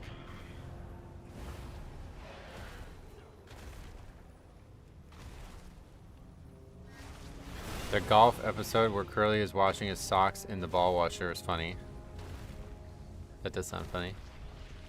Dude, that sounds realistic. Like somebody who worked at a golf course, I could see somebody coming and doing that.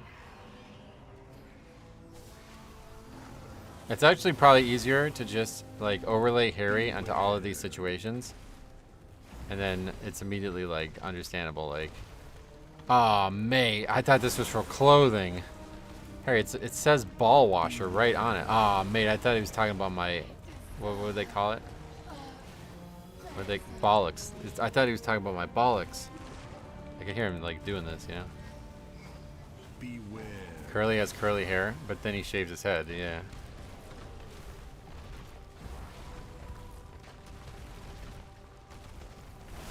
I don't know like why are the other guys' names just regular names though? That's why I thought that was weird. Yeah, like you come up with a scenario and you insert Harry into it, and then it immediately becomes like physical comedy.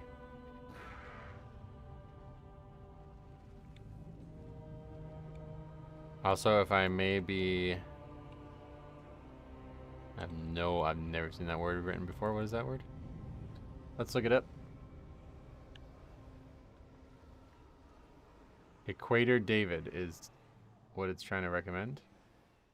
That's obviously a typo of some sort. Also, if I may be some typo word. Oh, you mean like the actors, quote unquote? That's their actual names? Oh, really?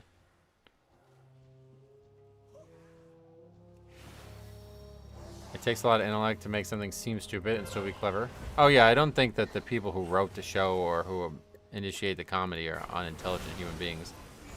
I just don't like it because it seems like it intends to make the player or the person doing the comedy look very dumb. And I don't think that's the best way to deliver comedy. I like something that's like very, like, I would say the opposite. Like I really like those, like, what is that? XKCD or whatever. Like that type of comedy, that humor is like, I love watching those or reading those comics and stuff. Like they have a YouTube channel now. That kind of stuff I love. It's like almost like absurdist, realistic comedy from like a very high level perspective from like physics or math or something. Curly's a nickname, yeah. That was his nickname because he had curly hair IRL. He just shaved his head. Oh, okay. So that's their actual names, and they're just doing like.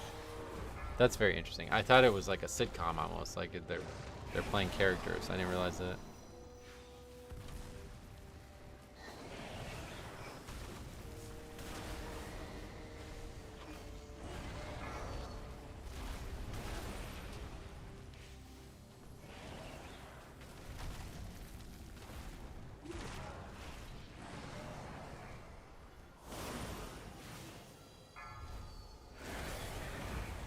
Mo is Moses. They're all Jewish, like Adam Sandler sang about in the Hanukkah song. Oh yeah.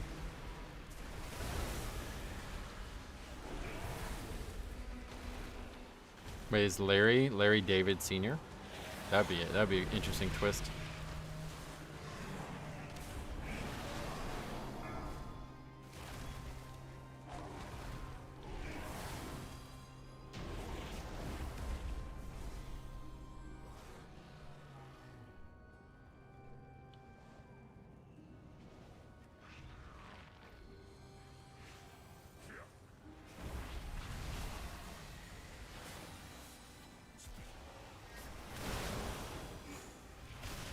Technically, their names are Horowitz, but they changed their names to Howard because they were Jewish and there was a lot of anti-Semitism at the time. Oh wow, really?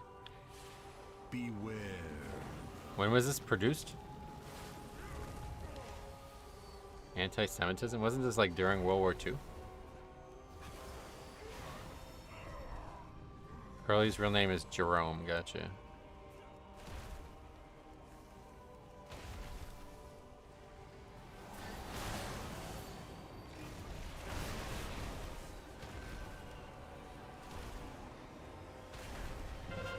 They were one of the first people to make fun of Hitler when America was neutral in World War II. Yeah, that's what I thought. What did generally like people around the world like agree with Hitler or something? Like I don't know how there can be anti-Semitism with a world war going on against Jewish people.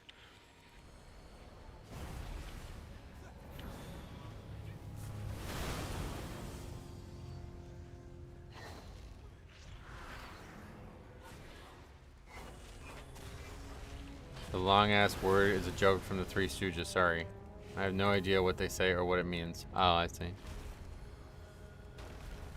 I never would have figured that out. I typed it into Google and it like auto-corrected to Equator David, which I thought maybe was you were saying a word or something that was just spelled wrong. Jerome Curly Horowitz. There was a shocking amount of anti-Semitism around World War II. Huh. It's hard to believe. I mean, I guess it's not hard to believe, but I'm surprised to hear it because you would think that like I guess there's probably people who were like resisting the concept of being in the war as well, but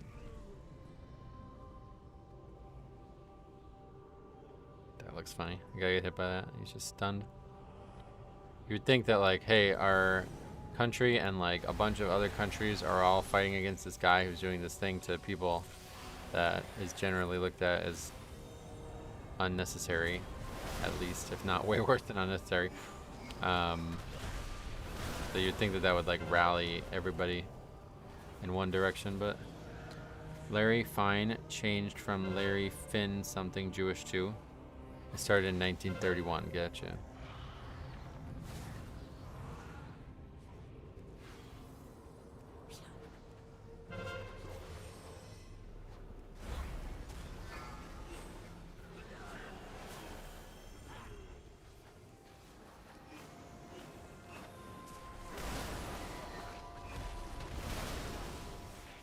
Beware.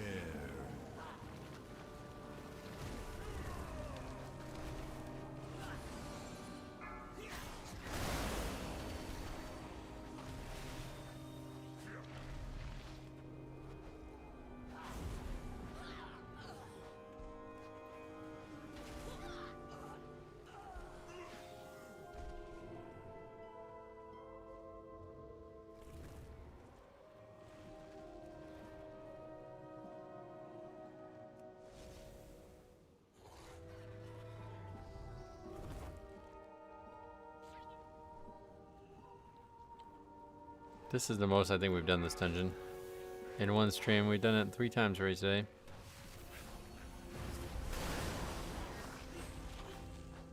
Might be a real word, I don't know, yeah. You have to find out the actual spelling of it maybe and then figure it out.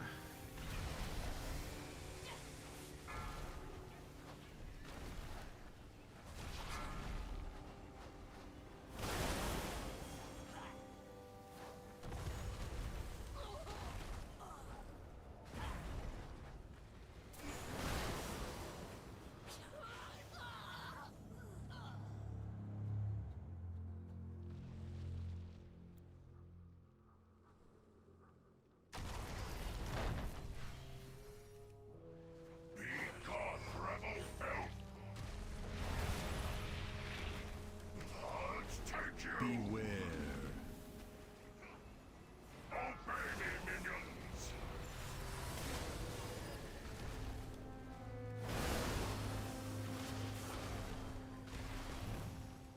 Flesh is weak.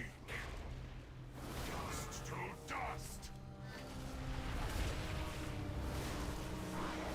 You'll be drowned in blood. Beware.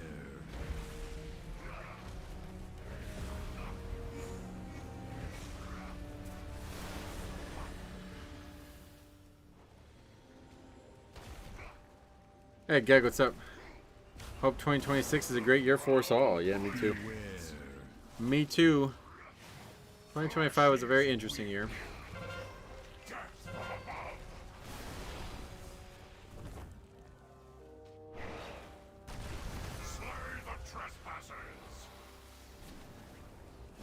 I've spent some time talking to some of the 3 Stooge YouTube video people, and it's my childhood. Oh yeah, no worries.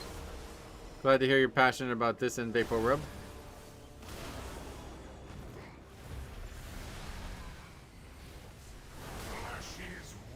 I need to dip. Alright, Cop. You have a good day, brother. And day 1 of the year, hopefully it's going well for you.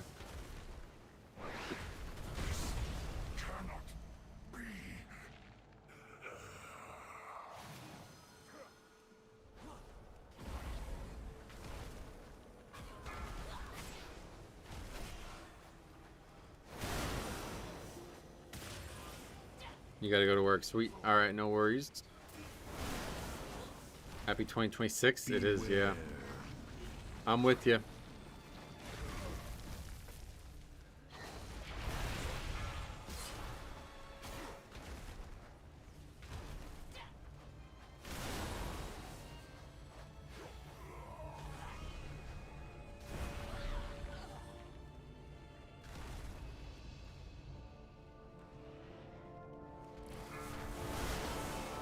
Wow. Spell. Hard to hit all the mobs with it. Only hit 2 out of the 5 with that.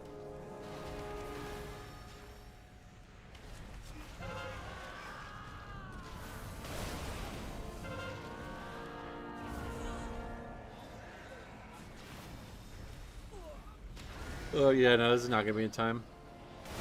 No worries, Mark. Happy to have people chatting. That's all. You can chat about whatever you like. Don't worry.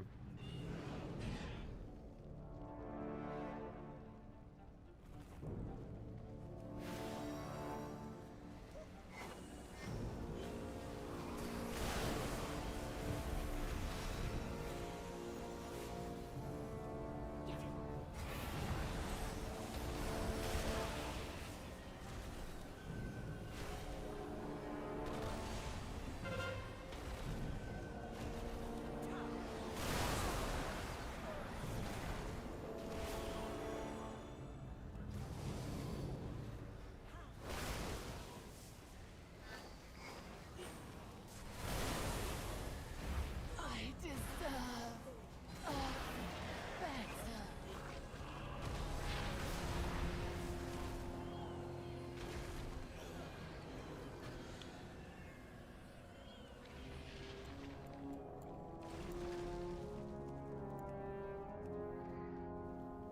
Spell's a lot harder to use than I thought it was gonna be. Trying to use rescue to get up ledges and stuff, but it doesn't really work that way.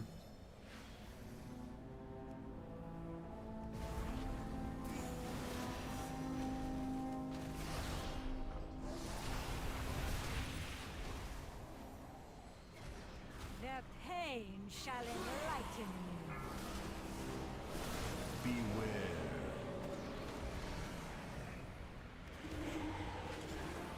Beware. Not dispelling these. Two are sitting out the whole duration, it looks like. Their pain shall enlighten you. Beware.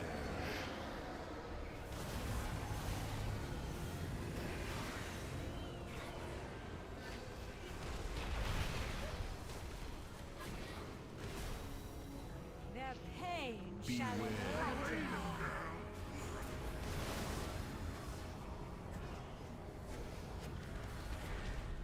Beware.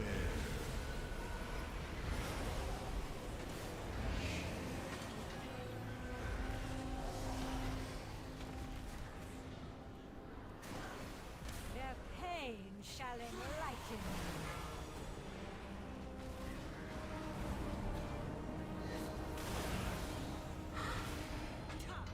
Beware. Beware.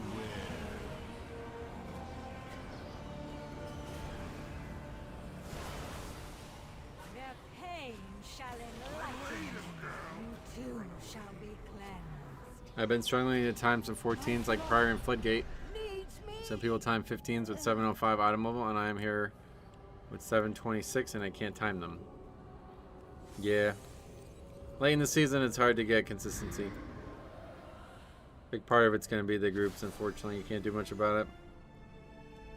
That's why I stopped doing the keys on my main, because it just felt like nobody was trying anymore. Everybody was just hopping from key to key, hoping for everything to go perfect. And then, like, that was the last key we did. It was like, we had like, I think like 6 or 8 deaths or something like that, and otherwise no major issues, and people just gave up.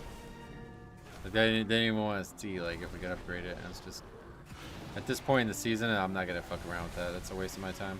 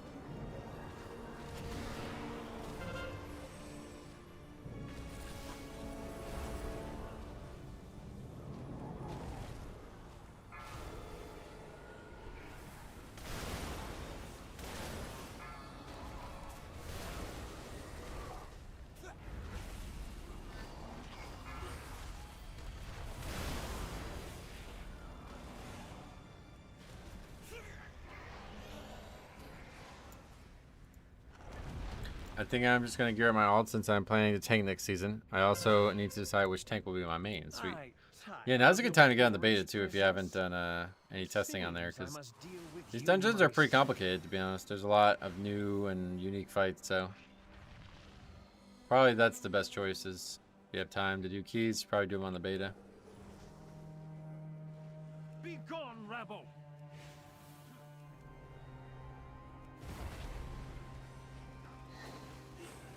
You are beneath my contempt. Behold the might of the Vampire! I am losing my patience. Run away, little girl. Beware.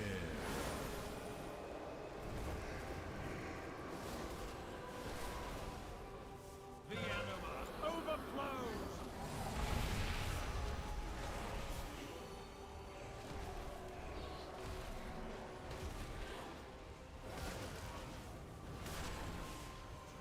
Run away, little girl.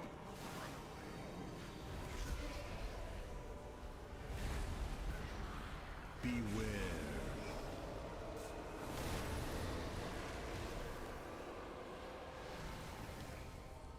I have anima to spare.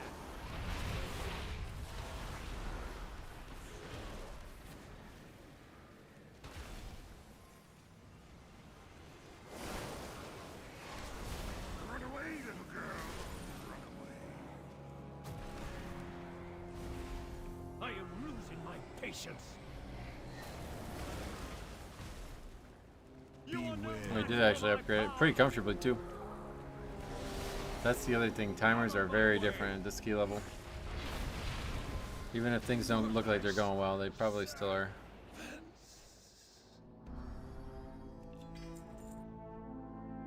Sun, Blood, Amethyst. I think that was a good trinket at one point, but done with gearing. I don't really care much for it. We're gonna do one more today. Oh, unless it's a quick disband, I guess. Go by 4:30-ish.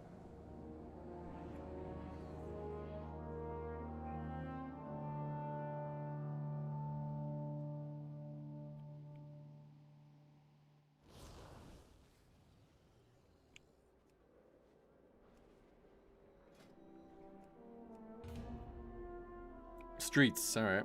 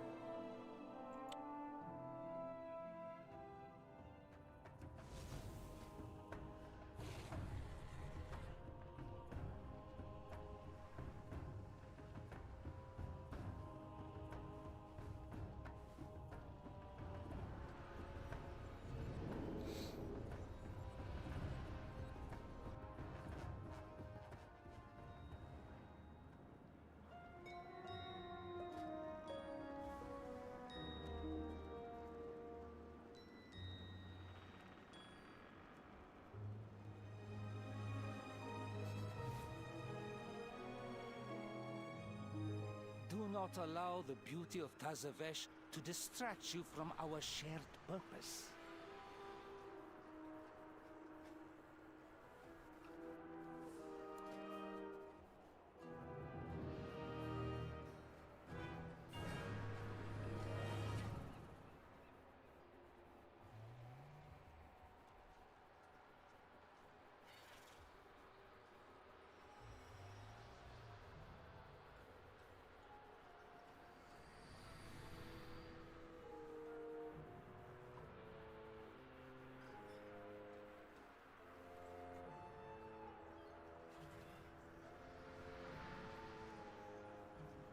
You were mentioning the beta. I did some testing. I really like the Spires dungeon mechanics and some Terrace too. Spires? Which one is that one? Oh, Windwinter. Yeah. No, there's some interesting stuff going on there. They're actually doing some really cool stuff with dungeons.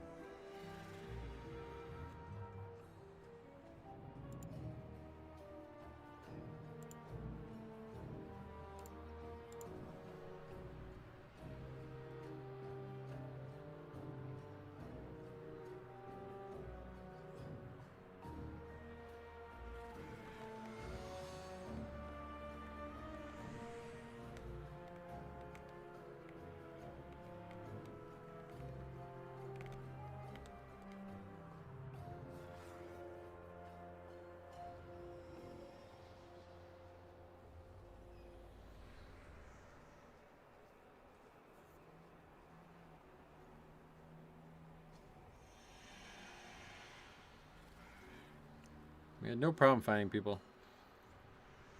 But now it's hard to find people again. The hook mechanic and the boss that splits into copies of itself were very cool.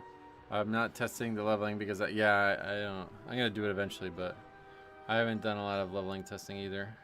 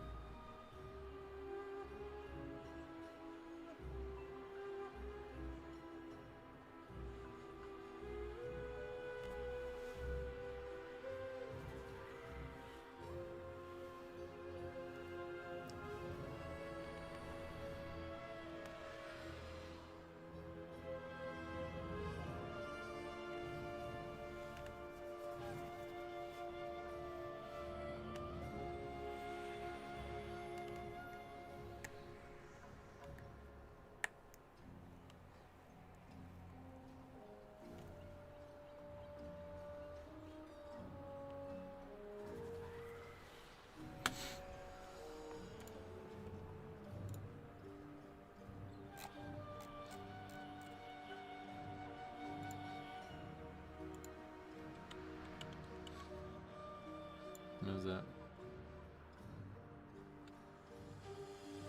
Oh yeah, Dr. Squatch soap. Anybody ever use that? It's on sale right now for very cheap. Supposed to be $6, $1.99 instead.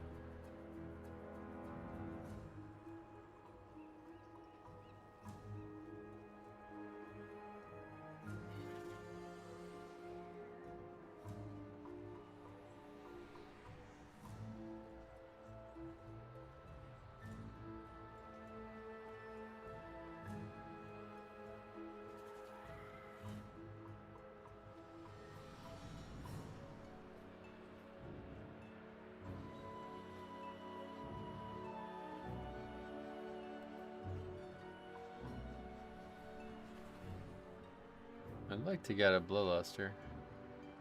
Guess that's not gonna happen though. We're kind of slim pickings. I guess it's because it's a 3, but 3 is always a funny key level because it means you didn't double upgrade or triple upgrade at 2, which is probably very rare.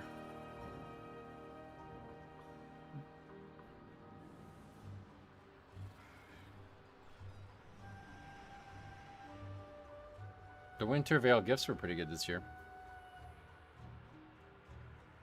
They're going away today, so.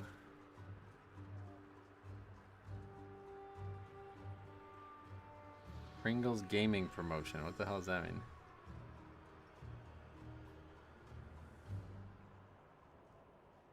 Something you're gonna have a bow tie in game. Is that what it is? I've used Squatch soap before, but I hate buying one bar at a time. Oh, is that? Yeah, it's $6 normally for one bar. Is that what that price was? That's kind of crazy, actually.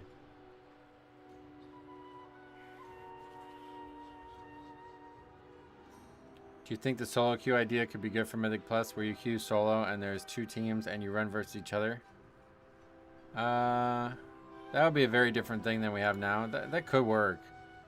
I just don't think they would do something like that, but yeah, maybe. Interesting concept, I guess.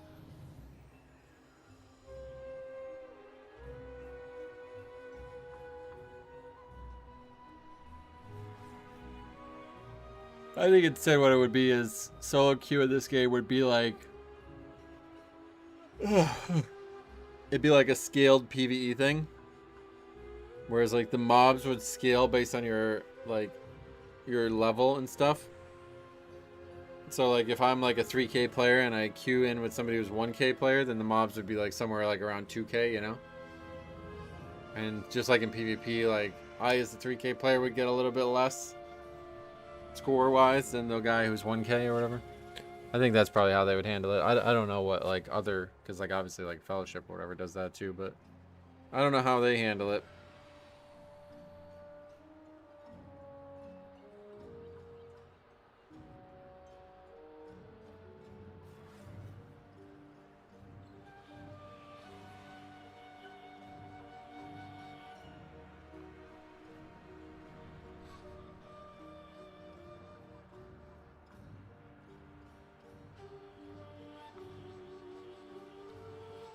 Maybe as practice for MDI, you could race another group in Mythic Plus.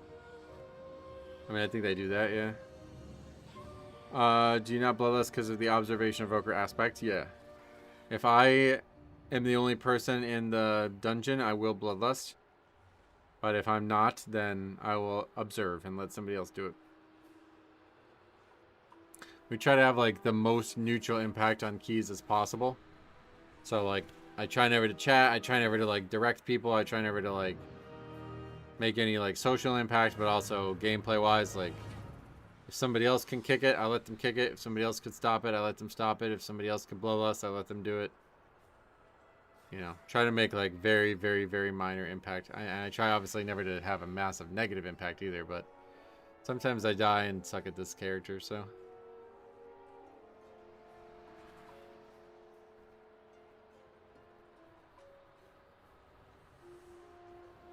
I think if there was a way to just like watch VODs of low keys for 25 hours a week, I would do that instead, but this is the closest we can get.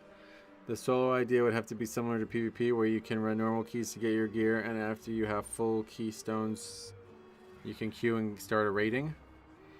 Why do you think it would have to be that way? I think it would be the opposite. I think most people would rather it be the opposite. Do you upgrade any gear? No, I don't. Like, gear is not, like, I'm already, like, over-geared for these keys.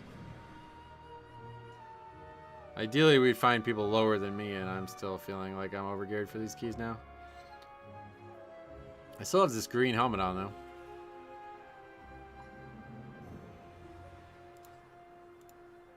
Highest rating. The highest rating, the higher the key level. What's that mean? What is that?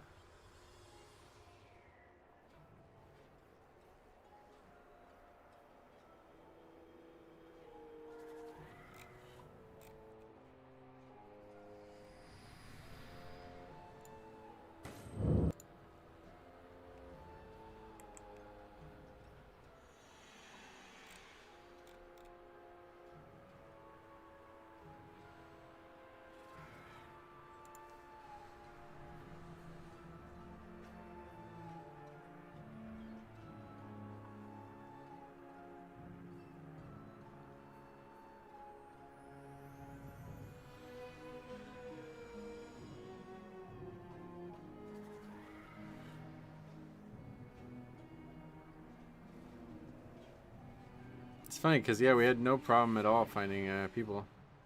And now all of a sudden it's like nobody at all.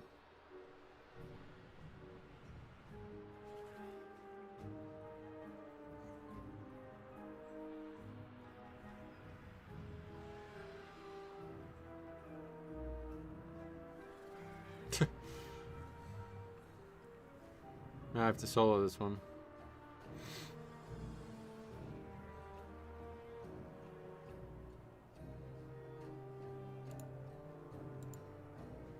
Means that as you're just what I came up with right now, not completely polished. Oh, yeah. Means that as your rating goes up, the key that you run against the other team is higher level. Yeah, I just don't think that's on the table. I mean, it's a cool idea. It might work or something, but I don't think it's on the table. I doubt they would do a PvP, PvE thing like that. There's not really anything else like that in the game.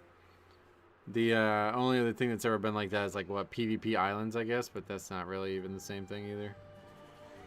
Should we just bring 2 warlocks?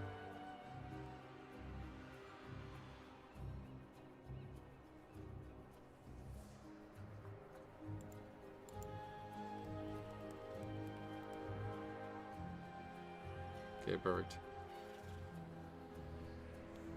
Bloodlust healer, that's perfect.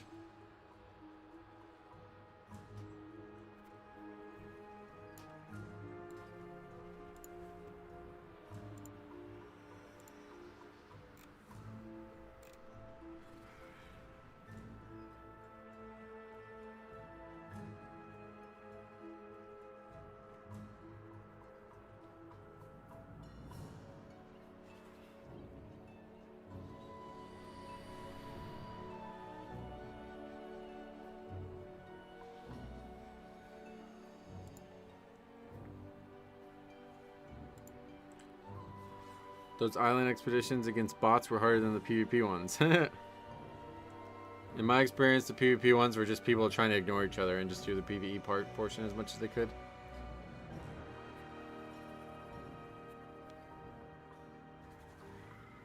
Everybody's here.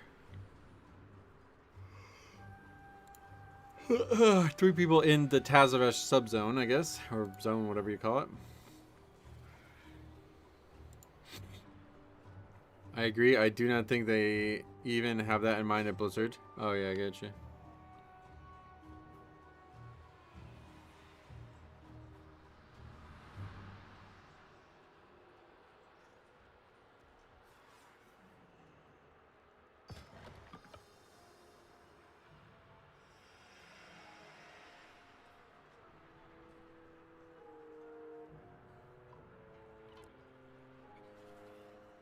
Is it better to have it closed? Yeah, I guess so. It's a little dark, but better than being blinded, right?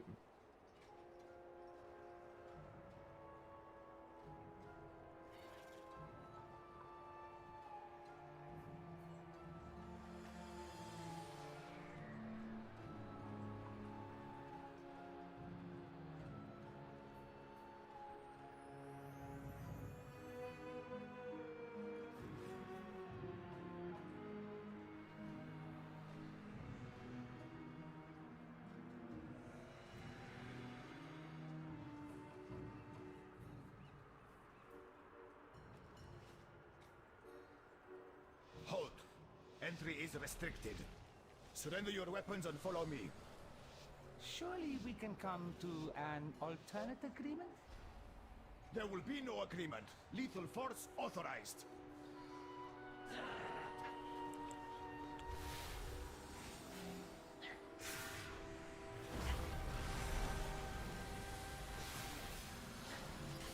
Beware.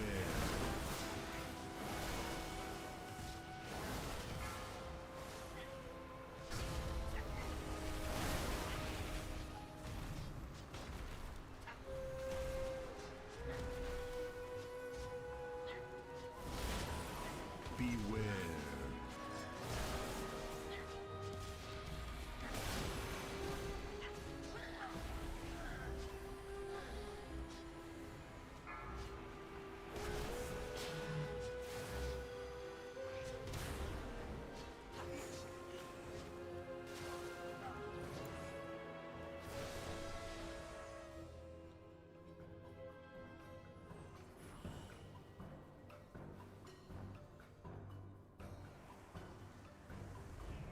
We're gonna pull. Okay. Wasn't sure what we were doing there.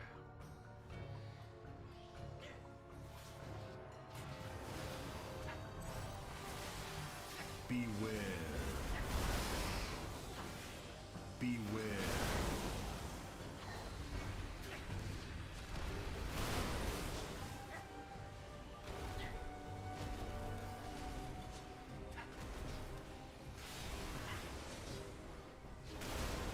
Beware. Beware.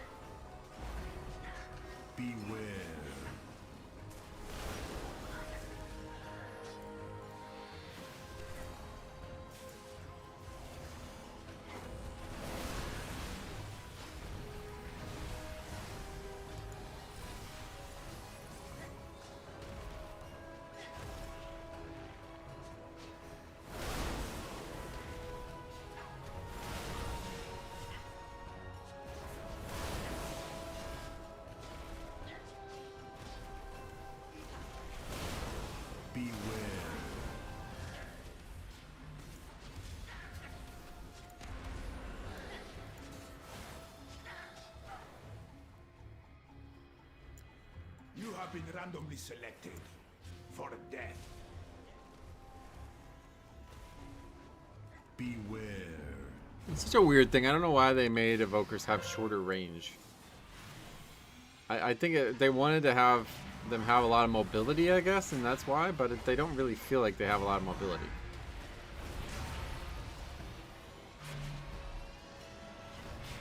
I don't know, maybe they do.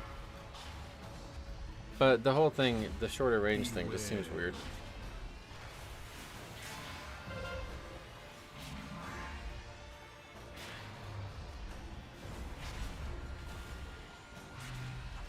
Surrender. Who triggered the alarm? What are we doing? Ah, trash. First time seeing anybody try to optimize that time.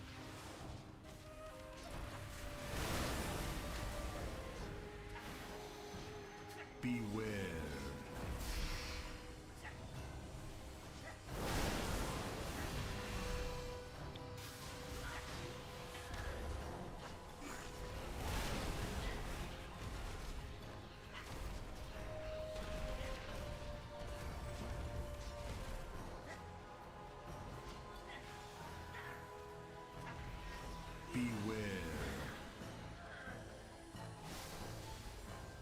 Intruders in my city? Not for long. You should never have come to Tazavesh, stranger. Beware.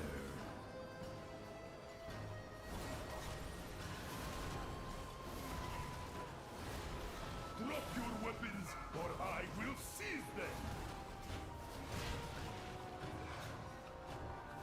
Return to me.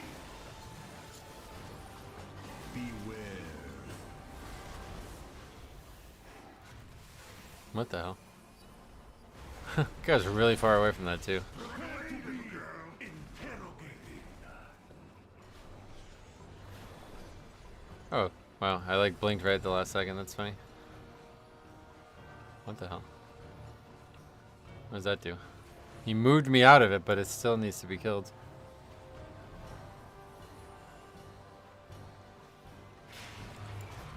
Oh, wait, I see what it does. It makes it so the boss is not... Oh, that's actually kind of interesting. It makes it so the boss is not actually going the same direction as the item. So I guess that potentially means that people won't get killed by the boss or have to worry about getting killed by the boss, but that still seems relatively pointless. Return to me. Prepare to be interrogated.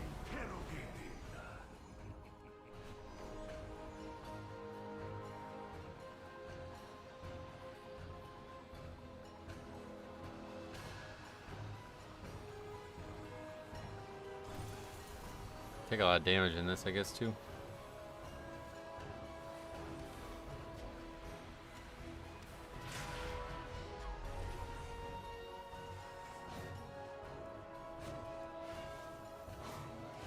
Why didn't we res somebody? We just chose not to battle res a guy during a boss. Tazavesh, stranger. Beware.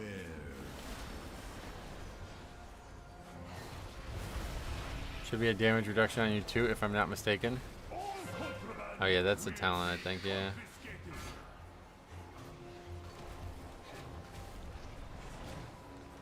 Return to me. That's probably why he did it, not necessarily to move me. Because he didn't move me very far. But it was interesting that you can move people in general. Let's see, I'm gonna try to move this guy.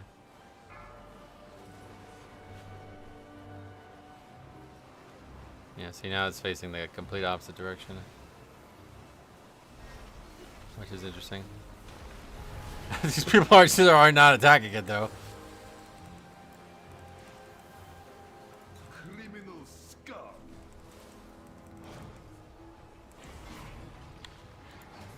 I guess that confused. There's only one damage dealer and it was a tank pretty much. So it picked the warlock. That's GG. Because it's our only damage dealer.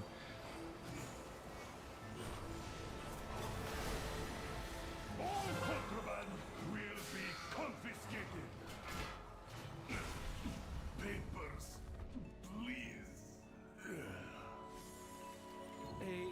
unnecessary tragedy. Unfortunately, we have now drawn the ire of Cartel Zoo.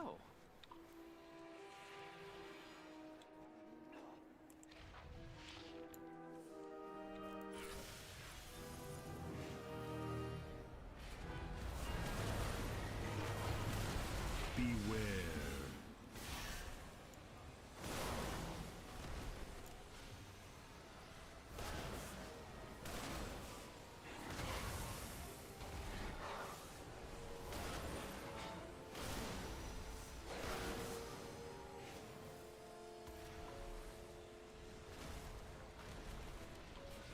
Beware.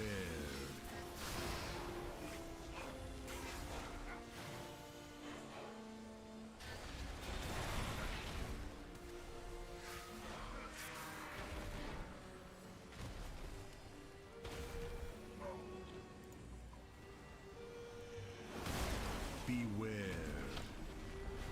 Oh. Try to blink down the stairs, but the stairs are too powerful. I did barely move there. What do you think of Gorfiends in a War Stomp? Not really needed, right? Gorfiends already silences. And like, you know, the grip is gonna stop stuff. War Stomp, you just, no need to like combo them, but yeah, they're both fine spells to use to stop stuff.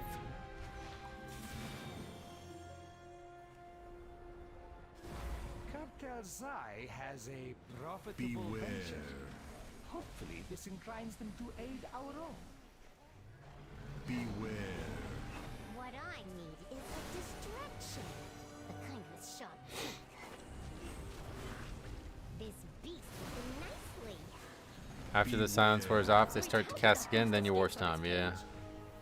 Cartel Zai is not responsible for any loss of limb that occurs during this demonstration. It will be nice now that War Stomp's gaining value too, because currently it's not a very good option because it's such a short stun. But soon they'll make it so the mobs always get stunned even when they're fully DR'd, meaning they always get disrupted. So that's actually going to be a good thing. Situations where you can stop a cast with the stun is going to get a lot better, and that specific change would make War Stomp a lot more valuable.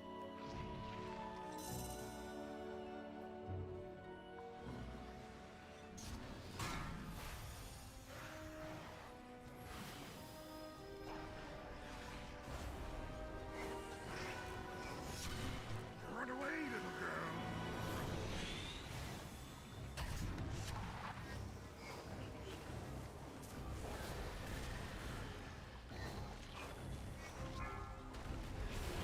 Beware.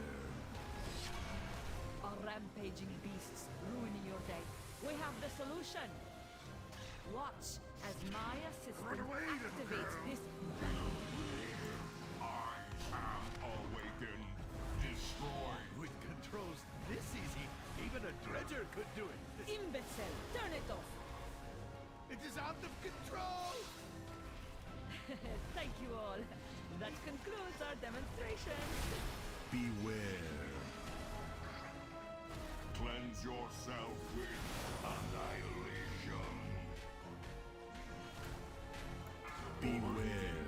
Vending ammo. Prepare. Now's my chance. That axe is mine. They thought variable dimension tumblers would keep me out? Pathetic. Done. Come to mama. Uh-oh. The curse is real? Beware. All realms will drown in blood.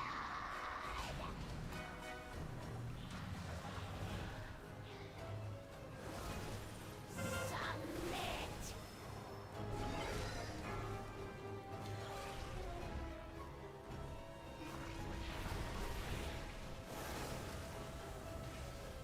My blade will claim you.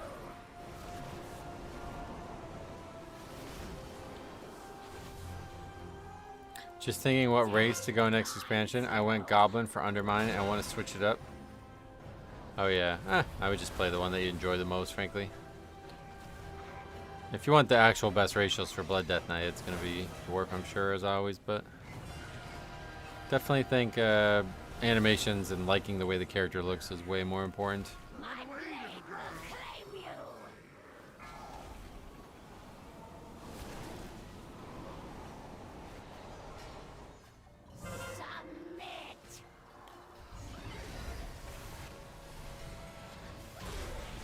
You saved our menagerie. Well, what is left of it? A simple matter. In return, we ask only for Cartel Zai's signature. Our signature is a fair trade, especially if it results in your departure.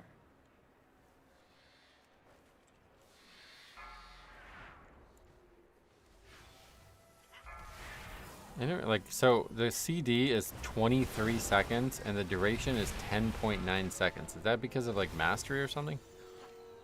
Why are they such weird numbers?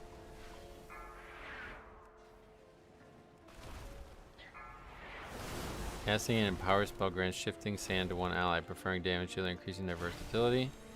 And the duration of Shifting Sands, Breath of the Eons, and other helpful ores are increased. So I guess that's considered a helpful ore. I don't get why the duration is such a weird number, 10.9 seconds. I guess the cooldown doesn't make a lot of sense either, but I guess it's probably haste doing that.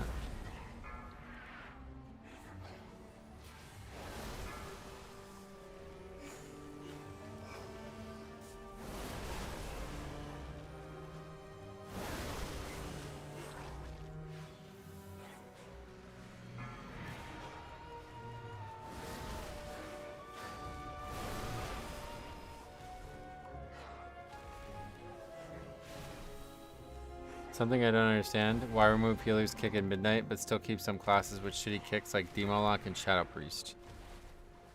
I don't think those are related, but if you had to answer that question the way it was worded, I think the answer is because healers were complaining about having too much to do, which is kind of funny on its own. They felt like they had too many things that were required of them.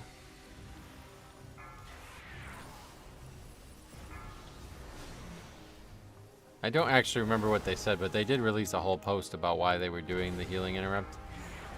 So it might be answered by that post. I don't remember what actually got said though. That feels like that was a year ago by now.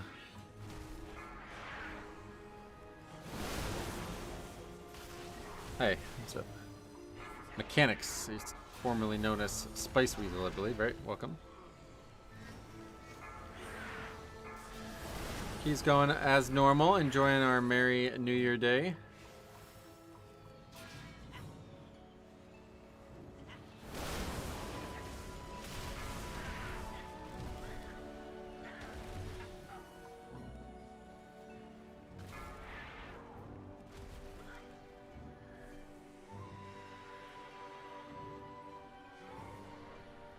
That was a lot of trash. I don't think we needed that, did we? Not sure why we pulled all that.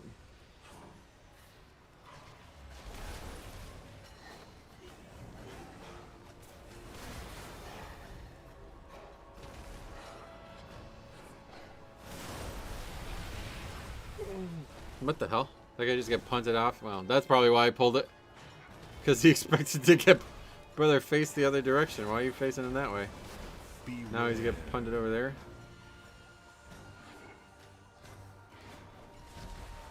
Whoa. That I did not think it was gonna happen.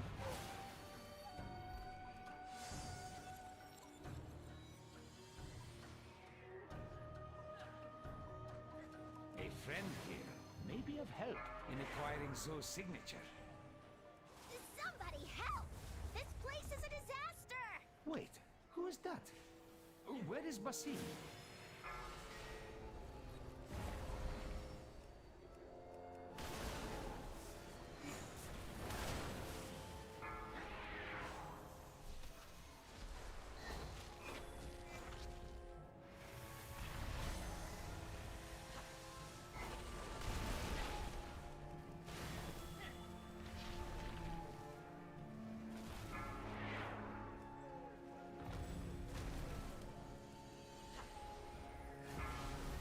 I love this single mob pull.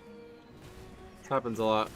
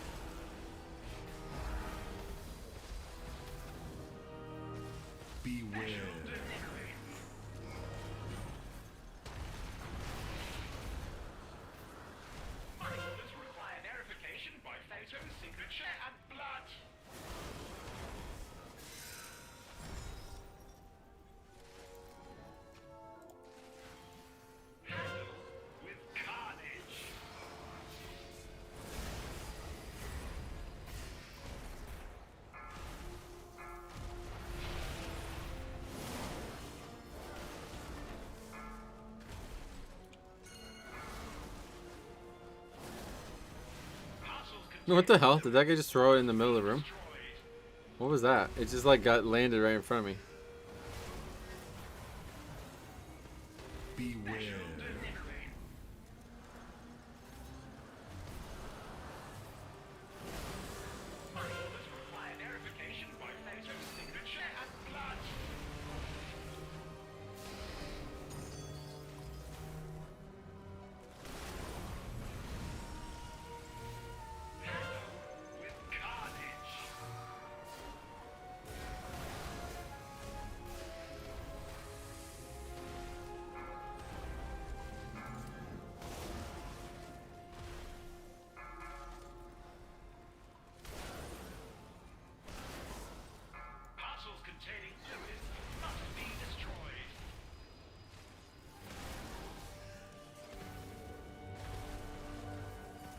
Beware.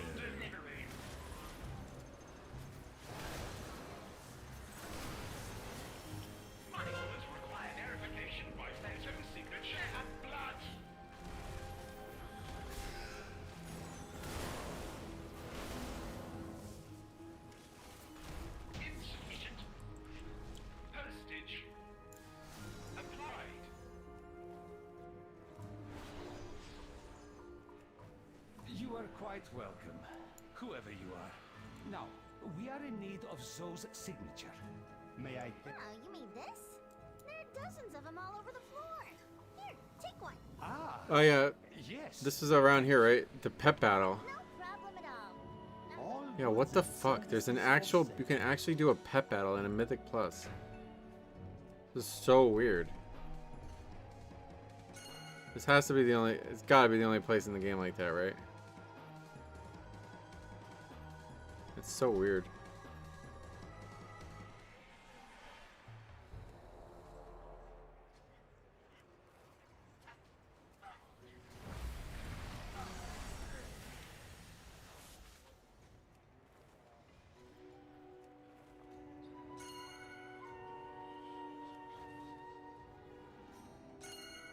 I'm surprised I haven't had a pet battle mandatory section in Mythic Plus. I think pet battle's like on its way out, so I don't think they'll do much there.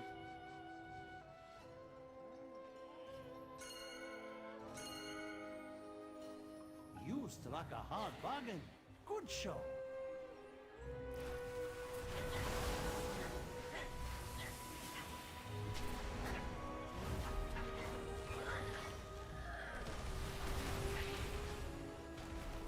Oh, I just knocked this mob up.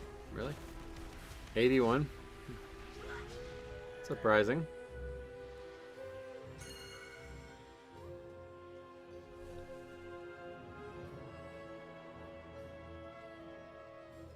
Can't go in any of these doors, I guess, huh?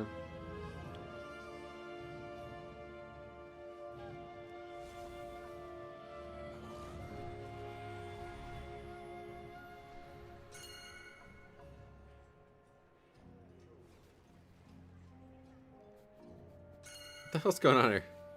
These people don't know they have to take the thing to the light.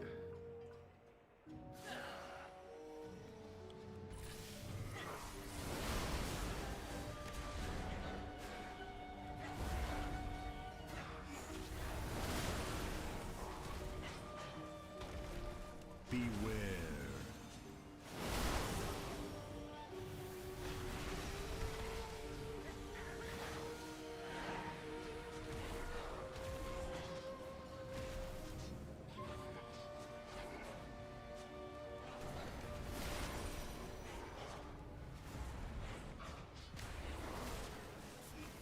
Beware.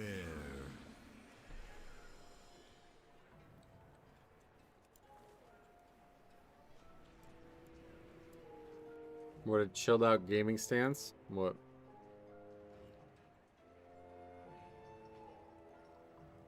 Enjoy your stay.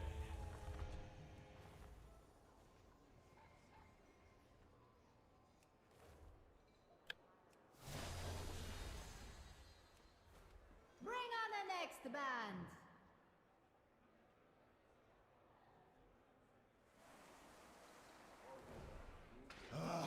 Next performance.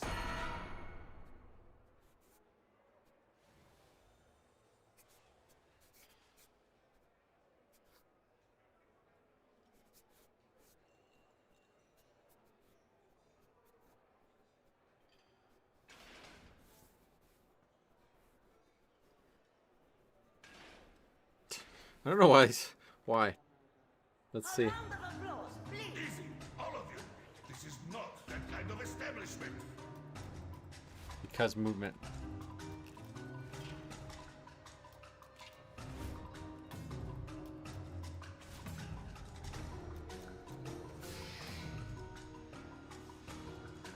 Let's see. Have him clarify his position.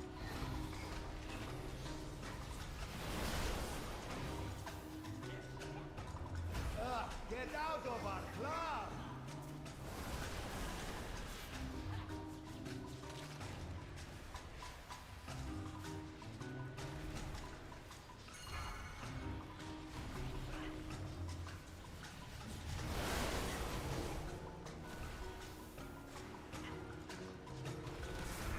Get out of our club!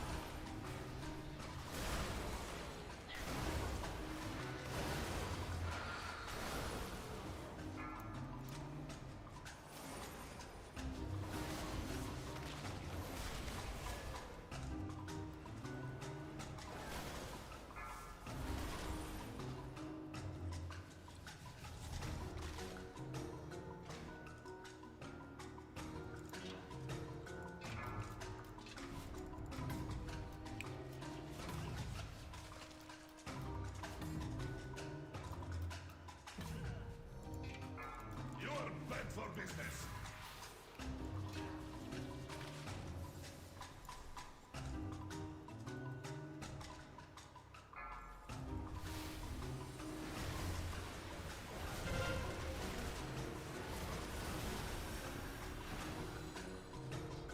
You will never play in this town again.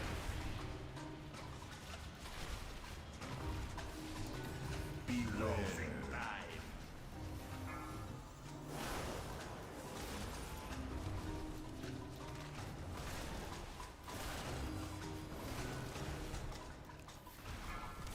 Closing time.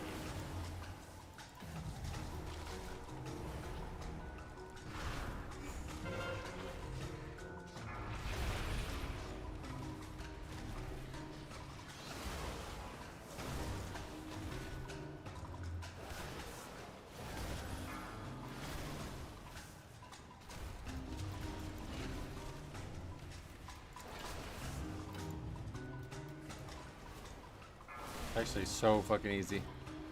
You don't ever have to worry about dropping the buff either. It really shouldn't be the healer, honestly. It should be whoever the top range DPS is. Because you guarantee that you'll keep the buff up very, very easily. It's almost like if the drum should be split amongst people to help get the buff more.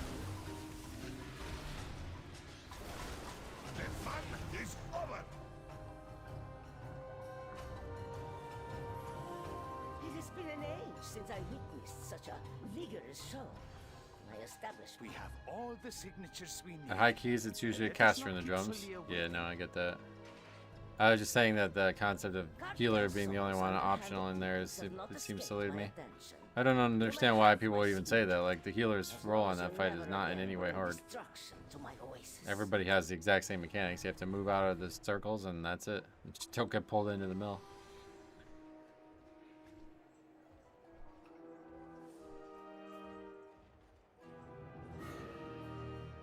I do think it's like whoever the top caster damage deal, basically whoever the least mobile DPS is should be in there, because they guarantee that they'll have the buff 100% of the time and they won't have to ever move out of mechanic.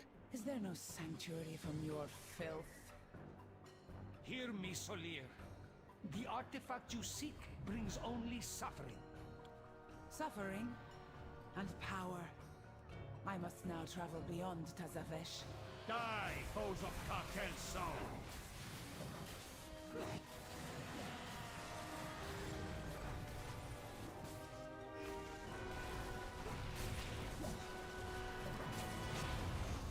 Top DPS, look at the number. 1.5. Oh. People are beating me now. Fuck.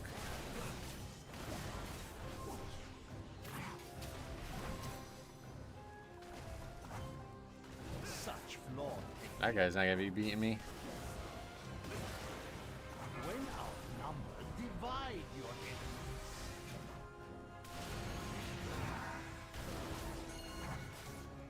Probably use some battle resist. I feel like, yeah, we have 4 battle resists. We just never use any of them. This is so weird. Why the fuck did they not battle res? This happened on the first boss too.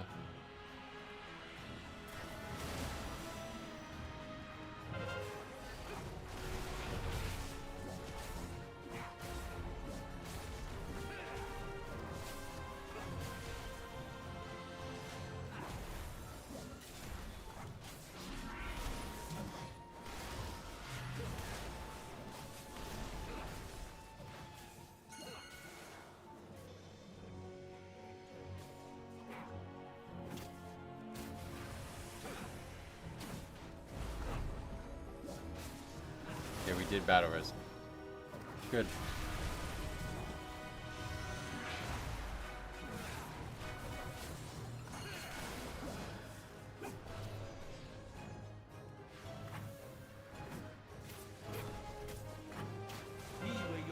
Your skills are lacking. Now we need another warlock battle res.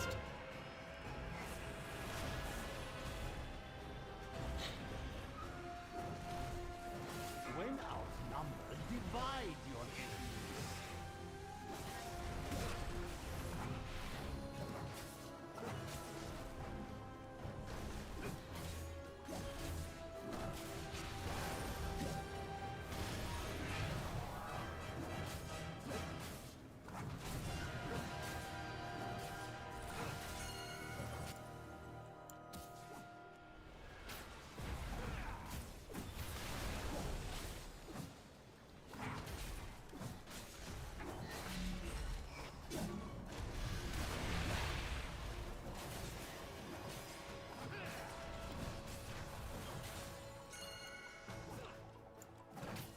Strike from beyond reach.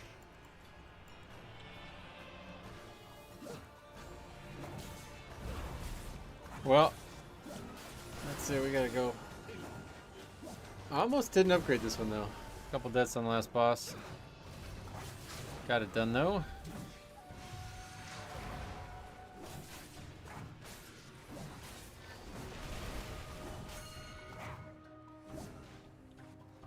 My cartel bears my shame. Solia may have a head Wish there was start, something you could do but with this her loot, man. echo remains an echo. It's so shitty that these loot drops and it just has 0 value to it. Okay, it doesn't even have a key. Is that what that is? It says keystone and there's nothing. That's weird. Alright. Well, I don't know when the next time we'll be back is. I'm thinking it might unfortunately not be till next week. Well, it definitely won't be until next week. We have practice tomorrow morning.